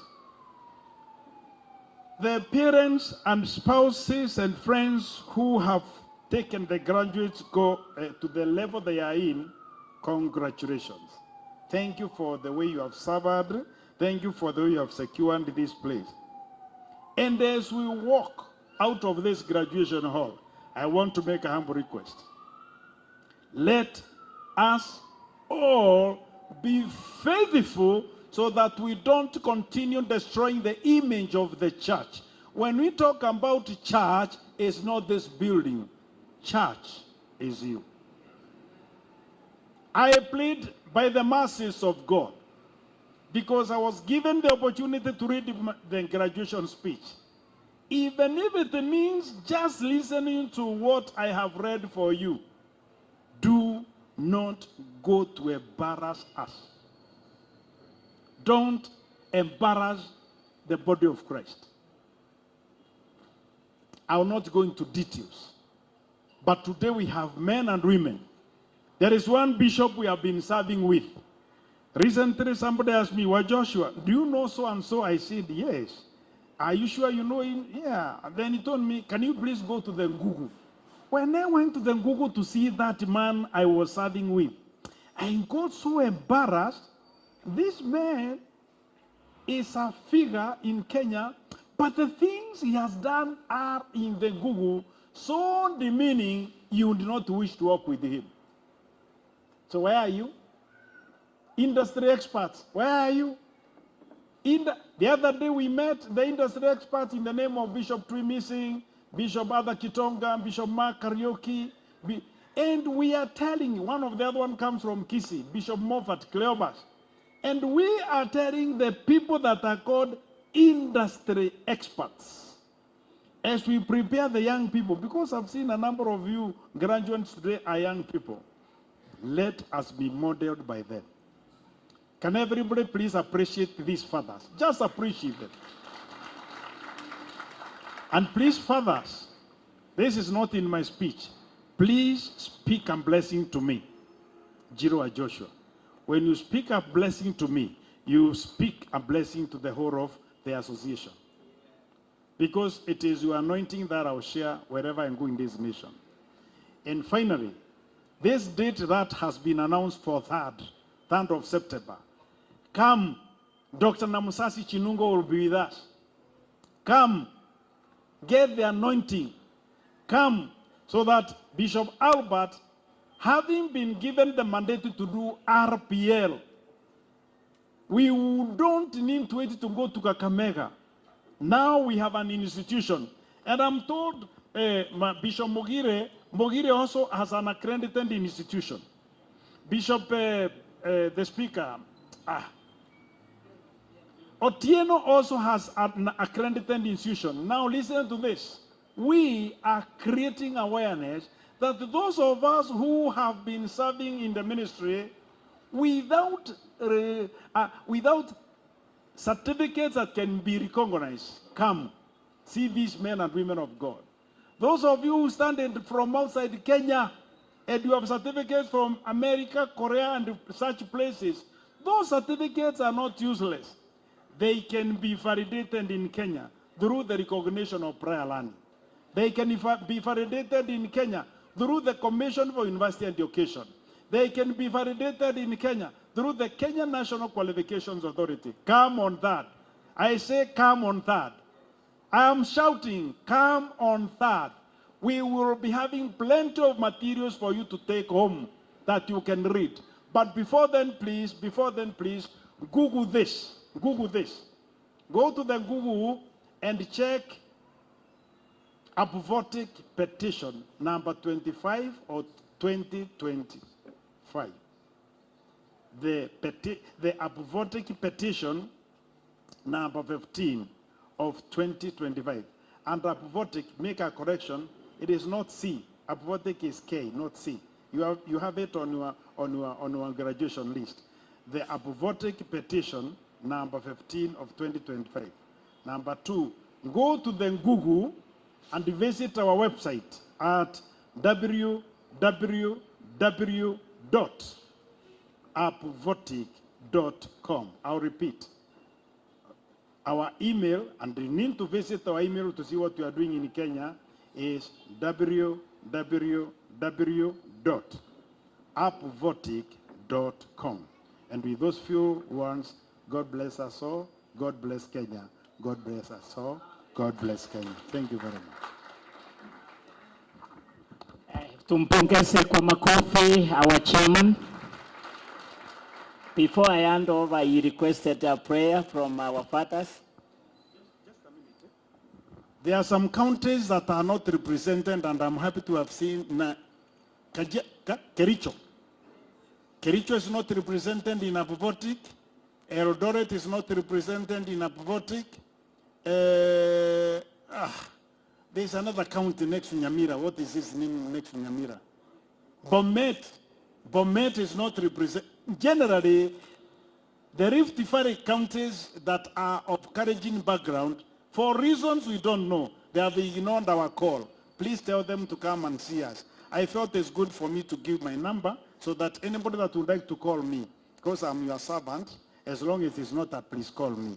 You can take my number, 0728 760 208.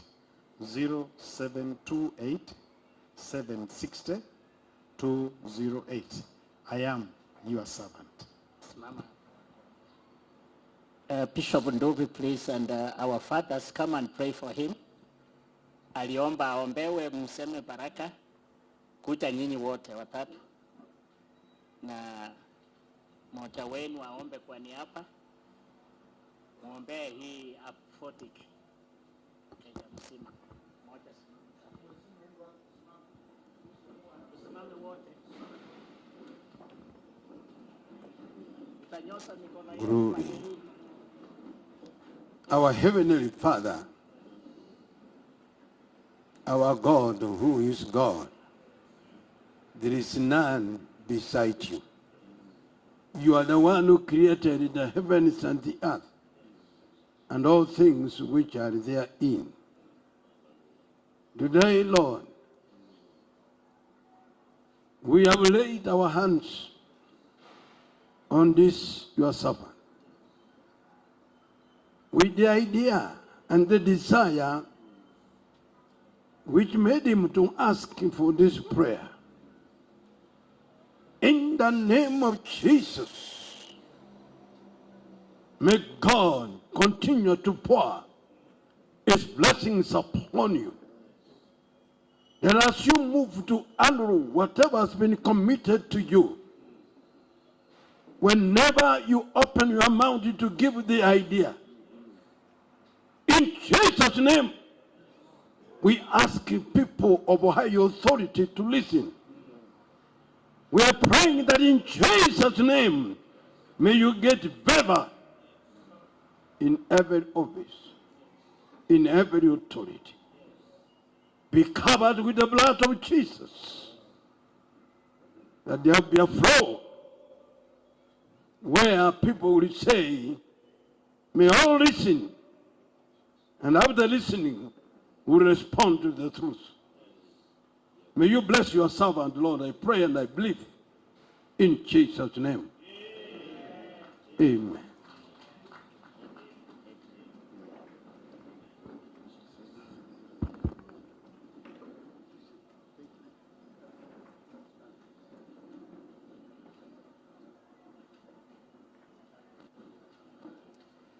Asante sana. Tutauliza yule mama anatoa Kericho, kama unaweza kuwa kiongozi wetu wa Prophetic tarehe 3 kuja hapa. Unaweza kuja hapa tarehe 3 upate maneno, uwe kiongozi sasa, utachukua Kericho. Now it's my honor to bring to you Bishop Waribat. Thank you. Praise the Lord. Mumesikia yote. Hello. Nasema asante Baba kwa ajili ya kazi njema. Kuna kitengo ambacho kinasauliwa sana. Wake wa wachungaji, wala ambaye mko hapa, simama juu.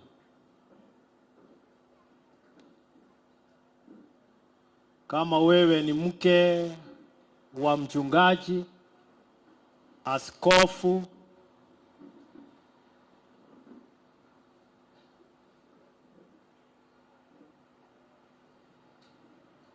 Bwana Yesu asifiwe.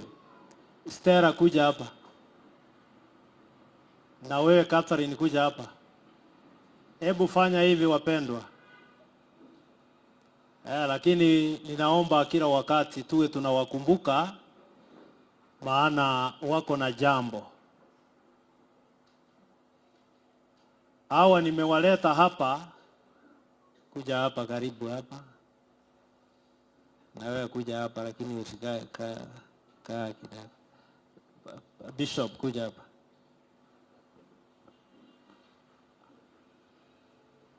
Nchua wa nikaange Halo, Bwana Yesu asifiwe.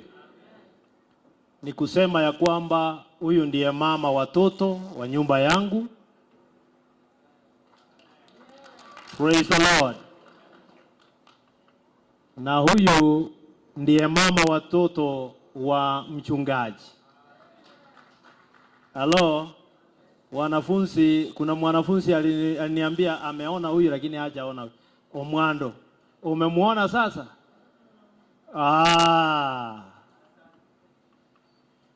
Bwana asifiwe. Basi nami namshukuru Mungu kwa sababu amekuwa mwaminifu.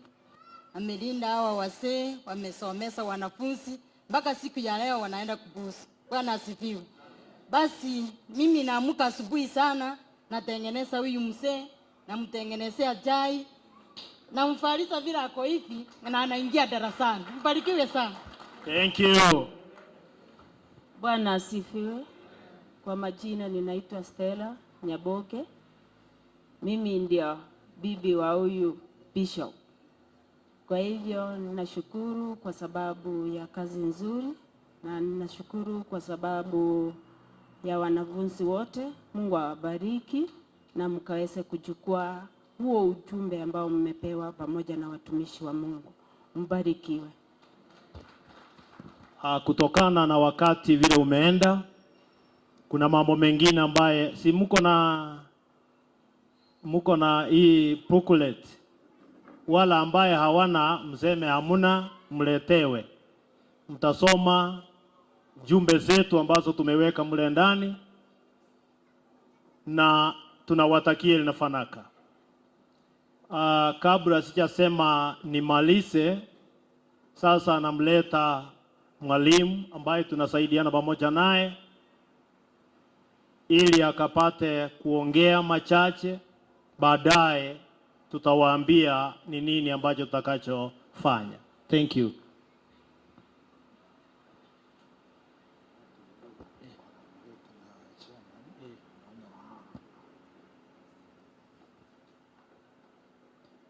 Bwana Yesu asifiwe.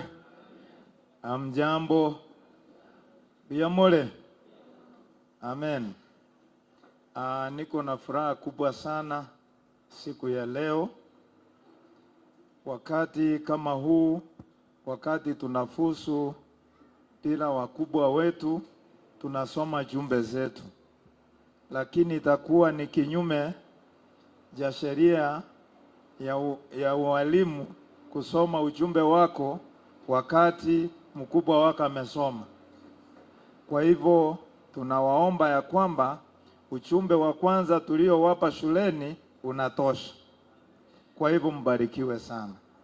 Sitatoa ujumbe ila tu nitasema kwamba wanafunzi ambao mnaenda kufuzu siku ya leo, ni heshima kubwa kuona ya kwamba wazazi wenu, ndugu zenu wakiwa wamewafuata hadi mahali mnasoma kuja kujumuika pamoja nanyi. Kwa hivyo nashukuru pia Baba Askofu ambao wako miongoni mwetu, ambao waliweza kuheshimu watoto wao walipowaambia kwamba wanaenda shuleni. They released them. Na tena wamekuja kuhakikisha kwamba walikuwa shuleni. Baba Askofu Ndubi, shukrani sana. Na maaskofu wengine ambao wakupata nafasi, pia tulipata ujumbe zenu, pia tumefurahia sana. Wenzetu ambao wametoka nje ya mipaka ya Kisii na nje ya Kenya, pia tuwashukuru. Tumekuwa katika hili darasa na wanafunzi hata kutoka Uganda, mara ya kwanza, Tanzania, na bado wanaendelea kuwepo. Lakini jambo la kushangaza ni kwamba kuna majirani wetu who cannot even admire or desire to be in class. And yet they are leading. Askofu mkubwa hapa alisema, Askofu Morara alituambia, kama utaki kusoma uaje kuongoza.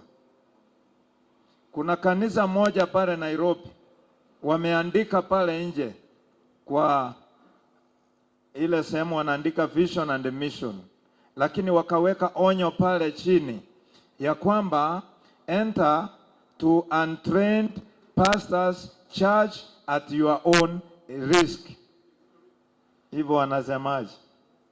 So nilipoingia pale nikasoma ule mwito, ukanifanya nisome, kwa sababu nikiambiwa kwamba mtu aingie kanisani mwangu at his own risk, ni nini iko hapo ndani? Ni risk. Inamaanisha you are a hazardous, you are an hazard to a community and even to your believers if you don't want to be trained. So ninawaomba wanafunzi wetu na wale ambao mmefanya maombi ya kwamba kabla mtoke hapa mtuone, mpate njia ya kujisajili. Mimi niko hapa nashughulikia hayo mambo.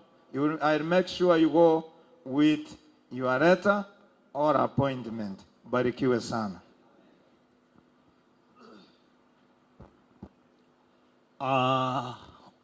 Sasa tumefika tamati. Halo. Sasa tumefika wapi? Tamati. Mimi nawaomba, maana mmesoma, tumia yale ambayo mmesoma, patia wengine, lakini ujue ya kwamba maisha yako yanahubiri sana kuliko maongezi yako. Watu watakujua wakati watakapoona ukitenda yale yanayostahili kutendwa na mtu ambaye anayemtambua Mungu. Amen. So kwa hivyo nawashukuru sana. Kabla hatujaenda mbali, ninatangaza hivi, wachungaji wote tukimaliza tutaingia hapa ndani, kuna neno ambalo tutawaambia, na bishops, apostles wote tutaingia hapo, alafu ndio tutawaambia ni nini ambayo itatendeka. Na kila mtu kila mtu, Bwana asifiwe. Tukimaliza kila mtu, kuna hali ya kushughulikiwa kidogo. Administrator wa kanisa hili pamoja na timu yake watawashughulikia. Amen. So sasa tumefika mahali pa kufanya nini? Vile tunavyojipanga, na muomba Giroli akuje hapa. Giroli ni msichana wa binti yangu mdogo na ni muimbaji. Wacha imbe tukijiandaa kufanya yale yanayotakikana. Amen. Na ukiitwa unakuja hapa mbele. Kama mke wako hako hapa, mnakuja na yeye. Bwana Yesu asifiwe. Alafu unakabidhiwa cheti. Maua utawekewa huko nje. Pengine mke wako akuwekee, mtoto wako. Na hiyo itatusaidia kuokoa muda. Maana mkikimbia mtakimbia mpaka itakuwa sio vyema. Amen. So unaitwaje? Praise God. Praise God again. Kwa majina anaitwa Gloria Kirubu. Thank you.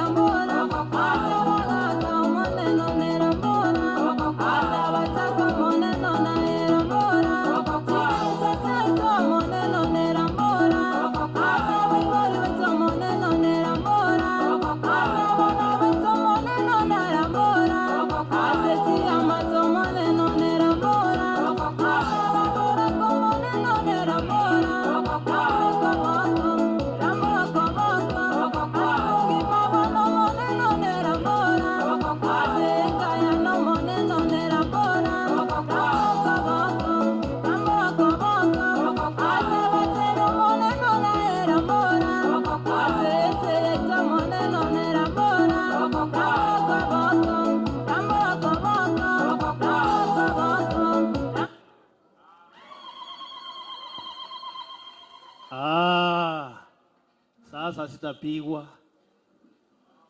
Hello.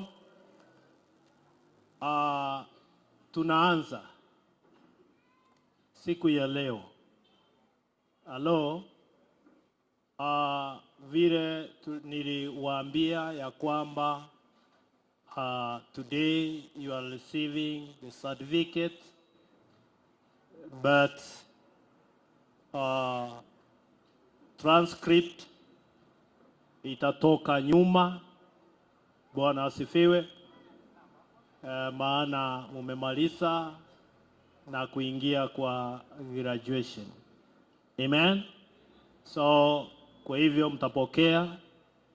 Ninaomba wa Joshua kuja hapa. Thank you. Mugire, you have to come here.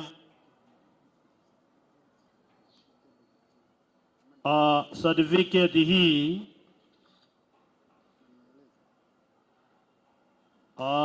ninaomba Joshua, yani wa Joshua, mwenyekiti wa Prophetic, akapate kunena kuhusu certificate hizi.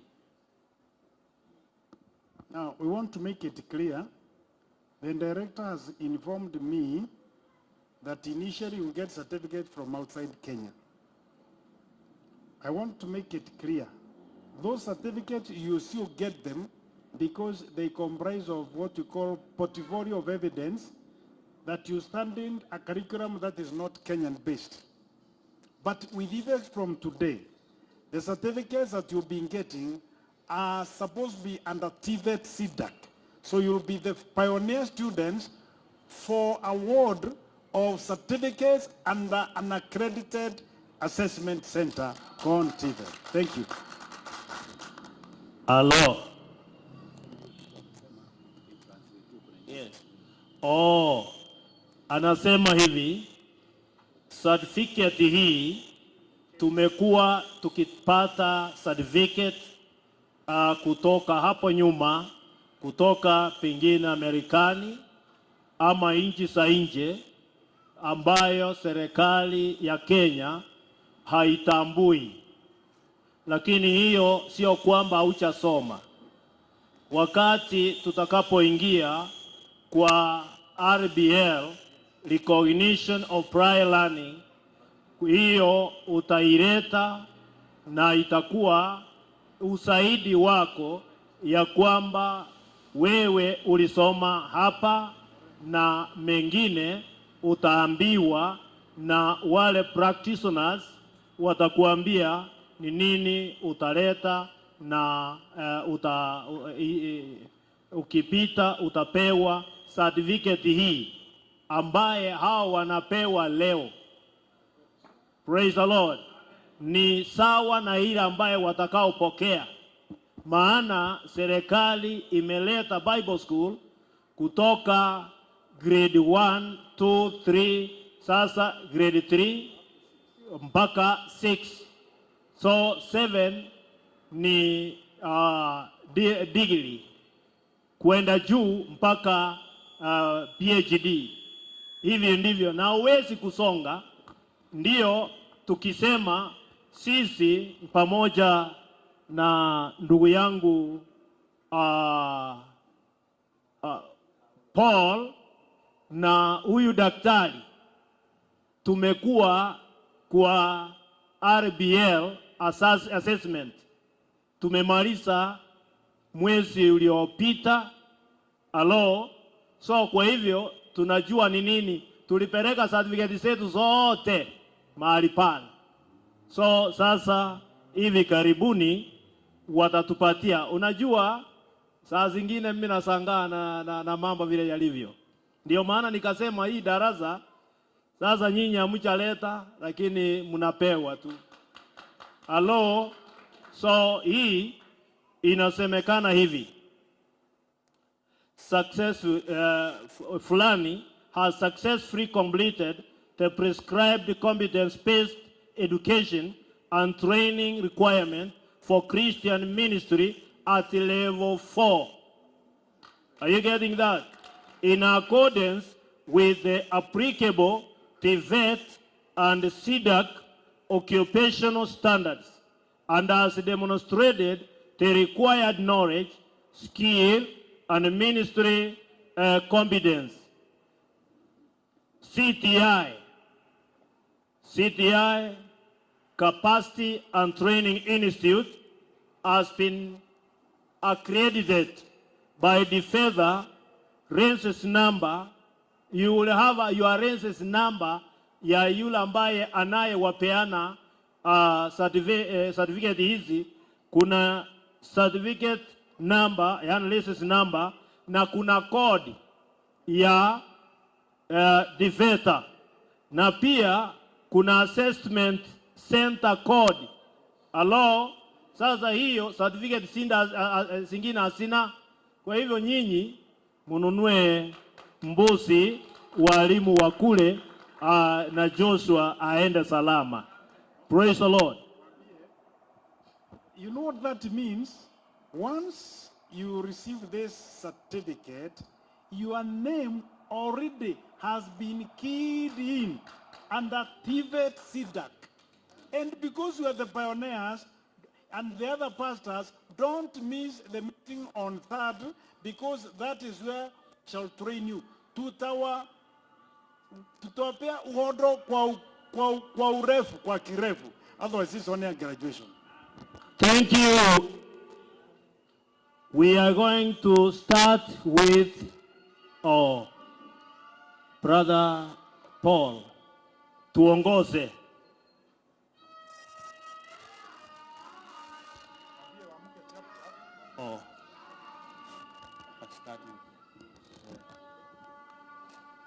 Simon Okenye. Simon Okenye ndiye mwanafunzi wa kwanza kupokea cheti hiki. Mpigie makofi jameni. Na wale wa picha, chukua picha, kama ni kutulipisha, mtulipishe.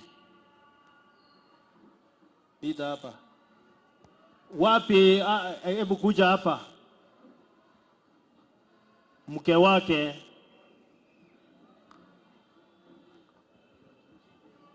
Kuja karibu na yeye. Wapiga picha mnafanya haraka because we have many graduates.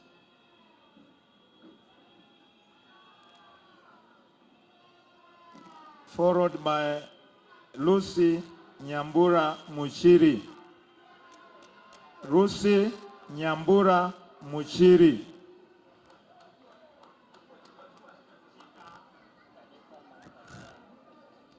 Media. Kindly, media.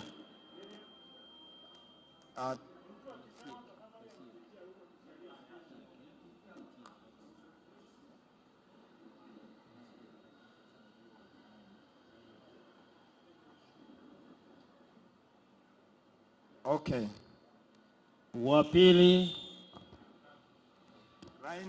Raina Jepkemoi Ruto. Raina Jepkemoi Ruto. Why can't you appreciate? Are you jealous?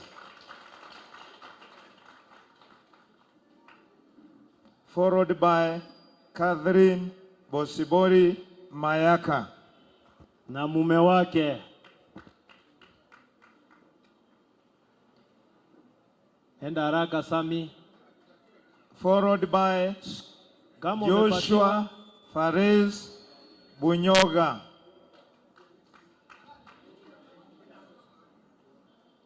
Kindly, media people, organize yourself. Also, kama umekuja kupiwa na yeye picha, you pave way for others to stand. Kindly. Joshua Fares Bunyoga.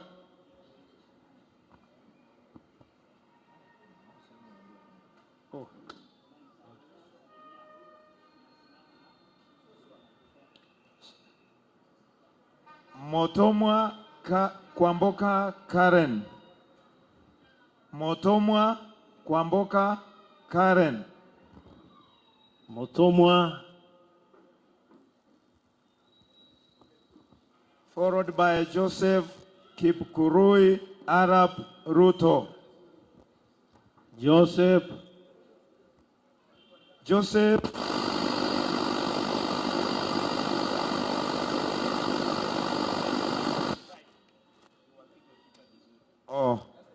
daktari anasema tuwapee muda wapiwe picha, but they don't overcrowd mpaka sura yake isionekane.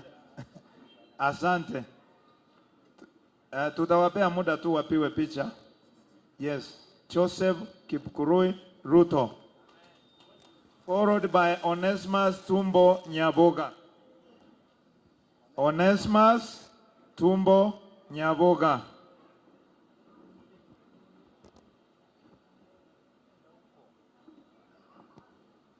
Mimi nitakuita jina, but I don't issue a certificate. Certificate inapatikana huko mwisho. Nora Kemto Amenya. Nora Kemto Amenya. Tasubiri kidogo apige picha. Followed by Charles Aboki Omwega. Charles Aboki Omwega. Charles Wilfred Nyakoe Obuogi. Wilfred Nyakoe Obuogi. Ngojea certificate mwisho. Mimi ni kusoma tu. Isaac Nyamai Arati. Isaac Nyamai Arati. Followed by Beta Nyamweya Omwega. Beta Nyamweya Omwega.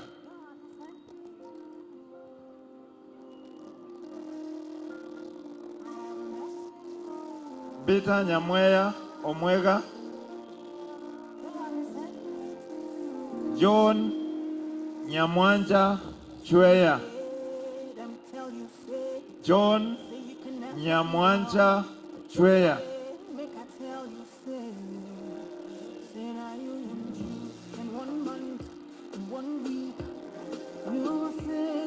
Henry Ayera Ndubi. Henry Ayera Ndubi.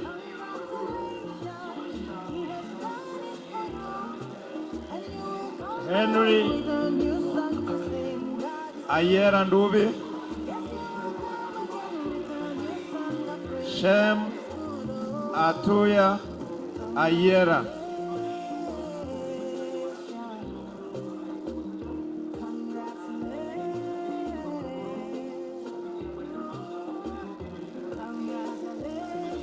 Omwando Manyinsa.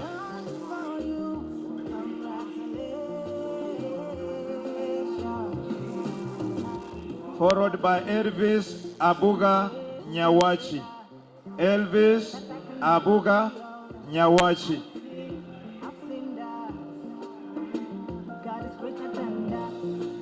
Afuatwe Elvis. Afuatwe na Pius Okindo. Pius Okindo.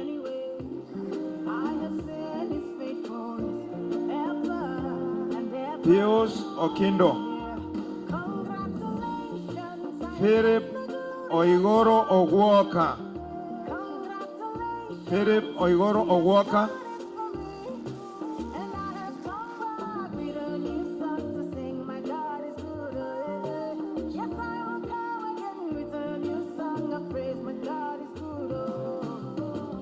Mpakishe maua ya kuwafika pale nje. Haya. Philip Oigoro Ogwoka.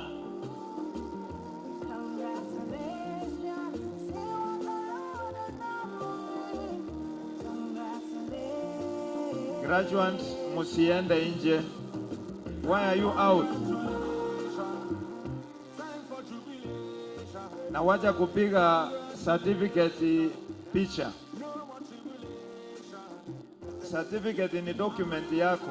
Wengine ndio mnataka kuweka Facebook. Pole. Josephine Nyaboke Onchiri. Josephine Nyaboke Onchiri.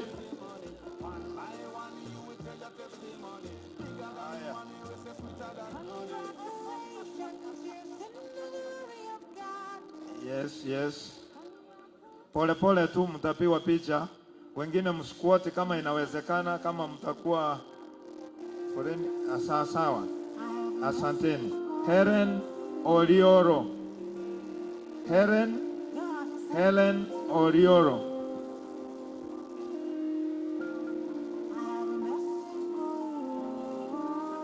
Hey, kama Clinton Nyangwezo Karanja. Clinton Nyangwezo Karanja.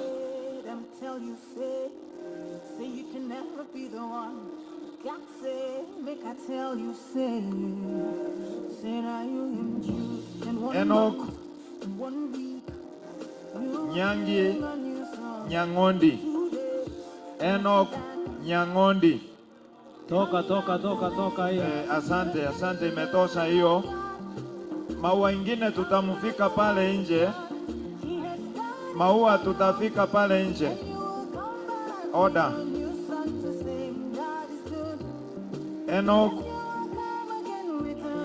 Enoch Nyangondi. Sio last born, lakini kwa sasa huyo ndio anapokea ya mwisho.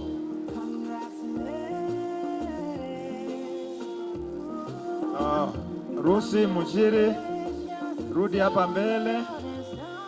Askofu wako akuchukua picha na wewe. Ilipita free. Simama karibu na askofu. Kama mmemaliza mnatoka huko. I request you, Chairman. Nyangondi. She did not take a... Nyangondi. Yes. Toka. Mushiri. Mnaharibia huyu picha yake. Na Bishop. Thank you very much. Bado haya. Asanteni.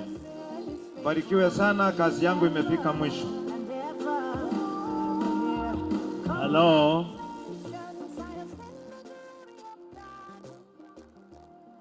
Bwana Yesu asifiwe. Kuna yeyote ambaye anasema hajaitwa?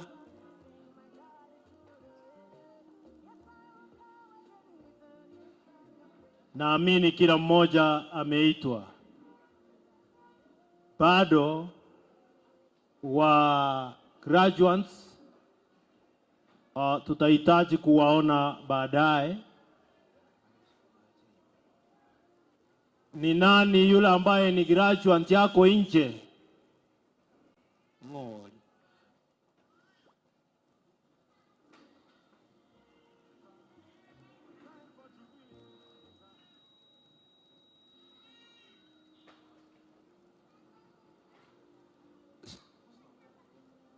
Brother Okenye, unafanya nini nje?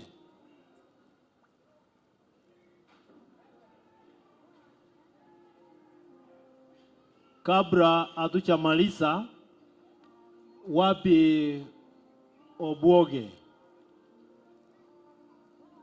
Angekuja atangaze mkutano kesho.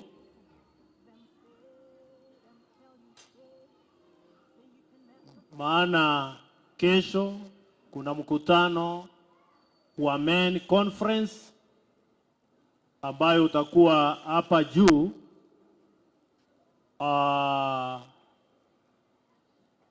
Culture Hall. Kwa hivyo tunaalikwa sisi zote mahali pale.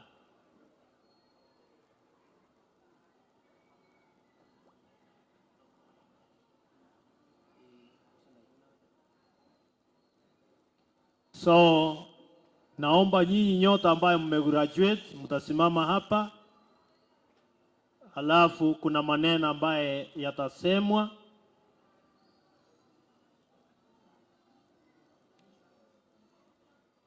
Msimame hapa.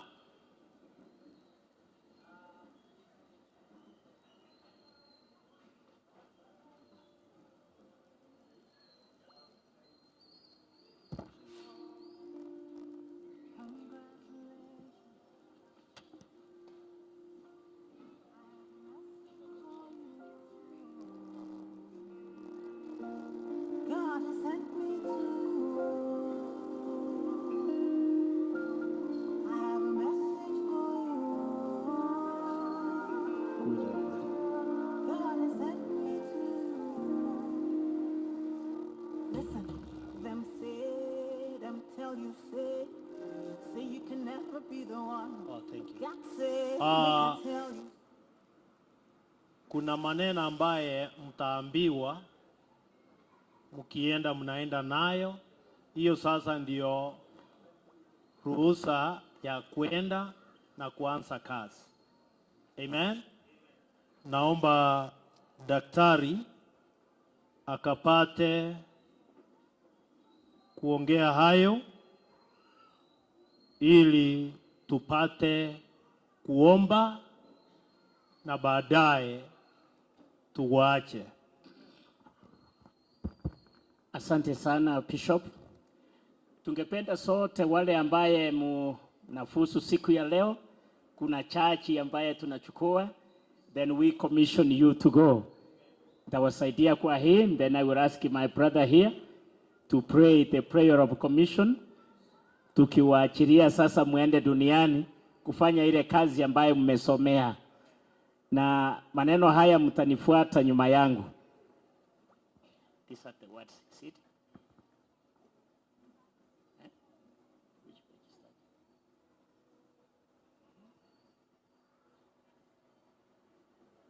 Yeah. Mtasema nyuma yangu kwa Kiingereza vile yameandikwa hapa, ndipo baadaye tutawaombea. For 2 years, mtasema nyuma yangu, for 2 years, we have been trained in the word, in prayer, in service.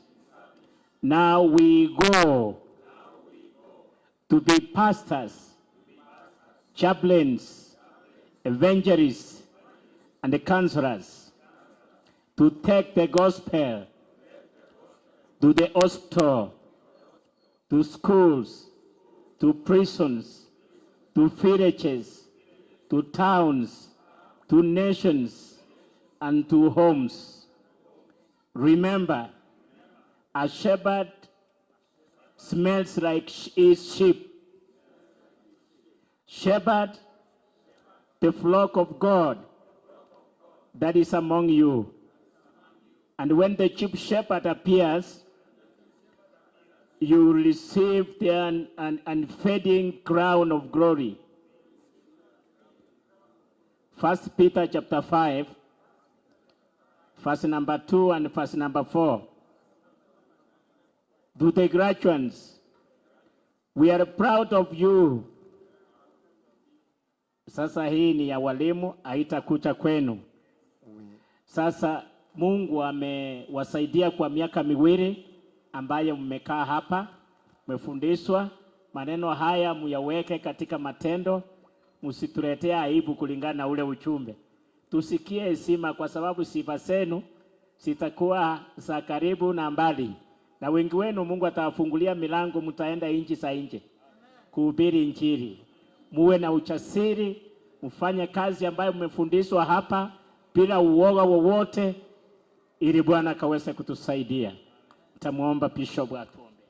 As we commission you, let us pray. Blessed God our Father, you commissioned your Son into the world. You sent him into the world. And after he finished his assignment, he said, as my Father sent me, so I send you.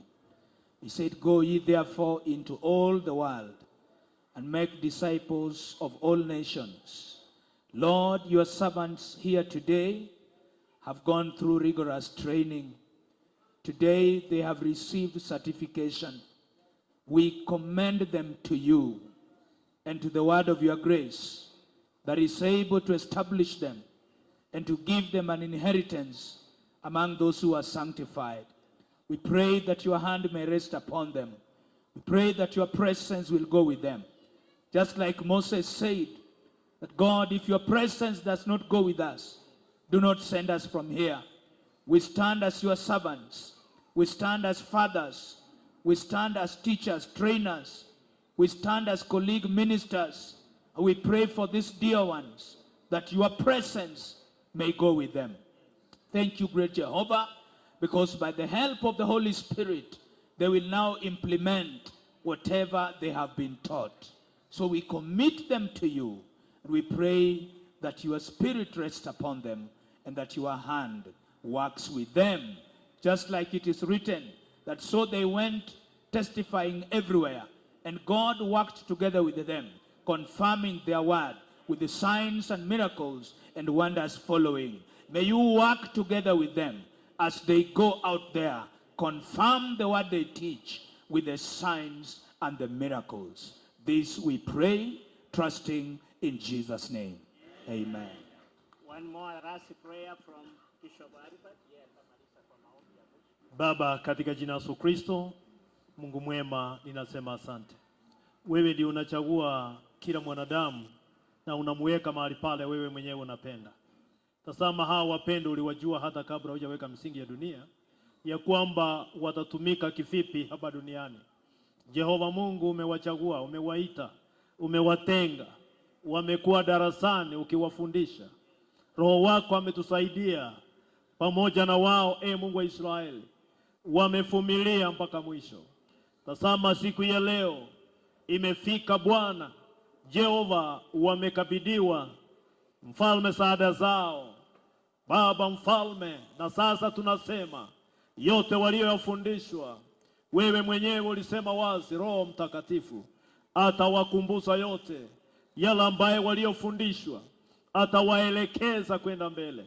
Ninajua ya kwamba kuna kazi nyingi ambayo umewaitia mfalme, najua changamoto ziko, lakini Mungu, ninajua vyema ya kwamba ukiwa upande wetu hakuna jambo litakalo tushinda. Angalia wapendwa hawa katika ofisi umewaitia, katika samba ila ambaye unawatuma. Jehova, ninakuomba wape vifaa, waunganishe na rasilimali, Baba mfalme, za mwito wao, ili wanapoenda Bwana, wacha Jehova waone matunda ya kazi ya mikono yao na kazi ambayo umewaitia. Jehova, waunganishe na wapendwa watakao wasaidia kutenda yale ambaye umewaitia. Jehova mfalme, wafanikishe, wacha wawe na kikundi ambacho Baba kinachokuabudu wewe mfalme katika roho na kweli. Watendee yote sasa, wanapotoka wacha wabarikiwe. Tunawatuma na neno lako ya kwamba sasa nenda mukawafanye wengine kuwa mitume na hata Baba wainjilisti, wengine wawe Bwana ni wanafunzi wako. Baba mfalme, wachaze ili wawe wa Baba, wazae Baba. Roho ya utaza ninaikataa kutoka ndani yao, wacha wazae wengine, wacha wazae Baba mfalme, wazae Baba mfalme, vijijini, mijini, vitongoji, wacha kila mahali, wacha isikike ya kwamba wamekuwa Mungu wangu na matunda Baba mfalme yanaoleta utukufu. Wacha utukuke leo na utamalaki, na ni katika jina la Yesu Kristo tumeomba na atakuamini. Amen. Naomba muwasalimie na kila ambacho Mungu amekuambia umunenee, wewe munenee kabisa. Haleluya. Dada yangu barikiwa sana, barikiwa katika jina la Yesu. Ndugu yangu inuliwe. Dada, waja Bwana akubariki. Ndugu yangu, waja Bwana akuonekanie. Dada, waja Bwana akuonekanie na akutendee mema. Dada, waja Mungu akuinue kabisa. Waja dada yangu, waja kazi yako ipanuke. Halo, ndugu yangu, waja yale ambayo yaliyokuwa yanakushinda leo utayashinda kabisa. Haleluya. Wow, ndugu yangu inuliwe kabisa. Waja maono yako yatimie. Wacha ndugu yangu ushindi ukapata.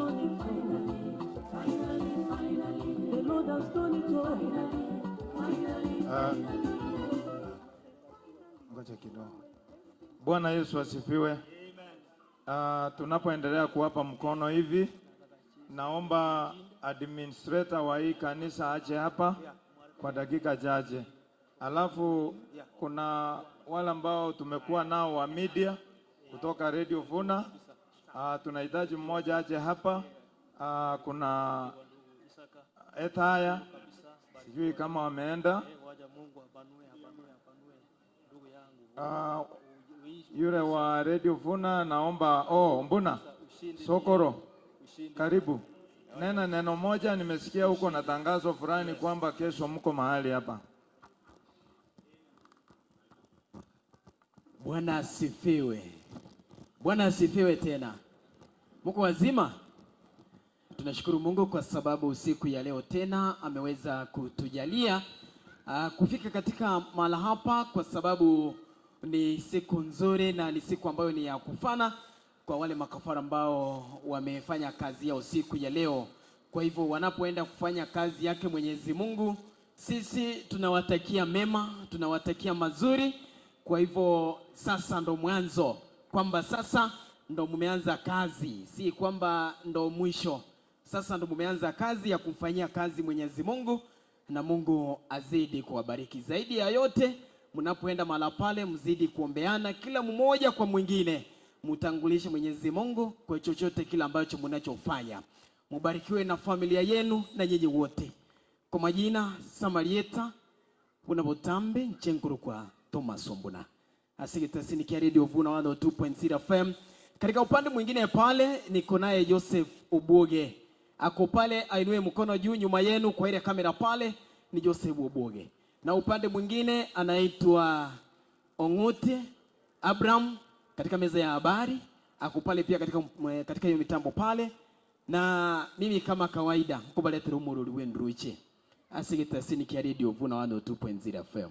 Nchengo chanateba no rangi ya kangumbu onguche chingo bakinya kuma isangaruro nenga machi na mukungu bande nyabaratiri bweri torusi mukurugotaga agenso nikitamiri magachi bakaka binyusa biri miyoro mugusiya tebetenga na kwete boiro nkarukuma kengo anda tinkengiri engombe yaituma kengo endumbora misati ekirumana misati konyegete gandire na igure ndumuboina ko musiyori ntamanya tende bono abasiyori guseninwe kamoko genda tiganya saba senye naenda bagate ndienduke Thomas Ombuna monguru yo sesenewa. Thank you pastor.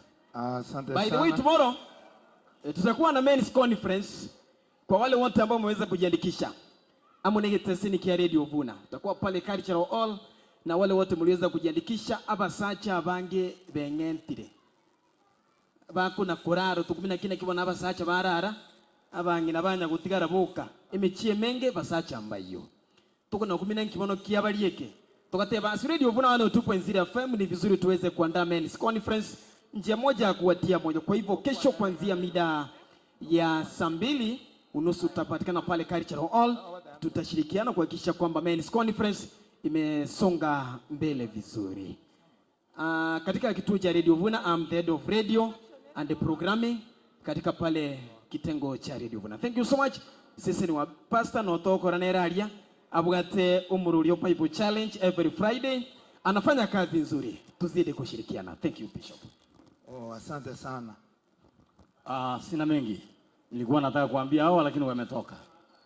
Siwezi kuongea zaidi. Yangu ni machache kabisa, nimemaliza anyway. I'm not taking too long. Kwanza kabisa wacha nishukuru Bishop Maraburi kwa kufika kwako hapa leo. Mzee, asante sana. Ulikuwa unafanya kazi nzuri zaidi tukiwa pamoja katika Egesa. Na ulikuwa unaleta ile program ilikuwa inaitwa Rimore. Thank you so much mzee. Na Mungu azidi kukupatia miaka mingi mbele. Yangu sina mengi kabisa. Siwezi kuongea. Mwenzangu ameongea amemaliza, sasa wacha ni sign out, si ndio? Si sign out. Si sign out. Kuriboderi ya eta television. Television ya berobora wagusi amanensengi ma. Korwa ebes. Kanisa ni kirugwa. PG. Kisi town PG. Sawa. Kuriboderi ya eta television. Television ya berobora wakis. Ekola kanoma originale ma. Sawa. Wacha nimalize. Yani tunataka kukora ngeringo kode karongo soma taarifa ya habari. Kwa sababu mbalenga bako ndra kwanza. Ni ngapi? Wacha nione kama anajulikana ama sijulikani. Asante sana. Asante. Thank you so much. Okay, na wale mongo onega. Asante sana. Thank you so much. Riboderia eta television ya berobo usi amonen sengima kurwa ekanse ya PG Kisi Township me ya Kisi Town me ya Kisi County oyo nomurario ino sagini kerosi Thomas ukiona eta television ya elea ujue imeundwa na watangazaji walioshamiri katika taaluma ya uandishi na utangazaji. Hat Broadcasting House Etaya House Kisi Kisumu Road Nyamataro kwako studio aina armoko rabon mokoroba oto ka Nyamataro madali. Thank you so much. Yaona pastor. Wapigie makofi, wamefanya kazi nzuri. Bwana Yesu asifiwe. I kindly request the administrator to come and speak a word on behalf of BHG Kisi Town. Bwana Yesu asifiwe. Bwana Yesu asifiwe. Mimi naitwa Hilda, ni mchungaji hapa kanisani Kisi Town PAG, na washukuru sana kwa kuchagua kuja kufanyia hii sherehe hapa kwetu, na ninaomba kwamba Mungu atawabariki mnapotoka, awapatie usafiri mwema katika barabara, na asante sana wachungaji kwa kuja ili kufanikisha hii sherehe ya siku ya leo. Acha Bwana awabariki sana na awatende mema. Asante. Asanteni sana. Kuna wale ambao mulituma nyimbo zenu hamkupata nafasi, tuomba radhi, wakati mwingine tutagraduate, nyinyi ndio mtakuwa wa kwanza. Bwana asifiwe. Mbarikiwe sana. Lakini natangaza hivi, wale ambao wametoka hapa nje waliofusu wanataka kuwaona kila mtu uliyemjia, lakini kama hukujia mtu fulani specific, utabaki wewe ni wangu, mimi ndio ulikujia. Wale ambao umekujia fulani, uende kando na yeye, muongee na yeye, hapo mahali muko unapata maji ya kunywa. Mahali anakupeleka tu hapo kando, yeye anajua mahali anakuelekeza.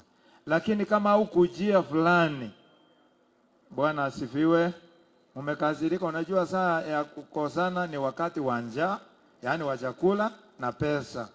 Wakati wa chakula na pesa, watu wanaweza wararue pesa bora mwingine asipate. Haleluya. Lakini sisi tumeokoka, hakuna shida hiyo, tutaisoti hapa. Wakija ndio wanakuongoza mahali unaenda. Kwa hivyo naamini wale mko pale nyuma, Reverend Bishop Albert Ondieki Okeya Mosiria with your team and the graduates, tunawahitaji hapa nje.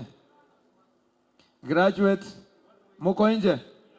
Basi pita upande huu, anza kuingia ndani. Kila mtu aketi mahali alikuwa. Anza ku-identify, utatoka tu wale wamekujia wewe, uchague space nzuri unaenda nao kando pale.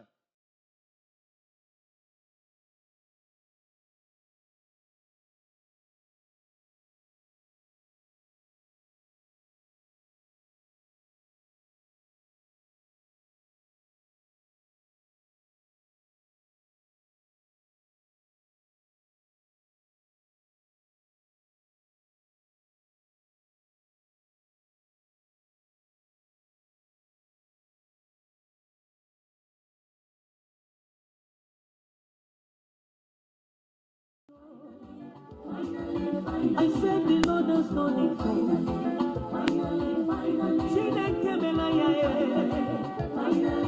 I said the Lord has done it all. The Lord has done it all. I said the Lord has done it for me. The Lord has done it all. I say finally, it's now a testimony.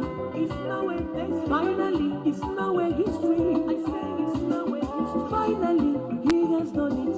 What my mama could not do, the Lord has done it. What my papa could not do, the Lord has done it. What my friends could not do, the Lord has done it. What my lawyer could not do, the Lord has done it. Asanteni.